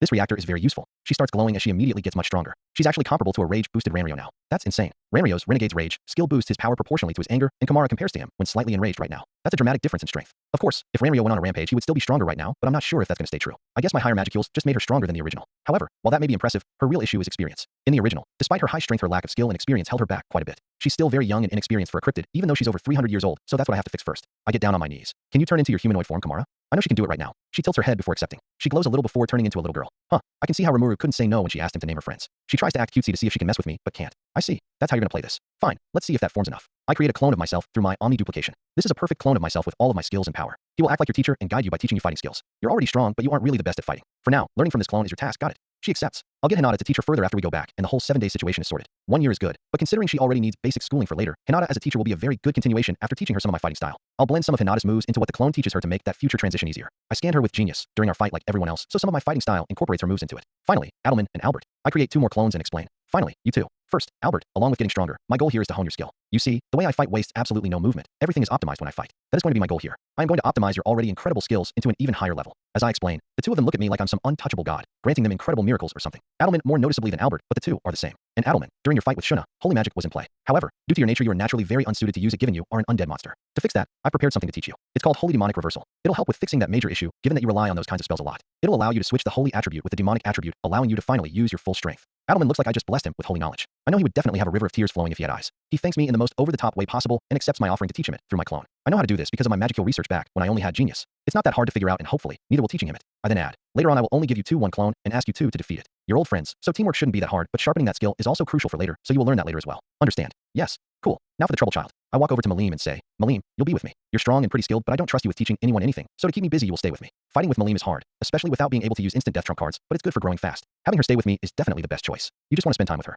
Shut up. Ready for a rematch? She excitedly accepts. Well, so am I. But before we get started, let's get away from here. As I prepare to leave, I tell everyone, you can get started, just keep a bit of a distance from each other. I don't want any accidents. I fly away with Malim and land in a relatively spacious area. I cast a massive barrier around us to help avoid any unintentional damage outside our area. I also know that Malim is definitely going to ask me a question about my strongest attack. The Black Bomb is only my second strongest in terms of raw power. My strongest is actually much more deadly, using up the most power of all my separate attacks, and is only able to be accessed through an enhanced version of Hermetic Reality, where Solomon controls the reality warping instead of me to allow for much stronger and faster warping of reality to be accessed. If she asks me to use it on her, it'll be an issue, given there's no way she can survive it unprepared, so if she does ask I need to use it on something else. While telling her what it is isn't ideal, at least it shouldn't be that bad. I shouldn't run into a situation where it'll be useful to use until Ivaraj appears, and no one should be targeting Malim for information considering most people don't know she's smarter than she looks. Even Feldway, who would be the most likely to figure out Malim knows, with a certain other Seraphim ready to betray him for Malim's safety. That shouldn't be too bad. Worst case scenario, I could always torture and kill whoever tries to get this information out of her. Considering that, might as well show her if she, Mijiru, Malim was yelling at me. Wow, Malim, what's up? She tells me I wasn't listening to her and was staring down in a thoughtful position the last few seconds. Oh, sorry. Let's get started. I spaced out again. Why do I never use infinite though acceleration when I do that? Shockwaves ring through the isolated space I made to separate Malim's and I from the rest of the people here as the Adamant Blade and Sword Tenma collide. While the Adamant Blade is not as strong as the Sword Tenma, thanks to its auto-healing capabilities it is able to hold on decently well. On top of that, with my Demon Lord Haki and Demonic Presence, enhanced aura channeled into it, it's not exactly weak. After a clash, we separate before I use Universal Thread to pull her back in, kick her away and use the added momentum to swing her around by spinning and throwing her at the ground. A puff of dust and smoke appears around her. I blast her with Annihilation and run in. By the time I get there she recovers and yells, Thundercross. Finally, an attack I recognize. It hits me, blasting me back a little as she jumps and swings, slicing my body in half. I regenerate with infinite regeneration and grab her with Hermetic Reality, Space Manipulation, moving her with my mind and dragging her against the ground and throw her up. Notice, Subskill, Skill Manipulation, has been activated. Notice, Unique Skill, Spatial Barrier, has been obtained. I use it to catch her in the air and immediately slam the barrier down with her in it, smashing her between the barrier and the ground. She recovers and finally uses a stronger attack. I just didn't think she would use it this early. Dragonova. I'm not going to use the Singularity I used last time here because I can't always rely on it. It takes a decent amount of time to set up counterattacks with it outside of detonating it for a more spread out version of the original attack. Because of that I decide to use something else to block it. I preemptively activate Dimensional Barrier and Stardust Shield outside myself and place some of my newly acquired spatial barriers to help slow it down. One blast of Annihilation, enhanced with Magical Amplifier. More, and I'm ready.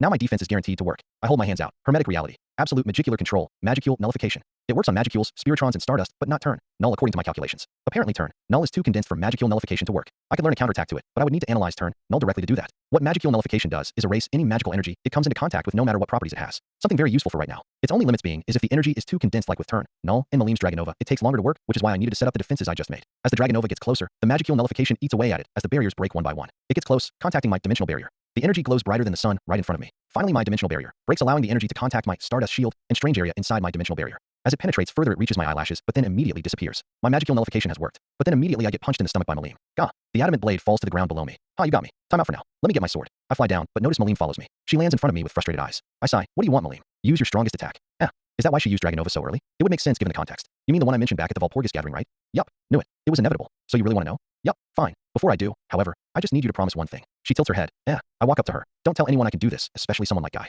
For now, Guy's the biggest problem when it comes to people finding out. He would freak out if he found out my true capabilities. Worse still, having anyone currently in the Eastern Empire or connected to the Eastern Empire find out could end in a massive tidal wave of unfortunate events that could throw a huge wrench in my plans. Whatever you see, I want you to promise to keep to yourself for the rest of your life. Why? Let's just say what you're about to see is something I can't let anyone else know. It'll be a secret just between the two of us, okay? She thinks about this for a few seconds. Sure, I can keep your secret. Promise. I'll just have to take your word for it then. She sees my slightly exasperated expression. W, what are you trying to say? I turned to her after I was walking away to use the attack. Oh, it's just you aren't the best at keeping secrets, you know.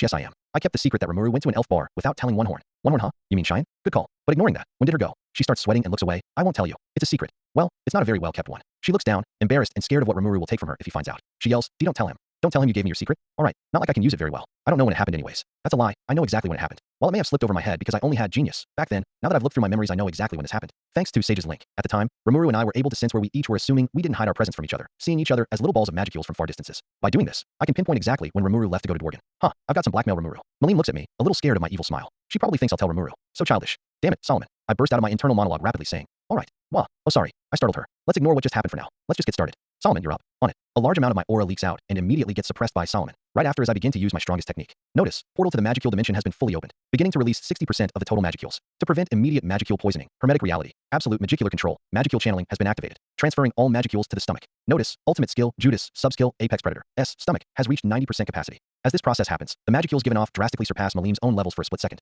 Alright, now I should be able to use it. Malim looks in awe for a split second, then I activate it. Notice, access to ultimate skill, Barricule, subskill, hermetic reality, has been granted to ultimate skill, Solomon. Now activating hermetic reality, absolute existential control, subjective reality. A massive burst of energy is shot outwards. Notice, replication skill, magicule fusion reactor, overdrive mode has been activated. Magicule losses have been balanced. It worked, subjective reality has now been activated to its fullest potential. Now, for the explanation. Subjective reality is the strongest possible technique achievable via hermetic reality in existence. I would know, I analyzed it with greater Sage, S, infinite thought acceleration analysis. The actual ability is actually pretty simple to explain. I give control of hermetic reality to Solomon. However, its effects are much harder to explain. The baseline effect it has is now all techniques I can do with hermetic reality immediately become second nature. With no actual thought needed to activate them, they become subconscious things I can do while focusing on other things. The reason for this is I am no longer the one doing the calculations to do this, Solomon's. Basically, in order to actually use a hermetic reality ability under normal circumstances, I have to imagine it. Simple, really, but the two main drawbacks are that I am limited by my imagination and magicule count. Two major problems holding me back from basically becoming an unstoppable god. Subjective reality, however, mitigates it a little. First, with my limited imagination. Genius, the ability that has fused into Solomon, S core, greater Sage, only enhances my intelligence. It's in the very fine print of the skill, meaning outside of understanding things better, my actual imagination stays only above average. This sets a limit to what I can imagine and what I can make happen with hermetic reality. However, that limit goes out the window when we're dealing with Solomon.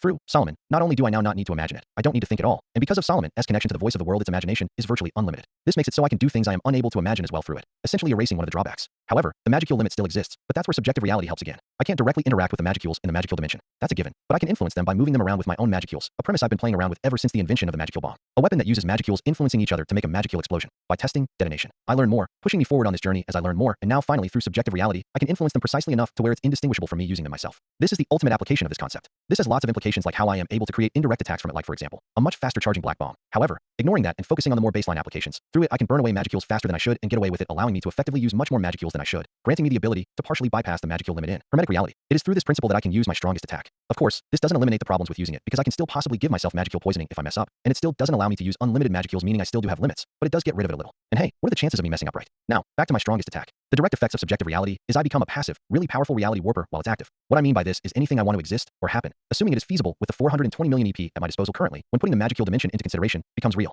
Depending on how massive my request is, this could take anywhere from 1 to 7 seconds because I need to process the magicules I'm using first. It's essentially an automatic wish granting ability. It is through this that I can create anything, change anything, and finally, my strongest attack. I look up and point upwards and manipulate the surrounding area to shape a replica skyscraper. I mutter, erase. Suddenly the massive skyscraper vanishes, leaving nothing in its wake. Not even the quarks and the atoms of the skyscraper are left. It's just an empty void. I grab Malim and place a barrier around us to avoid the resulting vacuum that is created as matter fills in the now truly empty area. As soon as the void is filled, I tell Solomon, that's enough. Notice, ultimate skill, barricule, subskill, hermetic reality, has been deactivated. Notice, all magicules taken from the magicule dimension being returned. Error, due to the magicule fusion reactor. The magicule dimension has reached capacity. Notice, hermetic reality, absolute gravitational control, singularity has been activated. All extra magicules being absorbed. Notice, hermetic reality, dimension transferal has been used to get rid of the magical singularity. The magical singularity has been transferred to an alternate dimension. Alternate dimension has been closed. I drop the barrier and look at Malim. I sigh. There you go. My strongest attack. Malim's mouth is open, shocked. What happened? I look at where the skyscraper used to float. I decided that it shouldn't exist anymore. So it doesn't. It's gone, and not even I can bring it back. And with that I used it, a form of erasure of an object. The skyscraper only took a split second to erase, but it does in fact take longer to erase someone as strong as Guy, and by doing that I am also left vulnerable for about 2 minutes because I need to replenish my magical dimension, and my base EP is only about 6 million right now, but it is very useful as a last resort.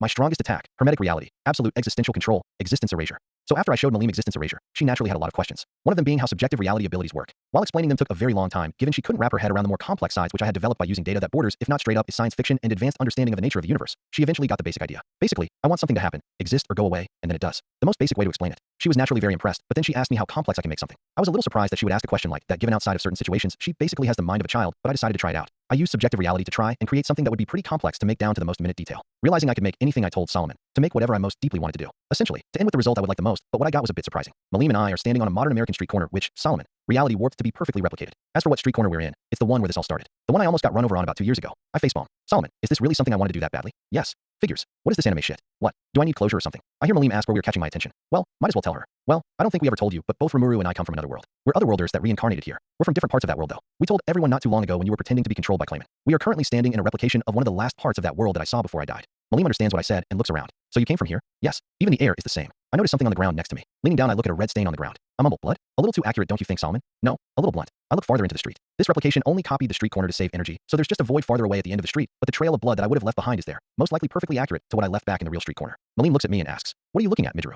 This blood. It's a replication of my old blood. In that case, I turn and look at Malim. Follow me. Okay. We walk through the street, following the blood. Subjective reality keeps the area we're standing in accurate to my old world the entire way through. As we walk, Malim randomly asks, you weren't always a slime? I laugh a little. What? Of course not. I used to be human. Just a normal human in a normal non-magical world. Same with Rimuru. It's strange how fast things change from that. I honestly don't know how Rimuru did it. I still act like I used to sometimes, but he adapted to this world very quickly. There was no magic? No, there wasn't. There were no monsters or anything either. I look at Malim. She's looking around at the buildings around us. You're curious about my old world, aren't you? Yes, a little. I want to know everything about my besties. I see. Well, nothing better to start with than the food, right? Malim's stomach rumbles. Ever the glutton, aren't you? Hey, I laugh. I remember during the summer I wrote a lot of my slime diaries. Malim had gotten a little fatter than before. Makes sense given how much she was eating and sleeping all day. But I guess dragonoids don't get overweight easily given outside of a small layer. Nothing else appeared in analysis. Sorry, but that got me thinking. Rimuru and I introduced a lot of stuff from our old world, but not really even close to everything. This is the first time I'll see a lot of this in over 2 years. It's a little exciting. I look at my old house as we arrive. We're here. I open the door and find a dead body in front of me. It's me. His eyes are lifeless and gray with his head surrounded by a pool of blood. There you go. That's me. Malim was behind me but peeks and looks. That's you? Herm. I like you better now. I see. I agree, but you don't have to be so blunt, you know. I wasn't exactly the definition of handsome, but I wasn't that bad. She talks about how I don't really look like how she expected me to look as I wipe him away from the replication of my old house. We walk inside and look around. Everything is just as I left it here. I see something on the ground. You. I blast the water bottle on the ground away and walk past the crater. As we make it all the way into the house and enter the living room, I look at the TV. All those hours of wasted time watching anime. How I missed that. I'm gonna invent a TV in the future as technology develops after the end of the main story of this reality, but waiting for that time has been pretty boring. Looking around the house, reminiscing on my old life, I hear Malim ask something. Who's this, Midru? I turn and look at Malim holding a picture frame. I walk over to her and grab the frame. This is. A single tear comes out of my eye. My sister. This is a picture of us when we were little. I wipe the tear off. I haven't had the time to think of her much, but she was probably the only person I could call a true friend in my old life. No one else talked to me. Another tear leaks out. Damn it, I thought monsters didn't feel this kind of stuff very much. Malim stares at me as I look at the picture. After a few seconds I put the picture down. I should probably stop. There's no point in thinking about this now. That life is already over and I can't go back, but I don't think my sister is someone I can forget. I look at Malim. She's probably why I liked you so much when we first met, Malim. You reminded me of her. I'm not sure how I feel about that now, though given you two aren't all that similar when I look at you two. She was way more egotistical and self-centered than you, and she was anything but a nice and respectful person. But I still took care of her back then. Another tear comes out. I wonder how she's doing now. How did you react to my death? Did you cry? I know you cared about me just as much as I did. So, now that I left you behind, are you okay? A flash of light appears in my vision. Please be okay. Another brighter flash. I don't know how I would react if you weren't. An even larger flash of light appears. I wonder what you're doing right now. Finally, the flash becomes so big I can't ignore it, and my head starts hurting, causing me to collapse to the ground, accidentally tipping over the table where the picture is framed. As the flash goes away, a silhouette is left behind. That of a female demon with piercing red eyes, the exact same shade as mine, sitting on a throne holding and petting a blue blob. The silhouette fades away as I see Malim standing over me, a little worried. Are you okay, Midru? Oh yeah, just a little pain. It'll go away. I look at the picture that fell on the ground and broke. I'm okay. I fix the picture with hermetic reality and stand the table up again. As I put the picture on the table again, I say, we came here to eat, right? Let's eat. I open the refrigerator and take out some ingredients to cook them myself. I can make the finished products myself with hermetic reality, but I decide it's better to make it myself. Shuna doesn't let me make my own food back home. I have to do it in secret to avoid her gourmifying all my food without permission. Malim looks at the food with saliva running down her face. She looks really excited. I make a steak with some vegetables on the side, using the juices of the steak to add flavor to the vegetables. Using hermetic reality, absolute gravitational control, time distortion, I make some rice really quickly as well and put them on the side of the dish. I hear Malim excitedly say, it smells so good. I organize the food neatly in the plate. I serve one to Malim and get the other. Malim looks at the food with stars in her eyes and immediately starts digging in like a child. I eat more slowly as I watch her scarf it down. I gave her the bigger portion. You like it? Yup, I see. I'm glad. Malim peeks at me, seeing me look around this house. She suddenly asks, do you miss this place? A little more thoughtful a question than I thought Malim would ask. I guess. Well, there are things I miss about my old life, but it's not like I want to go back right now. I've got a new life now, so I can't just abandon you all. I can't abandon Rimuru, Veldora, Cerulean, Ranryo, Sui, Shinayu. She looks down. What about your sister? Do you like her more than me? Are you jealous? She looks a little embarrassed. Well, I can't say I like either of you more than the other. You're both up there with Rimuru for me. You three would be tied for the people I care about the most in both my lives, I'd say. You three are above everyone else. She smiles to herself brightly. I see. Thank you, Midru.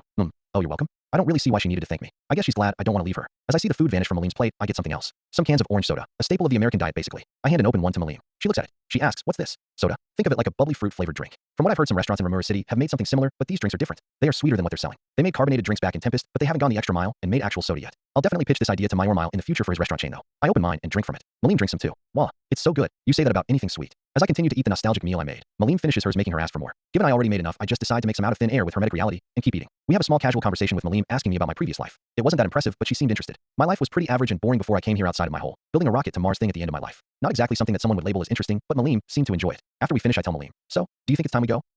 Yup, great. Then let's go. We walk out as I take one last glance at the picture. I see the same red-eyed demon for a split second as I look at my sister in the picture. The two are definitely connected. Maybe, no, I shouldn't get my hopes up. If I meet her again, I want it to be a surprise. After I confirm the sword is ready to be taken out, I transfer it back to the dimension Malim and I are standing in. What I see is incredible. First of all, after a quick analysis, I can see it appears to be made up of a much stronger material rivaling, if not surpassing, a hurricane in terms of strength and durability. But ignoring the parts you need to analyze to see, it visibly looks crazy now. It glows with a constant rainbow color with strange rune-like patterns running across the blade. Wanting to see if the color runs all the way down, I analyze the internals of the sword to find something very interesting. The core of the blade itself isn't solid, rather being a sloshy black goo with blue highlights moving around like it's alive, surrounded by a completely white, glowing outer shell of material even Solomon can't identify. What the? Moving past that, looking farther down onto the hilt of the sword, the main center gemstone and the gemstone at the end of the grip both glow with a bright blue light that only changes shade slightly according to the angle at which I look at the sword. The crossguard is made of a similar, if not the exact same material as the blade, just less refined, and finally the grip. While internally it's also made of the material the blade and crossguard are made of, the grip I previously made out of a rubber-like material with a bit of cloth wrapped around it has almost fossilized in a way, being replaced with a strange flexible but equally graspable material with incredibly densely packed magical-rich cloth. The sword changed way more than even I thought it would. I wake Malim up after a few minutes of her laying on the ground to sleep. She immediately stands up and looks to her left. Laying on the ground a small distance away from us lays the two pieces of the sword Tenma.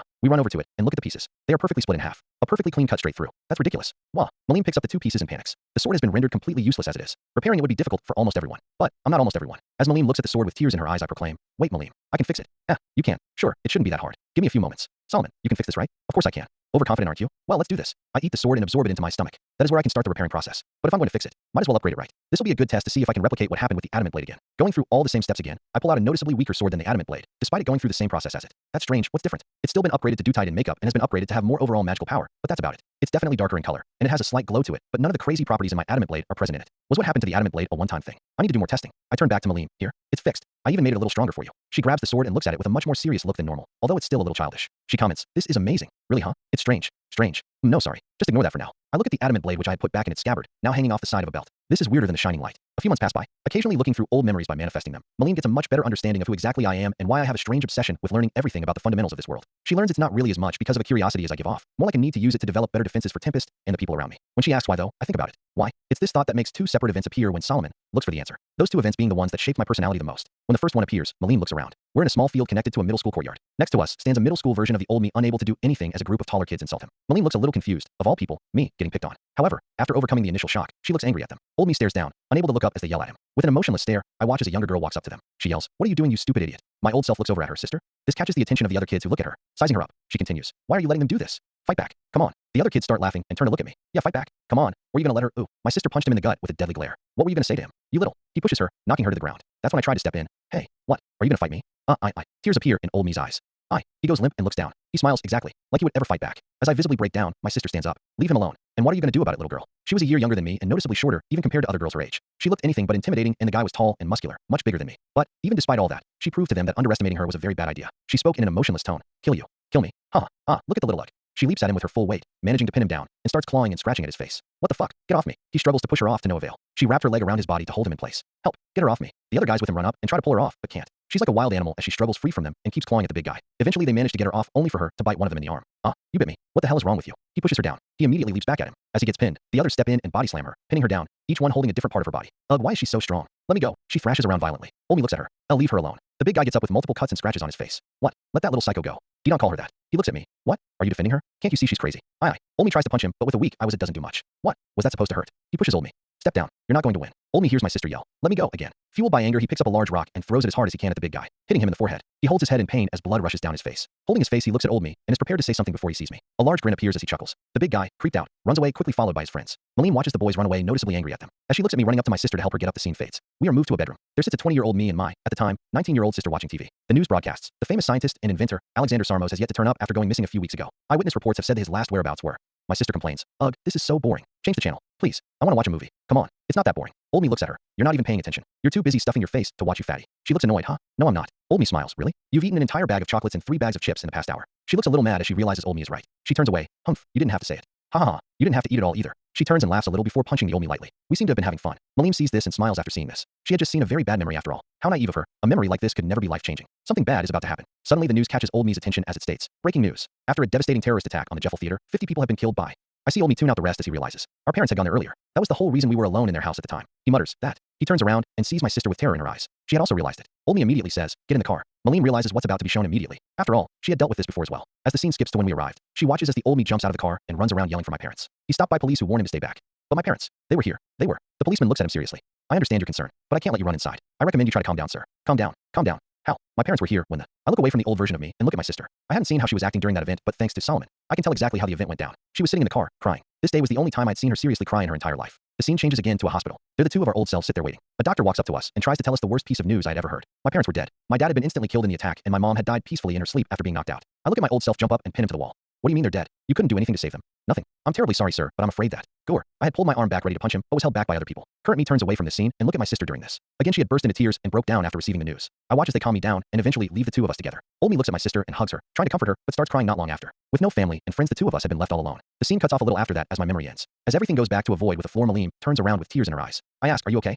Did this happen to you? I respond, well, they're my old memories, so yeah. Okay. She walks over to me. Are you okay? From watching them? I can't exactly say I'm happy to see them, but they aren't that bad either. These things happened a long time ago, so I guess I've moved on, but they definitely still affect me. I can't let that happen again, so I work to keep people safe. I think back. After my parents died, it was up to me to protect my sister and up to her to protect me. I had already started college and got on the path that led to my greatest achievement then, but I had thought about quitting and working instead after that. It was my sister's encouragement that kept me on my path, I guess, and it's that path that I follow even right now. These things shook me at the time, but I can't let them rule over my life. That's not how I deal with things. I see. She gives a fake smile. I'm glad. That reminded you of your parents, didn't it? She looks at me. You knew? I laugh a little. Of course I did. You can't hide anything from me, remember? I know you felt like you were alone when they were gone. I had my sister then, but you didn't have anyone. I guess that's another reason why I try to stick to you so much. To remind you you're not alone. I just didn't expect to show you this when I thought about how I was going to give you that message. I wake Malim up after a few minutes of her laying on the ground to sleep. She immediately stands up and looks to her left. Laying on the ground a small distance away from us lays the two pieces of the sword Tenma. We run over to it and look at the pieces. They are perfectly split in half. A perfectly clean cut straight through. That's ridiculous. Comment. Wow. Malim picks up the two pieces and panics. The sword has been rendered completely useless as it is. Repairing it would be difficult for almost everyone. But I'm not almost everyone. As Malim looks at the sword with tears in her eyes, I proclaim, wait Malim, I can fix it. You can. Sure, it shouldn't be that hard. Give me a few moments. Solomon, you can fix this, right? Of course I can. Overconfident, aren't you? Well, let's do this. I eat the sword and absorb it into my stomach. That is where I can start the repairing process. But if I'm going to fix it, might as well upgrade it right. This will be a good test to see if I can replicate what happened with the adamant blade again. Going through all the same steps again, I pull out a noticeably weaker sword than the adamant blade, despite it going through the same process as it. That's strange. What's different? It's still been upgraded to do titan makeup and has been upgraded to have more overall magical power, but that's about it. It's definitely darker in color, and it has a slight glow to it, but none of the crazy properties in my adamant blade are present in it. Was what happened to the adamant blade a one-time thing? I need to do more testing. I turn back to Malim. Here, it's fixed. I even made it a little stronger for you. She grabs the sword and looks at it with a much more serious look than normal, although it's still a little childish. She comments, this is amazing. Really, huh? It's strange. Strange. No, sorry. Just ignore that for now. I look at the adamant blade which I had put back in its scabbard, now hanging off the side of a belt. This is weirder than the shining light. A few months pass by, occasionally looking through old memories by manifesting them. Malim gets a much better understanding of who exactly I am and why I have a strange obsession with learning everything about the fundamentals of this world. She learns it's not really as much because of a curiosity as I give off, more like a need to use it to develop better defenses for Tempest and the people around me. When she asks why though, I think about it. Why? It's this thought that makes two separate events appear when Solomon looks for the answer. Those two events being the ones that shaped my personality the most. When the first one appears, Malim looks around. We're in a small field connected to a middle school courtyard. Next to us stands a middle school version of the old me, unable to do anything as a group of taller kids insult him. Malim looks a little confused, of all people, me getting picked on. However, after overcoming the initial shock, she looks angry at them. Old me stares down, unable to look up as they yell at him. With an emotionless stare, I watch as a younger girl walks up to them. She yells, what are you doing, you stupid idiot? My old self looks over at her sister. This catches the attention of the other kids who look at her. Sizing her up, she continues, why are you letting them do this? Fight back. Come on. The other kids start laughing and turn to look at me. Yeah, fight back. Come on. Were you gonna let her? Ooh. My sister punched him in the gut with a deadly glare. What were you gonna say to him? You little. He pushes her, knocking her to the ground. That's when I try to step in. Hey, what? Are you gonna fight me? Tears appear in old me's eyes. He goes limp and looks down. He smiles exactly like he would ever fight back. As I visibly break down, my sister stands up. Leave him alone. And what are you gonna do about it, little girl? She was a year younger than me and noticeably shorter, even compared to other girls her age. She looked anything but intimidating, and the guy was tall and muscular, much bigger than me. But even despite all that, she proved to them that underestimating her was a very bad idea. She spoke in an emotionless tone. Kill you. Kill me. Look at the little lug. She leaps at him with her full weight, managing to pin him down, and starts clawing and scratching at his face. What the fuck? Get off me. He struggles to push her off to no avail. She wrapped her leg around his body to hold him in place. Help. Get her off me. The other guys with him run up and try to pull her off, but can't. She's like a wild animal as she struggles free from them and keeps clawing at the big guy. Eventually they manage to get her off, only for her to bite one of them in the arm. You bit me. What the hell is wrong with you? He pushes her down. He immediately leaps back at him. As he gets pinned, the others step in and body slam her, pinning her down, each one holding a different part of her body. Ugh, why is she so strong? Let me go. She thrashes around violently. Omi looks at her. I'll leave her alone. The big guy gets up with multiple cuts and scratches on his face. What? Let that little psycho go. You don't call her that. He looks at me. What? Are you defending her? Can't you see she's crazy? Aye. Olmi tries to punch him, but with a weak I was it doesn't do much. What? Was that supposed to hurt? He pushes Olmi. Step down. You're not going to win. Olmi hears my sister yell. Let me go again. Fueled by anger, he picks up a large rock and throws it as hard as he can at the big guy, hitting him in the forehead. He holds his head in pain as blood rushes down his face. Holding his face, he looks at Olmi and is prepared to say something before he sees me. A large grin appears as he chuckles. The big guy, creeped out, runs away, quickly followed by his friends. Malim watches the boys run away, noticeably angry at them. As she looks at me running up to my sister to help her get up, the scene fades. We are moved to a bedroom. There sits a 20-year-old me and my, at the time, 19-year-old sister watching TV. The news broadcasts. The famous scientist and inventor, Alexander Sarmos, has yet to turn up after going missing a few weeks ago. Eyewitness reports have said that his last whereabouts were. My sister complains. Ugh, this is so boring. Change the channel. Please. I want to watch a movie. Come on. It's not that boring. Olmi looks at her. You're not even paying attention. You're too busy stuffing your face to watch, you fatty. She looks annoyed, huh? No, I'm not. Olmi smiles. Really? You've eaten an entire bag of chocolates and 3 bags of chips in the past hour. She looks a little mad as she realizes Olmi is right. She turns away. Humph, you didn't have to say it. Ha ha ha. You didn't have to eat it all either. She turns and laughs a little before punching the Olmi lightly. We seem to have been having fun. Malim sees this and smiles after seeing this. She had just seen a very bad memory after all. How naive of her. A memory like this could never be life-changing. Something bad is about to happen. Suddenly the news catches Olmi's attention as it states. Breaking news. After a devastating terrorist attack on the Jeffel Theater, 50 people have been killed by. I see Olmi tune out the rest as he realizes. Our parents had gone there earlier. That was the whole reason we were alone in their house at the time. He mutters, that. He turns around and sees my sister with terror in her eyes. She had also realized it. Olmi immediately says, get in the car. Malene realizes what's about to be shown immediately. After all, she had dealt with this before as well. As the scene skips to when we arrived, she watches as the old me jumps out of the car and runs around yelling for my parents. He's stopped by police who warn him to stay back. But my parents, they were here. They were. The policeman looks at him seriously. I understand your concern, but I can't let you run inside. I recommend you try to calm down, sir. Calm down. Calm down. How? My parents were here when I look away from the old version of me and look at my sister. I hadn't seen how she was acting during that event, but thanks to Solomon, I can tell exactly how the event went down. She was sitting in the car, crying. This day was the only time I'd seen her seriously cry in her entire life. The scene changes again to a hospital. There the two of our old selves sit there waiting. A doctor walks up to us and tries to tell us the worst piece of news I'd ever heard. My parents were dead. My dad had been instantly killed in the attack, and my mom had died peacefully in her sleep after being knocked out. I look at my old self jump up and pin him to the wall. What do you mean they're dead? You couldn't do anything to save them. Nothing. I'm terribly sorry, sir, but I'm afraid that. Gore. I had pulled my arm back ready to punch him, but was held back by other people. Current me turns away from this scene and look at my sister during this. Again, she had burst into tears and broke down after receiving the news. I watch as they calm me down and eventually leave the two of us together. Old me looks at my sister and hugs her, trying to comfort her, but starts crying not long after. With no family and friends, the two of us had been left all alone. The scene cuts off a little after that as my memory ends. As everything goes back to a void with the floor, Malene turns around with tears in her eyes. I ask, are you okay? Did this happen to you? I respond, well, they're my old memories, so yeah. Okay. She walks over to me. Are you okay? From watching them? I can't exactly say I'm happy to see them, but they aren't that bad either. These things happened a long time ago, so I guess I've moved on, but they definitely still affect me. I can't let that happen again, so I work to keep people safe. I think back, after my parents died, it was up to me to protect my sister and up to her to protect me. I had already started college and got on the path that led to my greatest achievement then, but I had thought about quitting and working instead after that. It was my sister's encouragement that kept me on my path, I guess, and it's that path that I follow even right now. These things shook me at the time, but I can't let them rule over my life. That's not how I deal with things. I see. She gives a fake smile. I'm glad. That reminded you of your parents, didn't it? She looks at me. You knew? I laugh a little. Of course I did. You can't hide anything from me, remember? I know you felt like you were alone when they were gone. I had my sister then, but you didn't have anyone. I guess that's another reason why I try to stick to you so much. To remind you you're not alone. I just didn't expect to show you this when I thought about how I was going to give you that message.